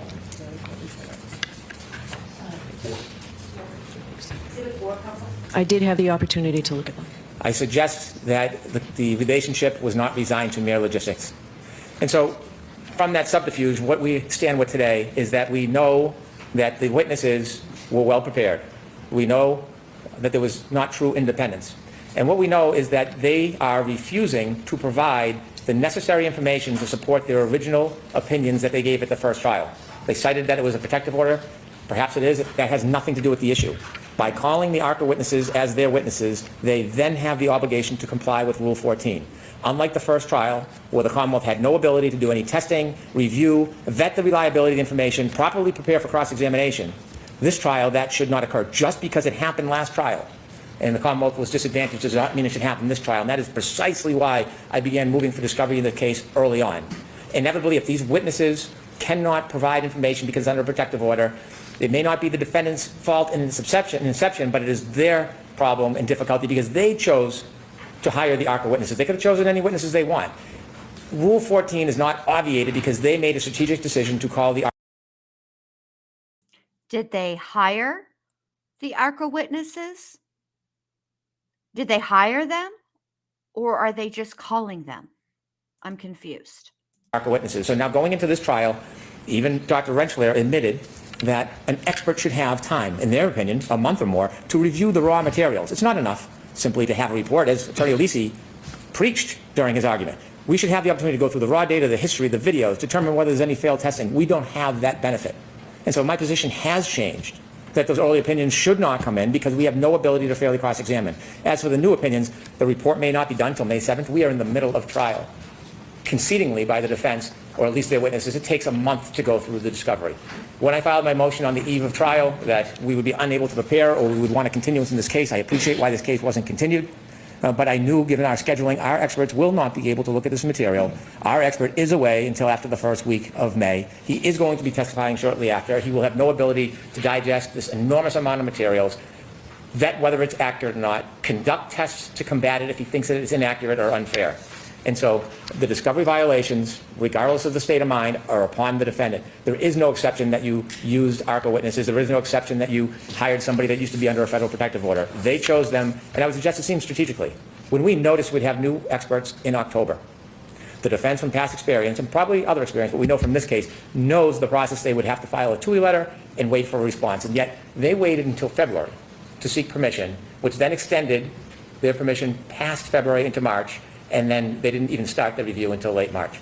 And so it's fundamentally unfair. We should not be placed in the position of cross-examining experts without the fair ability as any participant, defendant, Commonwealth, any participant would have in a case to consider and then to rebut. And so for that reason, I ask you to exclude both the new opinions and new testing, and also to exclude the earlier opinions that we will never, at this point, receive the proper discovery with to prepare.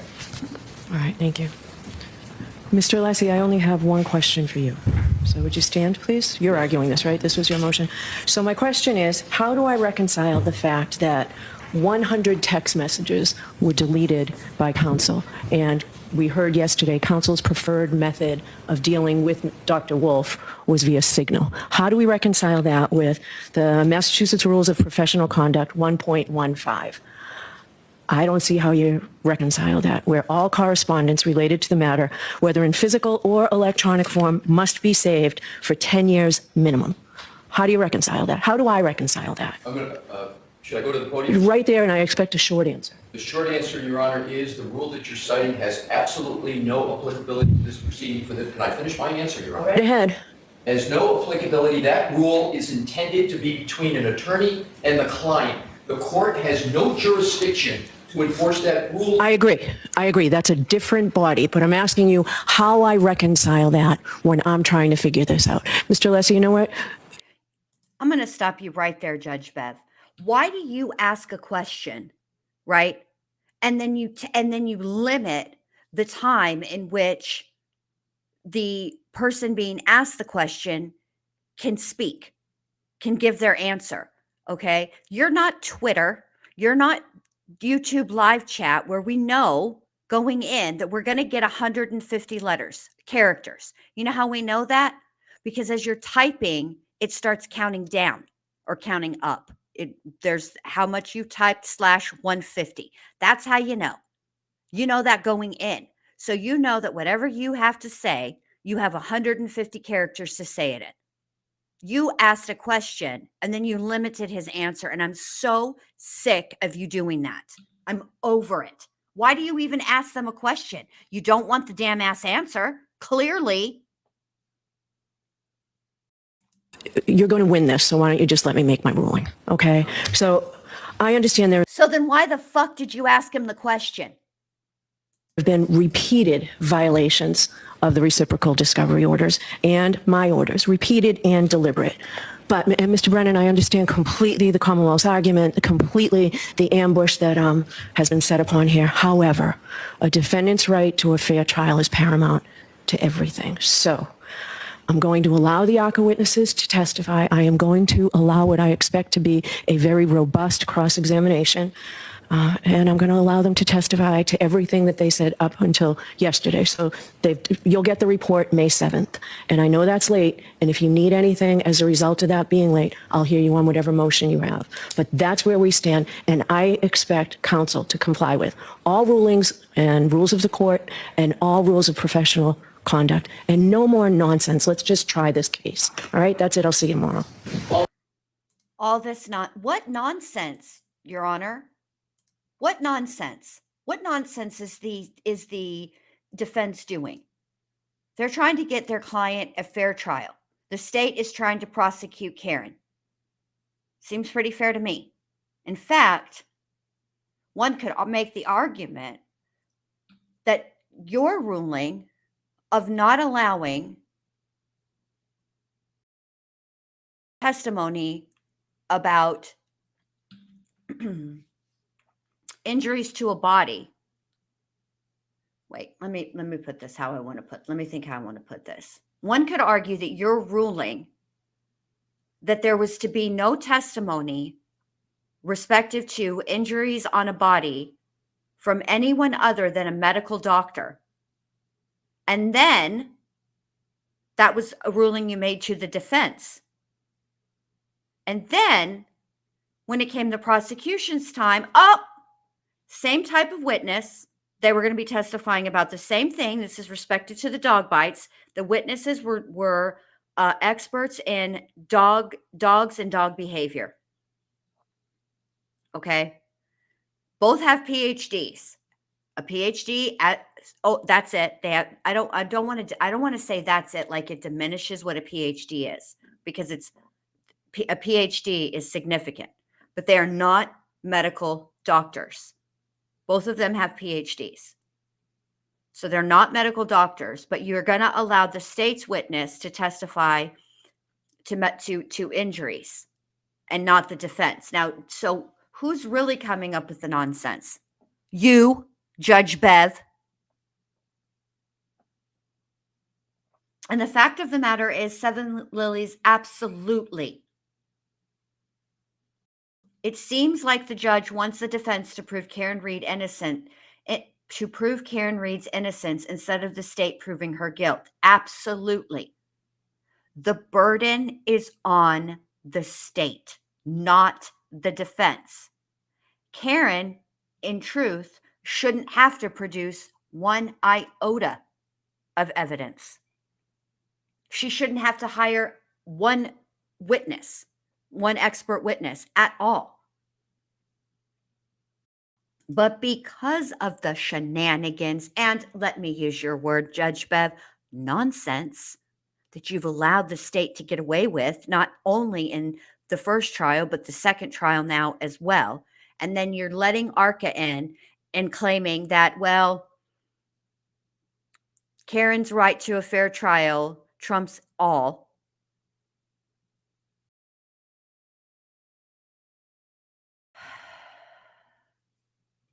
But okay, neat. This is a good, fair point.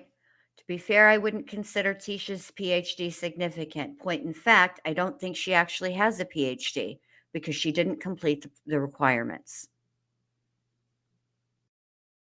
Specifically, I believe it was her dissertation. So I don't think I feel like that's why there's such a debate about whether she is Dr. Stauk or whether she's just Tisha. I submit to you, ladies and gentlemen, she's just Tisha. That's it. That's all. Oh, I know, Tess. I know this is the second time I watched this, and I got mad. I got mad during the testimony from the crash daddies, the ARCA experts. Maybe professional here. It's just ridiculous. But listen, I'm gonna come live tonight, and we're gonna finish up Jen McCabe's cross-examination and probably rebuttal and whatever else they do. Mainly, I want to focus on Jen McCabe, because I think that, I'm always hesitant, and I was during the first trial, to believe in a conspiracy. Okay, because usually I'm of the belief that, well, let me put it like this: it's not usually that my company policy is 2 people can keep a secret if one of them is dead. And a conspiracy involves too many people, which means the opportunity for somebody to spill the beans, to slip, to snitch, whatever.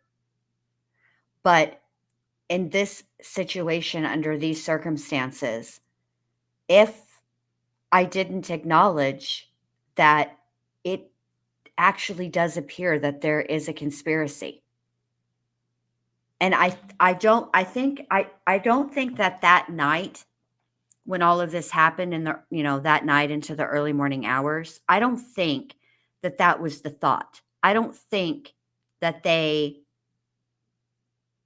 always intended to plan to point the finger at Karen Reed. I don't think they always intended that Karen Reed was going to be the scapegoat. I think that when Karen asked, "Oh my God, did I hit him?" somebody had a light bulb moment. And that is how it began. That's what I think. I think that I think Karen became the scapegoat because of a convenience, because she said that. And she didn't actually, it wasn't a declarative statement. It was a question. And I think that it snowballed from there. I think Karen Reed became the scapegoat out of convenience. And I think had she not asked that question because she was upset, because she was worried and she cared about John, she loved John. They had their issues. Every couple does. And the truth of the matter is, we're never going to know the real true state of their relationship. Not from this trial. Were they endgame? I don't think so. But what do I know? I don't know them.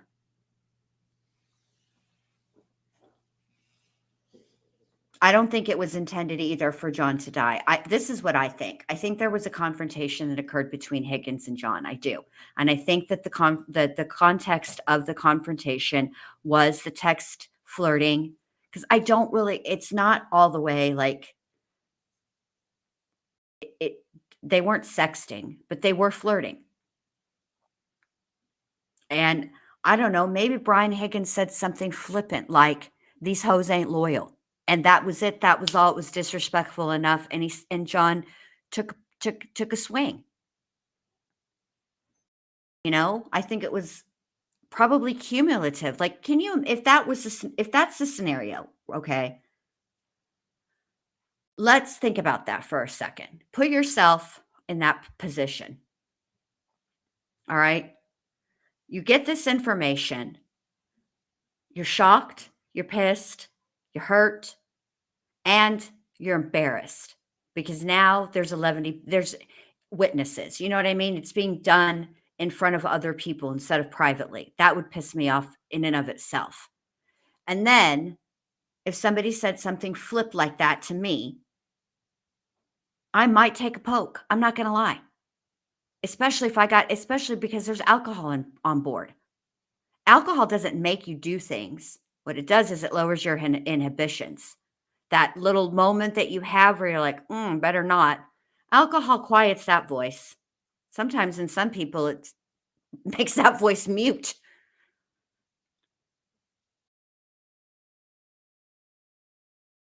And I think this is true too. I think that Tess is right.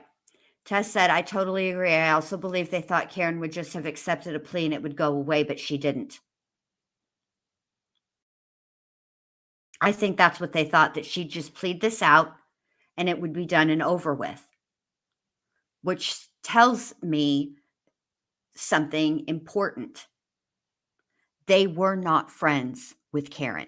Karen absolutely was an outsider, because had they bothered to become friends with her, had they taken the time to get to know her, they would have known Karen would not go for a plea, that she was not going to admit that she accidentally took John O'Keefe's life.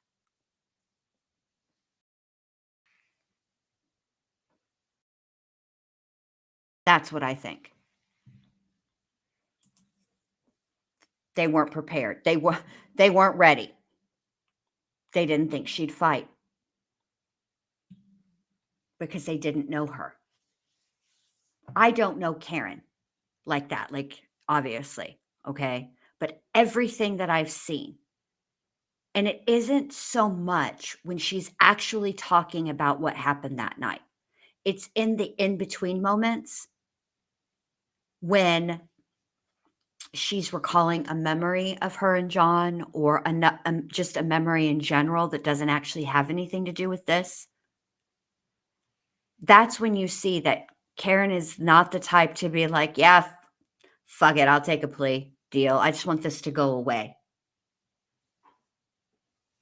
And this is a huge inconvenience for them. And now poor Chloe. Where is Chloe, by the way? It's my understanding from the first trial that she's been rehomed. Where's she been rehomed to? Whitsec? It feels like she's, she's in the witness protection program, bless her little heart. Poor dog. Anyway, my husband is home and I'm going to spend some time with him, and I'll be back live tonight and we'll go over more of Jen McCabe's, because I need to testimony, because I definitely need to take it down about 27 notches, because I know that I'm screaming. I know that I'm turned and I'm hyped, but I'm frustrated by this. I really do believe in our system of justice here in the United States. It ain't perfect, but it's the one we got. It's, it bothers me that this is even a second trial. Honestly, it does. I don't think that the state should have tried Karen again. I think that they should have done the right thing and they should have just let it go.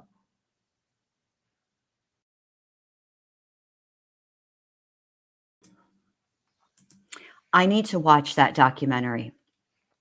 Non-blonde millennial says, Yeah, and that one lady on the documentary said that she just figured Karen would fall on the sword for this. That stood out to me. See, I think so too. I think that when when Karen was saying, when she was questioning, did I hit him? Oh my God, did I hit him? And the light bulb moment was had. I think that they thought they might be able to gaslight her into thinking that she had done this.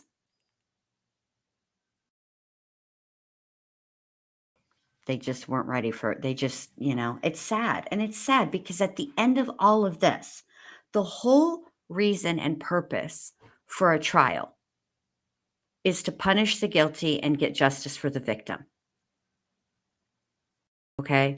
And whatever happened to John O'Keefe that night, because of, first of all, because of all of the things, including the way the investigation was handled in the first place.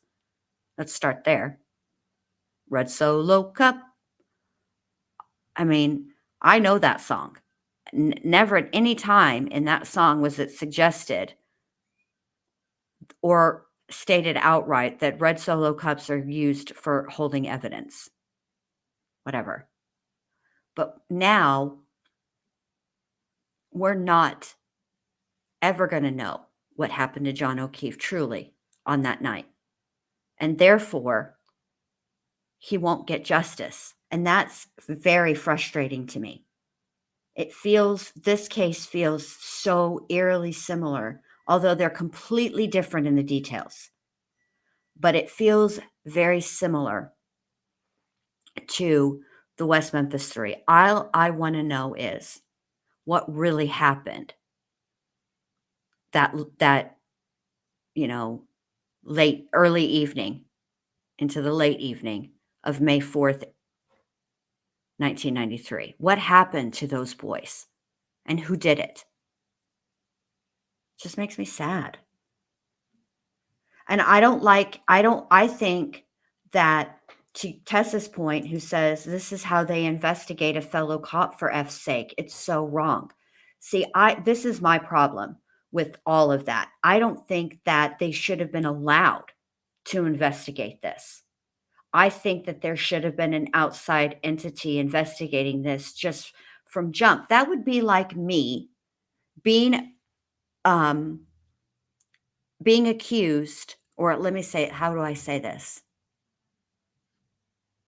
If I murdered somebody, that would be like allowing me to conduct my own investigation in how that person was murdered. That's what it feels like. Because there were officers involved from both the Canton Police Department and Boston, there should have been an outside law enforcement agency investigating this. Yes, me doing an audit on, that's a better analogy. Like me doing an audit on Allie's channel. I love Allie. I would be like, nah, she's fine. It's cool. Or vice versa, for Allie to do an audit on mine. She'd be like, nah, Bendy's cool. It's just, and you're right.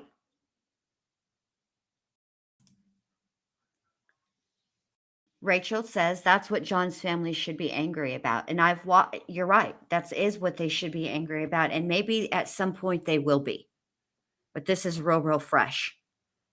And I remember with the West Memphis 3, I could not understand how the parents could sit through both of those trials and not have questions that they were verbal about, how they could just say, yeah, they're guilty. I couldn't understand it. And when I read Terry Hobbs' book, it made sense. Because they need to, if they were to keep questioning it or even start questioning it, it keeps that wound open and fresh, not just open, fresh. meaning it hurts like you were just told. Do you know what I mean?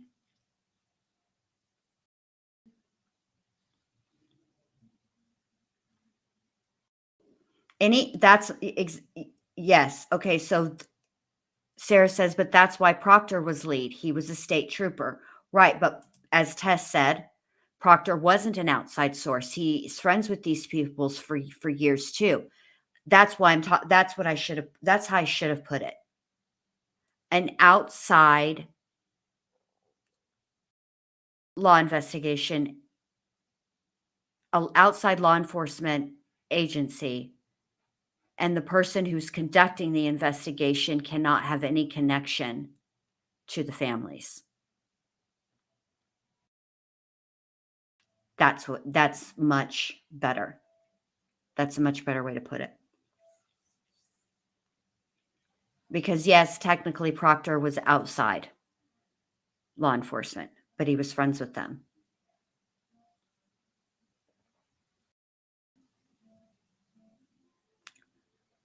You're right, Violet. Violet said, and they will forever be associated with having been accused of murdering 3 little boys. No matter what good in the world they do, it's attached to them forever, and it's sad.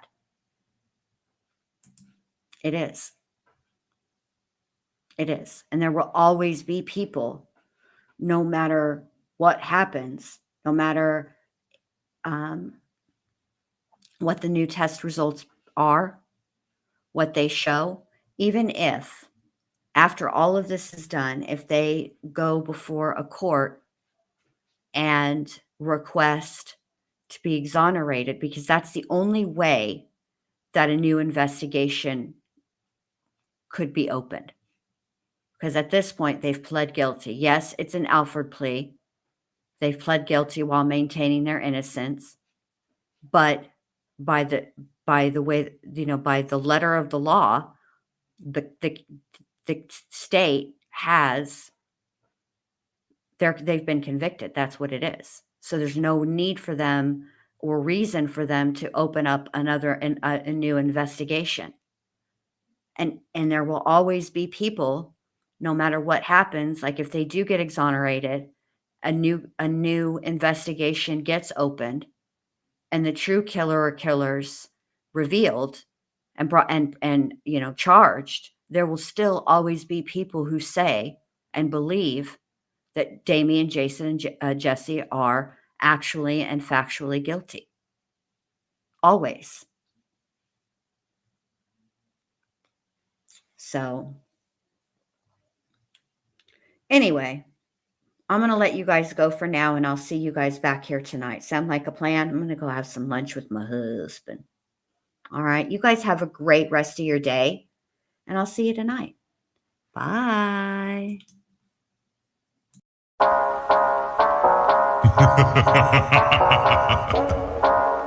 Cause it's Friday, you ain't got no job, and you ain't got shit to do.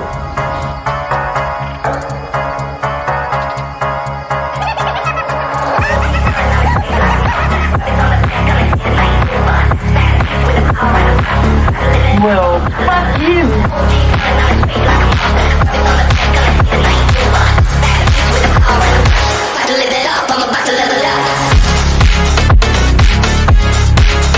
No malicious intent or effort was towards it. No militia. Finish her!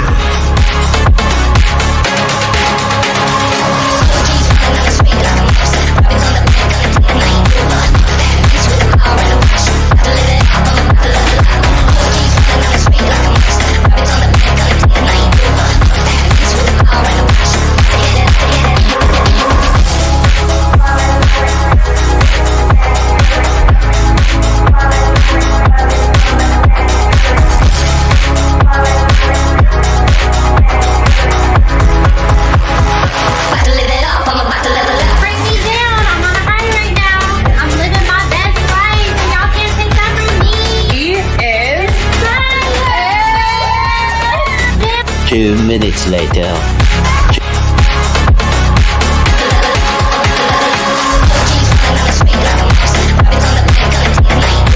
We all do a little mad sometimes.